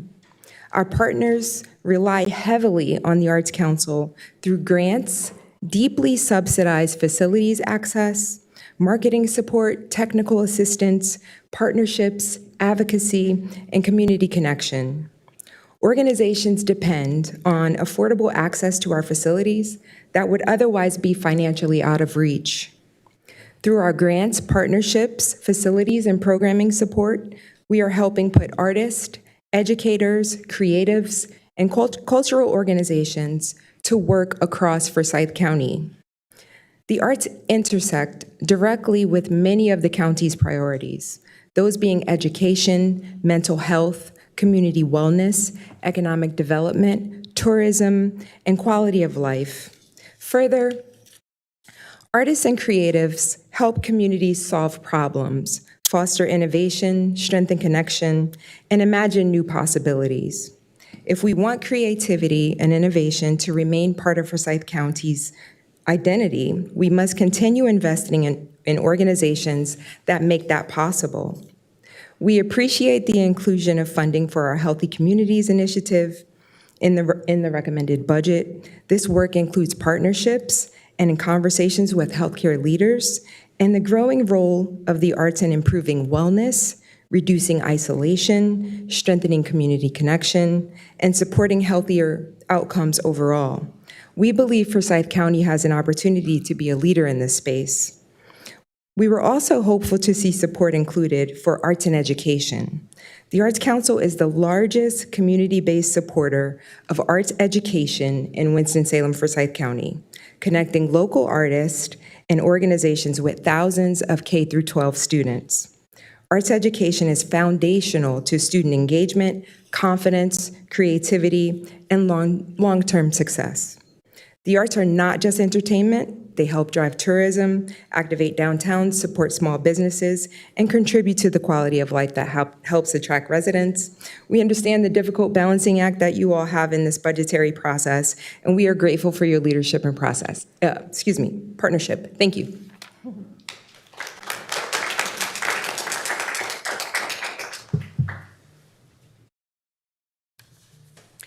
Good evening. My name is Brittany Giles Jones. I'm the managing director for NC Black Rep, producer of the International Black Theater Festival, 419 North Spruce Street, Winston-Salem, North Carolina, 27101. First, I want to thank you, Commissioners, Chairman Martin, County Manager, and staff. The International Black Theater Festival, also known as IBTF, is a biannual 6-day festival that brings over 35,000 people to the city of Winston-Salem and Forsyth County. It is a celebration of the arts rooted in theater, which encompasses dance, poetry, music, and much more. More than that, we are an economic driver of this city, bringing over $14.2 million to this city in 2024 alone. While NC Black Rep is widely known as the producers of IBTF, the basis of our operations is annual and it serves the Forsyth County residents. We coordinate the Teen Ensemble Company, which is seen at many of our community events. We participate in school career fairs, gatherings, we host field trips, we host special events and readings for our community members to ensure access for artistic endeavors, and we produce main stage productions throughout the off years of IBTF here at Haynesbrand downtown, which in 2025 to 26 year served over 6,000 residents alone.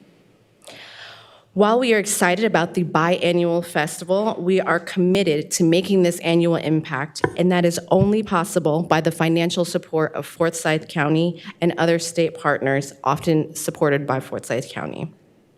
We are extremely grateful for the previous support that we have received from the county. However, we are discouraged to find out that we were on the non-compliant list without even notice, explanation, or conversation.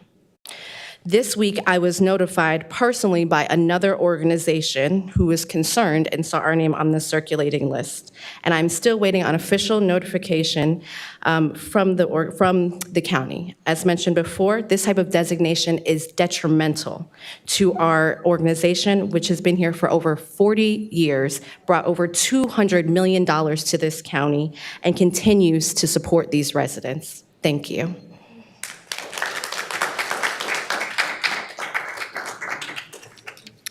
Good evening. Terry Cummings. I'm the Vice President of Talent and Workforce at Greater Winston-Salem, Inc., 525 Vine Street, Suite 240, Winston-Salem, North Carolina, 27101. And I'm here tonight because Greater Winston-Salem has requested a community grant to continue the vital workforce development efforts focused on increasing workforce participation in Forsyth County, while also proactively strengthening the local talent pipeline and expanding workforce capabilities. A key component of this work is the Forsyth Works initiative that includes our Career Ready youth programming. To date, Forsyth Works has supported 398 high school juniors and seniors in completing employability training through the Aspire Winston-Salem program. We've also continued assisting students who need additional support earning their high school diplomas through the Senior Academy program, which maintains a 97% graduation rate. We've also provided experiential learning opportunities to more than 10,000 students through our annual World of Work event. And we also continue to connect students with work-based learning opportunities such as internships and pre-apprenticeships. Forsyth Works also supports community job seekers through career preparation workshops and activities while engaging employers through professional development opportunities such as the Forsyth Works Employer of Choice initiative. Collectively, Forsyth Works has served more than 500 job seekers, professionals, and employers through our Workforce Hub. We appreciate the continued support that Forsyth County has provided to Forsyth Works and the initiative, and we appreciate your consideration of additional funding to help invest and continue workforce development efforts in Forsyth County. Thank you.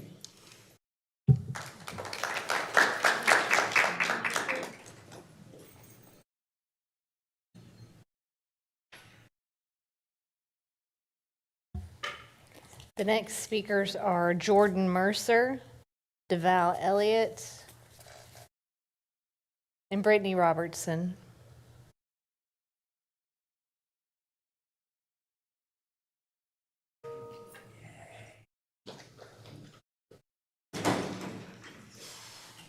Okay.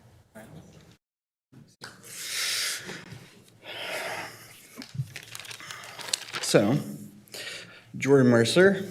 I'm an EC teacher at Reagan High School, live at 163 Cedar Lake Trail. And I know that you guys have had a long day like we have, and I would really appreciate your attention and time. I really want you to consider the impact that it will have, not on just on your community, but on the lives of the people here that have expressed themselves to you, as well as the lives of people like the students that I serve, a few of which I said goodbye to for the last time today because they're graduating, moving on, and that's what we all hope for, right? It's what we want for our kids, for our students. That's the most important thing that we can invest in, is the future. I'm a special educator, so some of my kids are really challenging.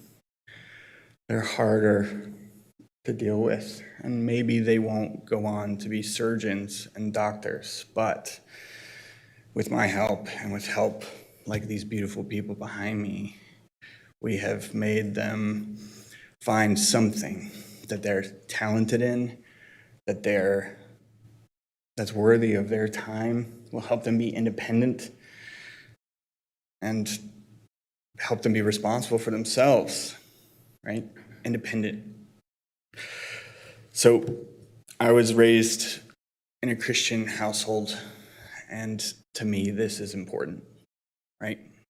That we serve the people who need it the most,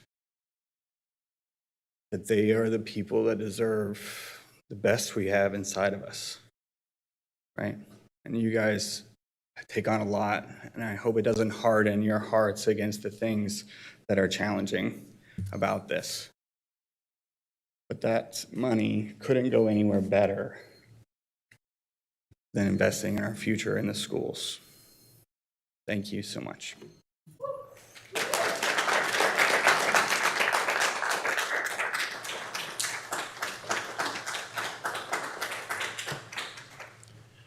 I want to just take a second and just from the bottom of my heart, just thank each one of you for serving the community that my family lives in, for serving and leading. My name is DeVal Elliott, and I live at 5247 Ironwood Drive, Winston-Salem, North Carolina 27127. And I am speaking this evening on behalf of our YMCA's Guide at the YMCA program. Our Y has been, since 1888, our YMCA has been helping all people reach their God-given potential in spirit, mind, and body. And our GUIDE program is more than an after-school program. It is a trusted, community-rooted support system for children and families in East Winston's public housing communities, providing free after-school and summer learning opportunities in a safe, consistent, and enriching environment. The need is significant. The communities served by GUIDE are home to nearly 19,000 residents, with 35% of families and 53% of children living below the poverty line. Families face barriers such as limited transportation, food insecurity, lack of affordable after-school care, and limited access to safe places. GUIDE addresses these barriers by providing academic support, mentoring, physical activity, nutritious meals, and transportation at no cost to families. At no cost to families. Students are recruited through schools, family referrals, trusted community relationships, and door-to-door outreach. One of GUIDE's greatest strengths is trust. I talked about our YMCA serving since 1888. Coach Bill McLean, he formed the GUIDE program in 2008, and GUIDE has been deeply rooted in East Winston since then, and it's integrated into the YMCA as we preserve that legacy while also strengthening the program's long-term stability and reach, because it's growing. More people and children want to be a part of it. In closing, God is more than a program. It is a lifeline for children and families in East Winston. Supporting God means investing in safe places, caring adults, academic support, healthy meals, and long-term opportunities for children who need it the most. Thank you for including us in the recommended budget. I also want to thank you for the common goal the Y and the county has in helping all people be the very best that they can be. Thank you.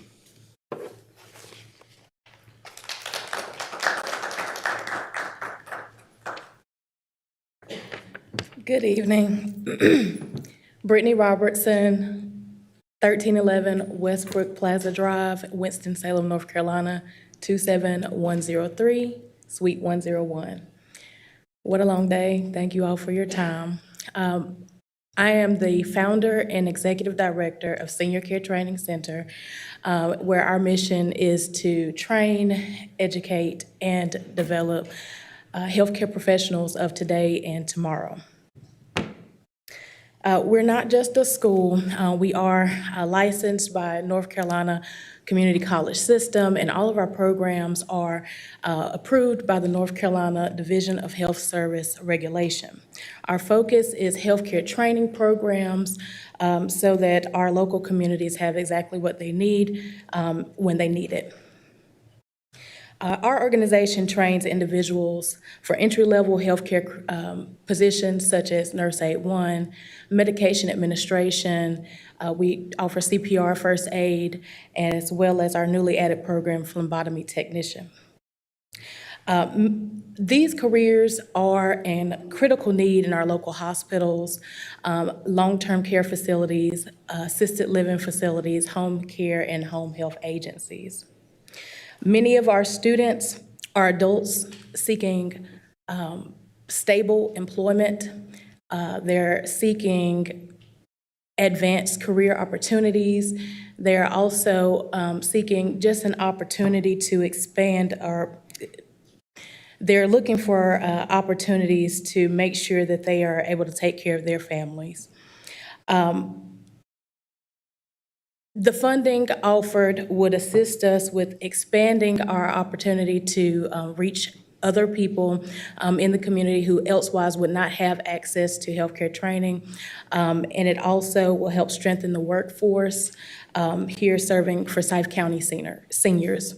And I just thank you for your time, consideration, and support.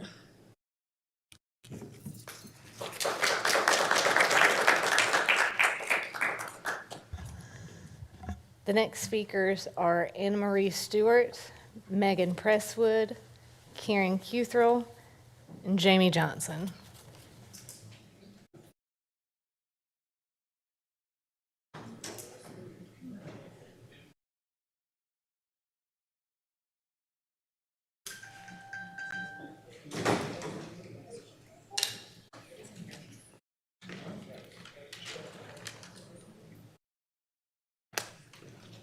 I apologize, it's been a long day. My name is Megan Presswood, 3781 Wabash Boulevard, Winston-Salem. I'm a teacher assistant at Gibson Elementary and a proud union member of the Forsyth County Association of Educators. These past 2 years have been difficult for me, as well as my coworkers and our students. Our school district's lack of sufficient resources impacts all of us financially, emotionally, and physically. Because classified staff members do not make a living wage, we no longer have the opportunity to work summer school, and many of us are looking for work because we can't afford to go 2 months without pay. When I went into education, I found my passion. I am blessed to have the opportunity to work with these children every day. It's not often one can say they do what they love, but I'm proud that I can. With staff members, especially TAs, covering extra duties, it impacts the time we get to spend with students. Covering IEPs, subbing when there's a call out, and we miss our small groups. We miss the opportunity to work one-on-one with students that are struggling. The loss of TAs takes away a student's trusted adult and ally who was safe to speak with. If I were to leave the district, Dozens of children would lose a trusted adult they can turn to when times are hard or when they need someone to speak about what's going on in their life. There's a 6-year-old student in my kindergarten class who lost her father this year. He was the breadwinner of the family. He left behind his wife and three young girls, one who is an infant and will have no memories of him. If I had been more available, I could have spent the time with her that she deserved when she needed me the most to help her cope with her grief. The school counselor tried her best, but her schedule was overloaded as she was also performing extra duties. I ask that you fund the school board's budget request of $33 million because thousands of workers and students are depending on it. Thank you.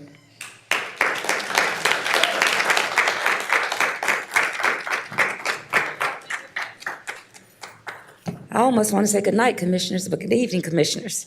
I'm speaking tonight and filing a formal complaint regarding the process by which my grant application was labeled non-compliant. I was not properly notified. I was not given a clear opportunity to correct any alleged deficiency. I was not provided a written explanation. Instead, I learned from an outside associate yesterday that my application had been placed on a non-compliant list, and that list was posted on social media before anyone from your office contacted me. As a matter of fact, I contacted your office yesterday at 4:58 p.m. when I found out this information. This is unacceptable. The word non-compliant carries weight. It suggests that an applicant failed to follow rules or act improperly.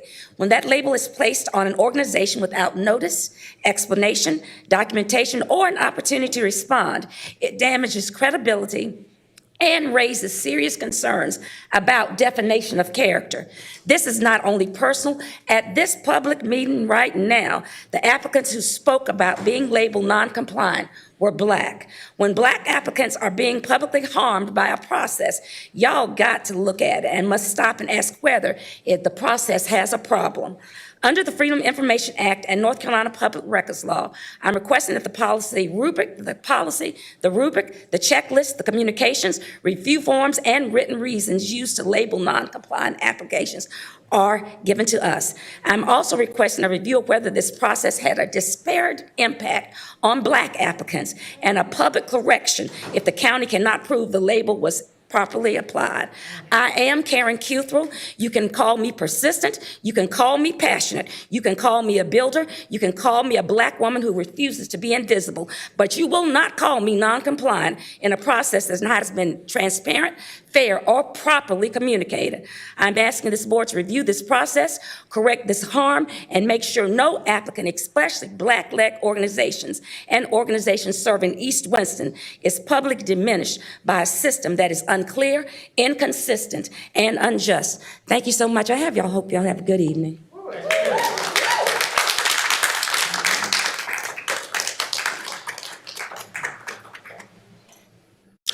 Greetings, Forsyth County Commissioners. I am Wilton Mitchell, standing in place of Jamie Johnson, my colleague. 1922 Martin Luther King Jr. Drive. I am the founder and CEO of Achieve Arts Academy Incorporated and have been a Winston-Salem Forsyth County Schools educator for the past 15 years. Imagine a high school chorus concert in which students are singing so exuberantly that they break into dance with tears streaming down their faces. This was the impact of the arts at my students' final chorus concert at Parkland High School in 2019, just before the COVID-19 pandemic changed everything for them. After the concert, a student walked up to me to show me his phone. Instead of seeing joyful singing, he showed me footage of a Parkland student, brand new to high school, 14 years old, lying in the street in his own blood, slain due to gang violence. As you can imagine, I was devastated. This moment inspired me to launch a nonprofit that provides data-driven tutoring, career development, artistic enrichment, and culturally relevant mentorship to combat the academic and discipline-related disparities for students of color in this county. We've seen even the most challenging students cease destructive behaviors and take interest in their bright futures. I could speak about the phenomenal educators who were able to supplement their limited income serving in our programs. I could talk about our which reflects increases in standardized test scores in math, ELA, and science, but all of this can be found in our documents provided. I choose to keep the focus on the hundreds of youth that we have served across the county. Our programs are their primary motivation to attend school regularly amidst chronic absenteeism in our county. Juvenile crime and victimization peak during after-school hours. Our free and equitable programs strive to be the solution to this problem while providing nutritional evening meals that many of our students would not receive otherwise. Our underserved Black, Brown, and Caucasian youth in southern Winston-Salem deserve a safe place after school and over the summer. They deserve programming that will continue to steward funds with integrity and invest in them because they are our future. Esteemed commissioners, this is literally a matter of life and death. Will you help the youth of our community, who often go unseen or misrepresented, to achieve greatness? Please consider Achieve Arts Academy for full or partial funding. Thank you.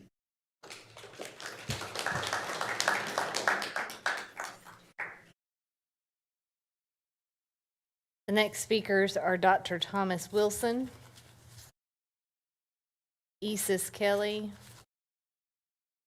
and Shamaline Green.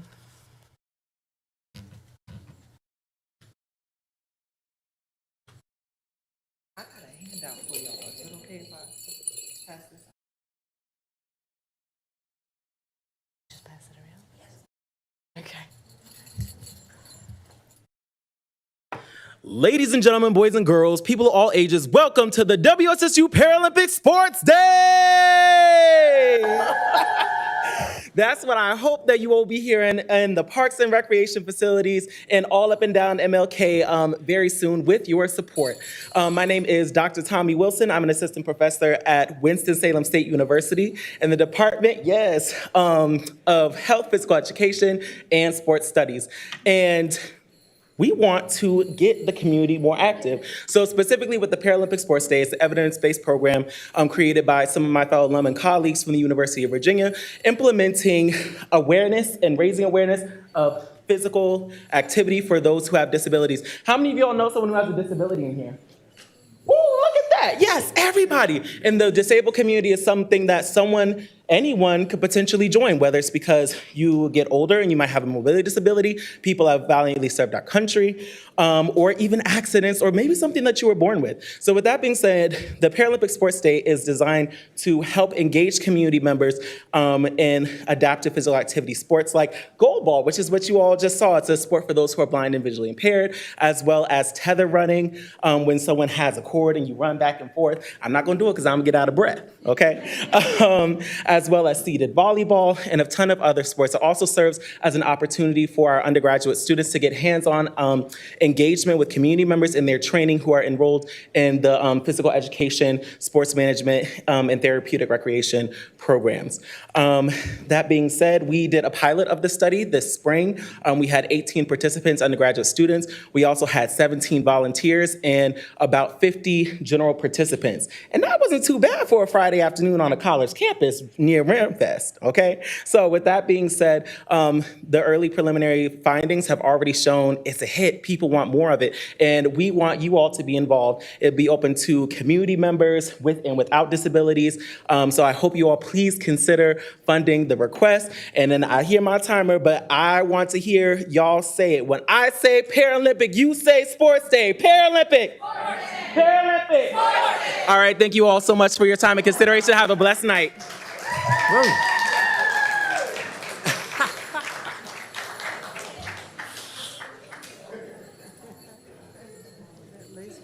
Do we have anyone else on the phone? We do not have anyone else on the phone. Do we have more speakers? We do have more All right, speakers. there you go. Wilton Mitchell, Eureka Eustache, Tracy Thomas,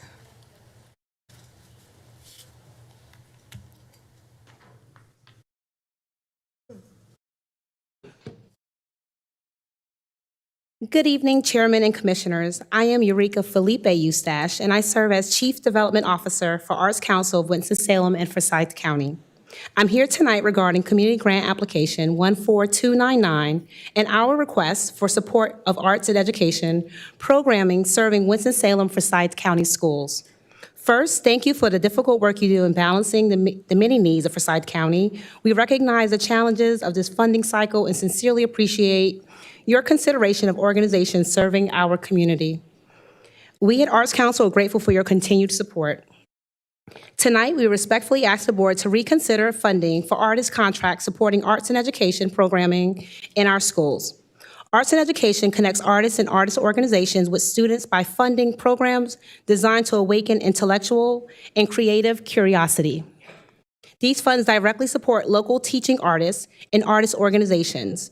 These are working artists in Forsyth County who bring music, dance, theater, storytelling, and visual arts directly into classrooms, especially in Title I schools where access to arts experiences is often limited. In 2025, the support was provided by Forsyth County and Reynolds American. Thank you. In 2024, the Arts Council was the largest funder of arts education in Winston-Salem Forsyth County schools. Last year alone, the Arts Council distributed approximately $100,000 in arts and education support to local artists and organizations, including Winston-Salem Symphony, Piedmont Craftsmen, Carolina Music Ways, Living Rhythms, Festival Ballet, Shared Radiance, and many others. At a time when Winston-Salem Forsyth County Schools is facing severe financial constraints and reductions to enriching programming, this investment becomes more critical. Arts education is not simply enrichment. For many students, it's a pathway to engagement, confidence, creativity, and connection in school. This request is also an investment in Forsyth County's creative economy. We respectfully ask the board to reconsider partial funding for artist contracts under Grant 14299 so we can continue providing equitable arts access to students while sustaining the arts and arts organizations that help make Forsyth County vibrant. Thank you for your time and your consideration.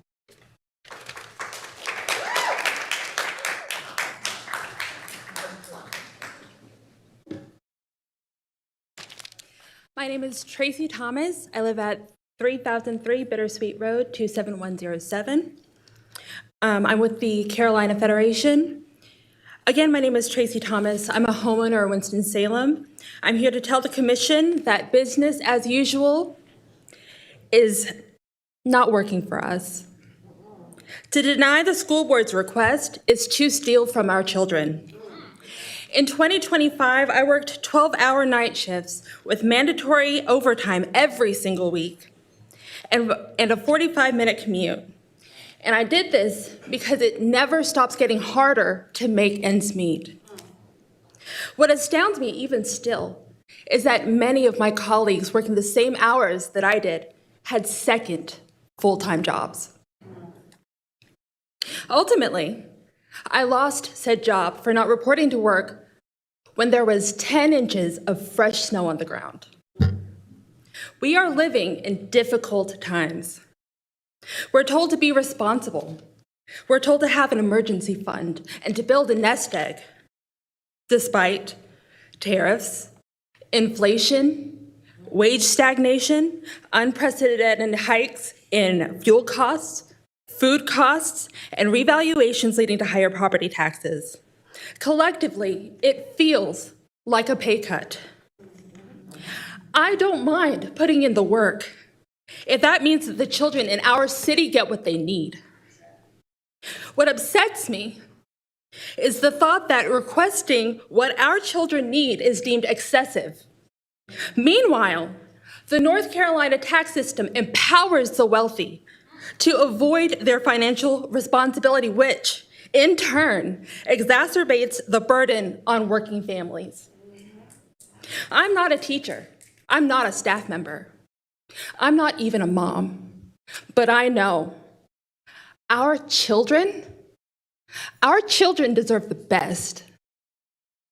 That's why I support funding the school board's full ask of $33 million and exploring a property tax assistance program for working homeowners. Yeah. Thank you.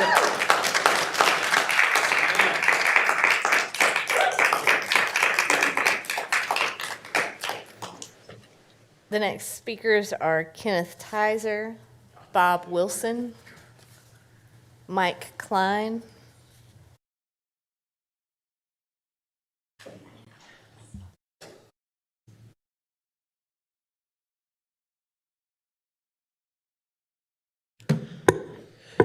Good evening.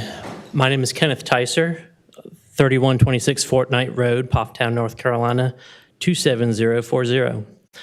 I'm a veteran teacher of 19 years. I teach band and orchestra at Reagan High School and have 4 young children who are or will be enrolled in the school system. I'm here today to advocate for current and future music students in our school system. Dr. Martin, for many years, you stood in front of collectively thousands of Winston-Salem, Forsyth County band students to conduct our county band jamboree. We always appreciated your support and recognition of the value of music in our schools. Our school system recently forced principals to make cuts to teaching positions across the county, including the elimination or phasing out of several important and thriving music programs. These cuts represented devastating and likely permanent dismantling of our music programs, some of which have long been widely recognized as some of the best in our state. If we do nothing, I expect that these cuts will continue in future years and will result in music programs no longer being an option for future students. Action must be taken now. Several Forsyth County Music Booster programs circulated a petition that has now reached over 920 signatures.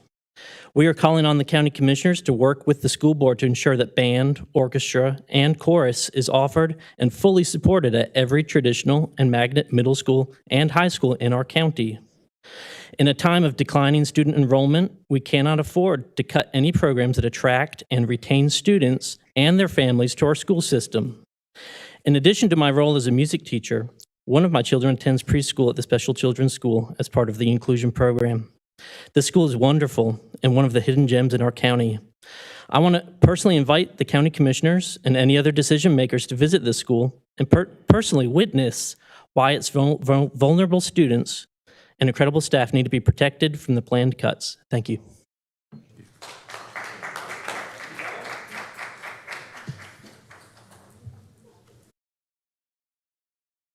Good evening. My name is Bob Wilson, 4455 Brassfield Drive, 27105, Winston-Salem.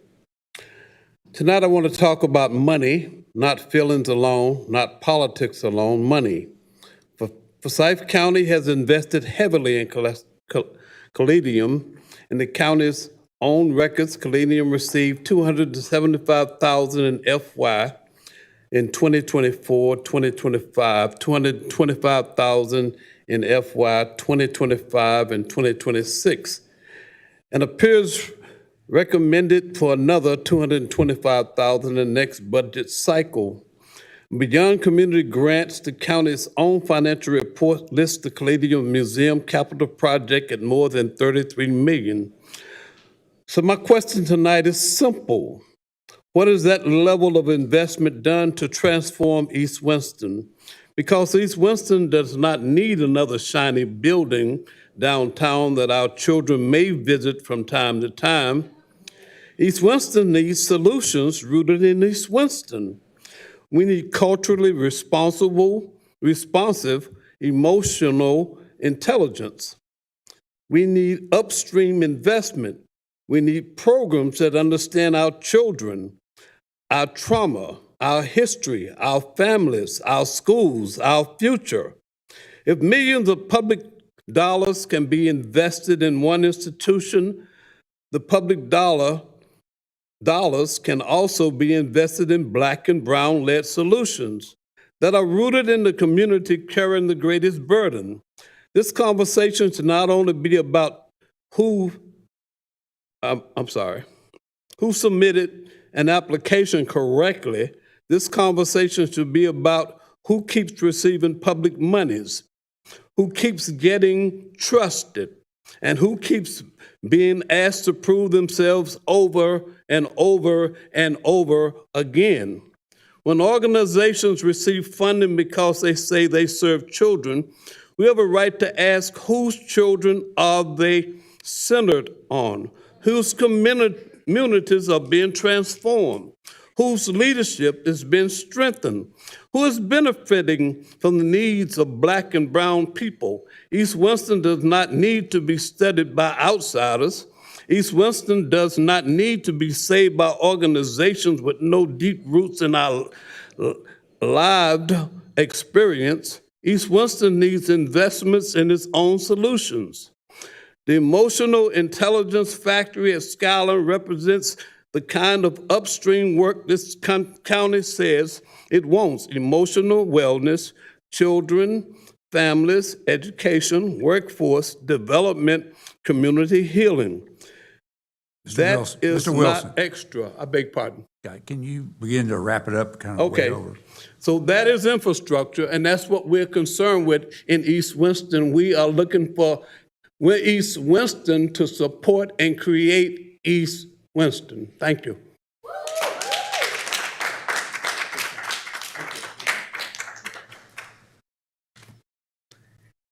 Good evening. Mike Kleintaub. I live at 822 West 4th Street, downtown.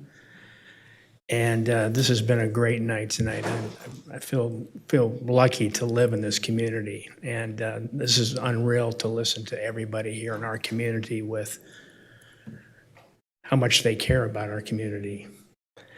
In addition to living downtown Winston-Salem, I'm also a subscriber to the Winston-Salem Journal. And I think they did a great job with the budget presentation. I guess it was a week or 10 days ago. I think it was Richard Craver was the one that presented it. It was fantastic.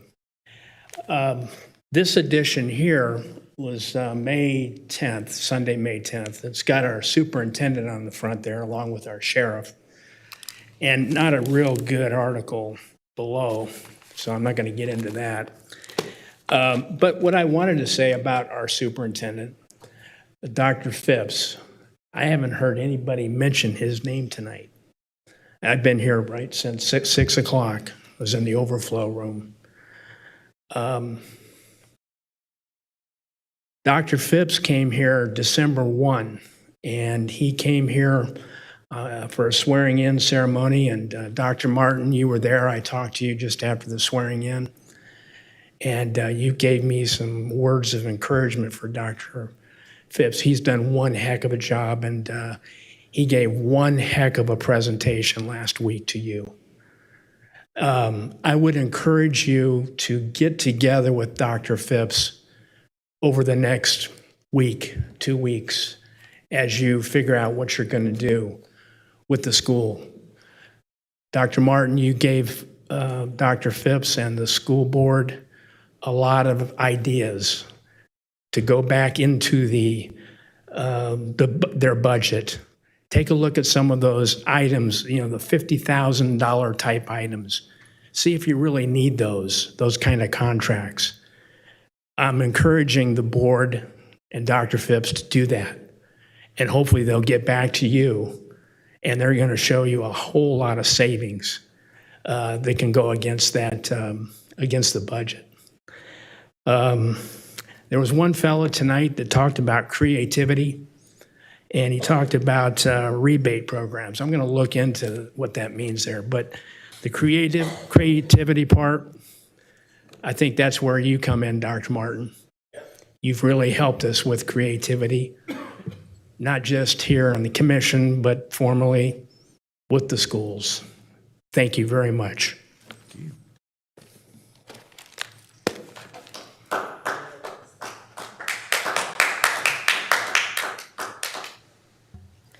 The last two speakers are Rebecca Clark and English Bradshaw.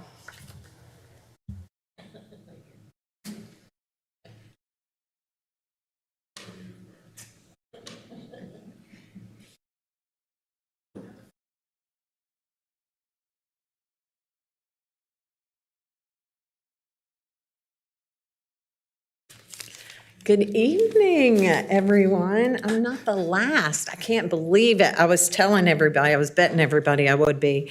You're next to last. I'm next to last, yeah. Good evening, Chairman and Commissioners and County Manager Robinson. I'm happy to be here. I'm Rebecca Clark, 1606 West Academy Street, Winston-Salem 27103, and I'm Executive Director of the Piedmont Triad Film Commission, which promotes and markets Forsyth County and to recruit business. And we are the only economic development organization to work to recruit film, television, commercial, and photography business. And we've had a wonderful year. Despite years of a statewide incentive structure that made it difficult for our region to compete, we landed 2 incentive qualifying projects after nearly a decade, which is fabulous. The Bard was a film about the first African American to be published in the South. His name was George Moses Horton. And then there was a film called Widow, which I was able to help base in Forsyth County due to securing a Pufftown farm as their main location. This kept the production's main office and housing for out-of-town crew in Forsyth County. And when it comes to crew, the amount of crew staying here, it was about 75 for at least 30 days. These 2 productions spent at least $15 million, and I'm being very conservative about this, $15 million in the local economy over those maybe 4 months that they were here. I would say at least, just being very conservative, $6 million of that was spent in Forsyth County over 4 months. This with smaller productions made at least, which caused another $1.5 million local impact, has been a huge boon for our office this year. A lot of what I do is behind the scenes, recruiting projects, hosting scouts of the area, identifying scouting locations, solving logistical problems, providing local crews and support businesses contacts, and advocating at the state level for increased incentives for productions filming outside of Wilmington and Charlotte production hubs, and promoting Forsyth County every day. For this reason, and due to our increased momentum, I've expanded our capacity by hiring part-time administrative and marketing support to better position ourselves for future projects. And that is why I respectfully request your full support as we continue building our progress and creating even greater economic opportunities for Forsyth County. I really appreciate your time, consideration, and your past support. Thank you so much. Have a great night.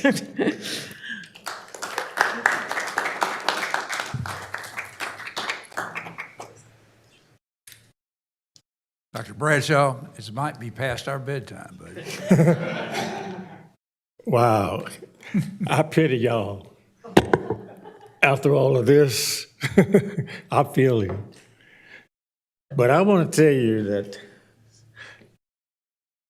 I just want to say, I don't have much to say.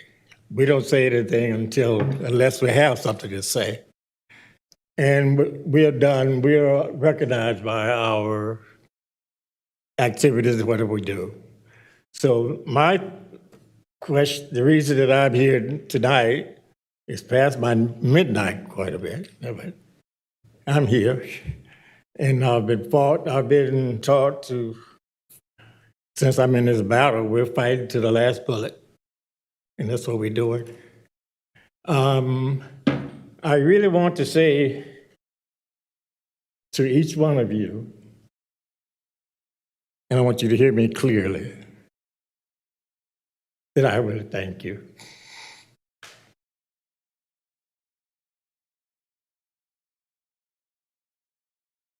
Thank you.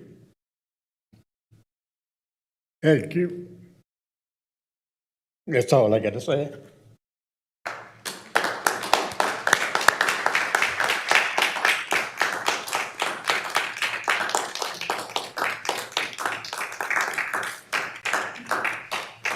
So we are adjourned, and we'll actually begin next Thursday morning it's coming Thursday at 9. Okay. Thank you all for being here.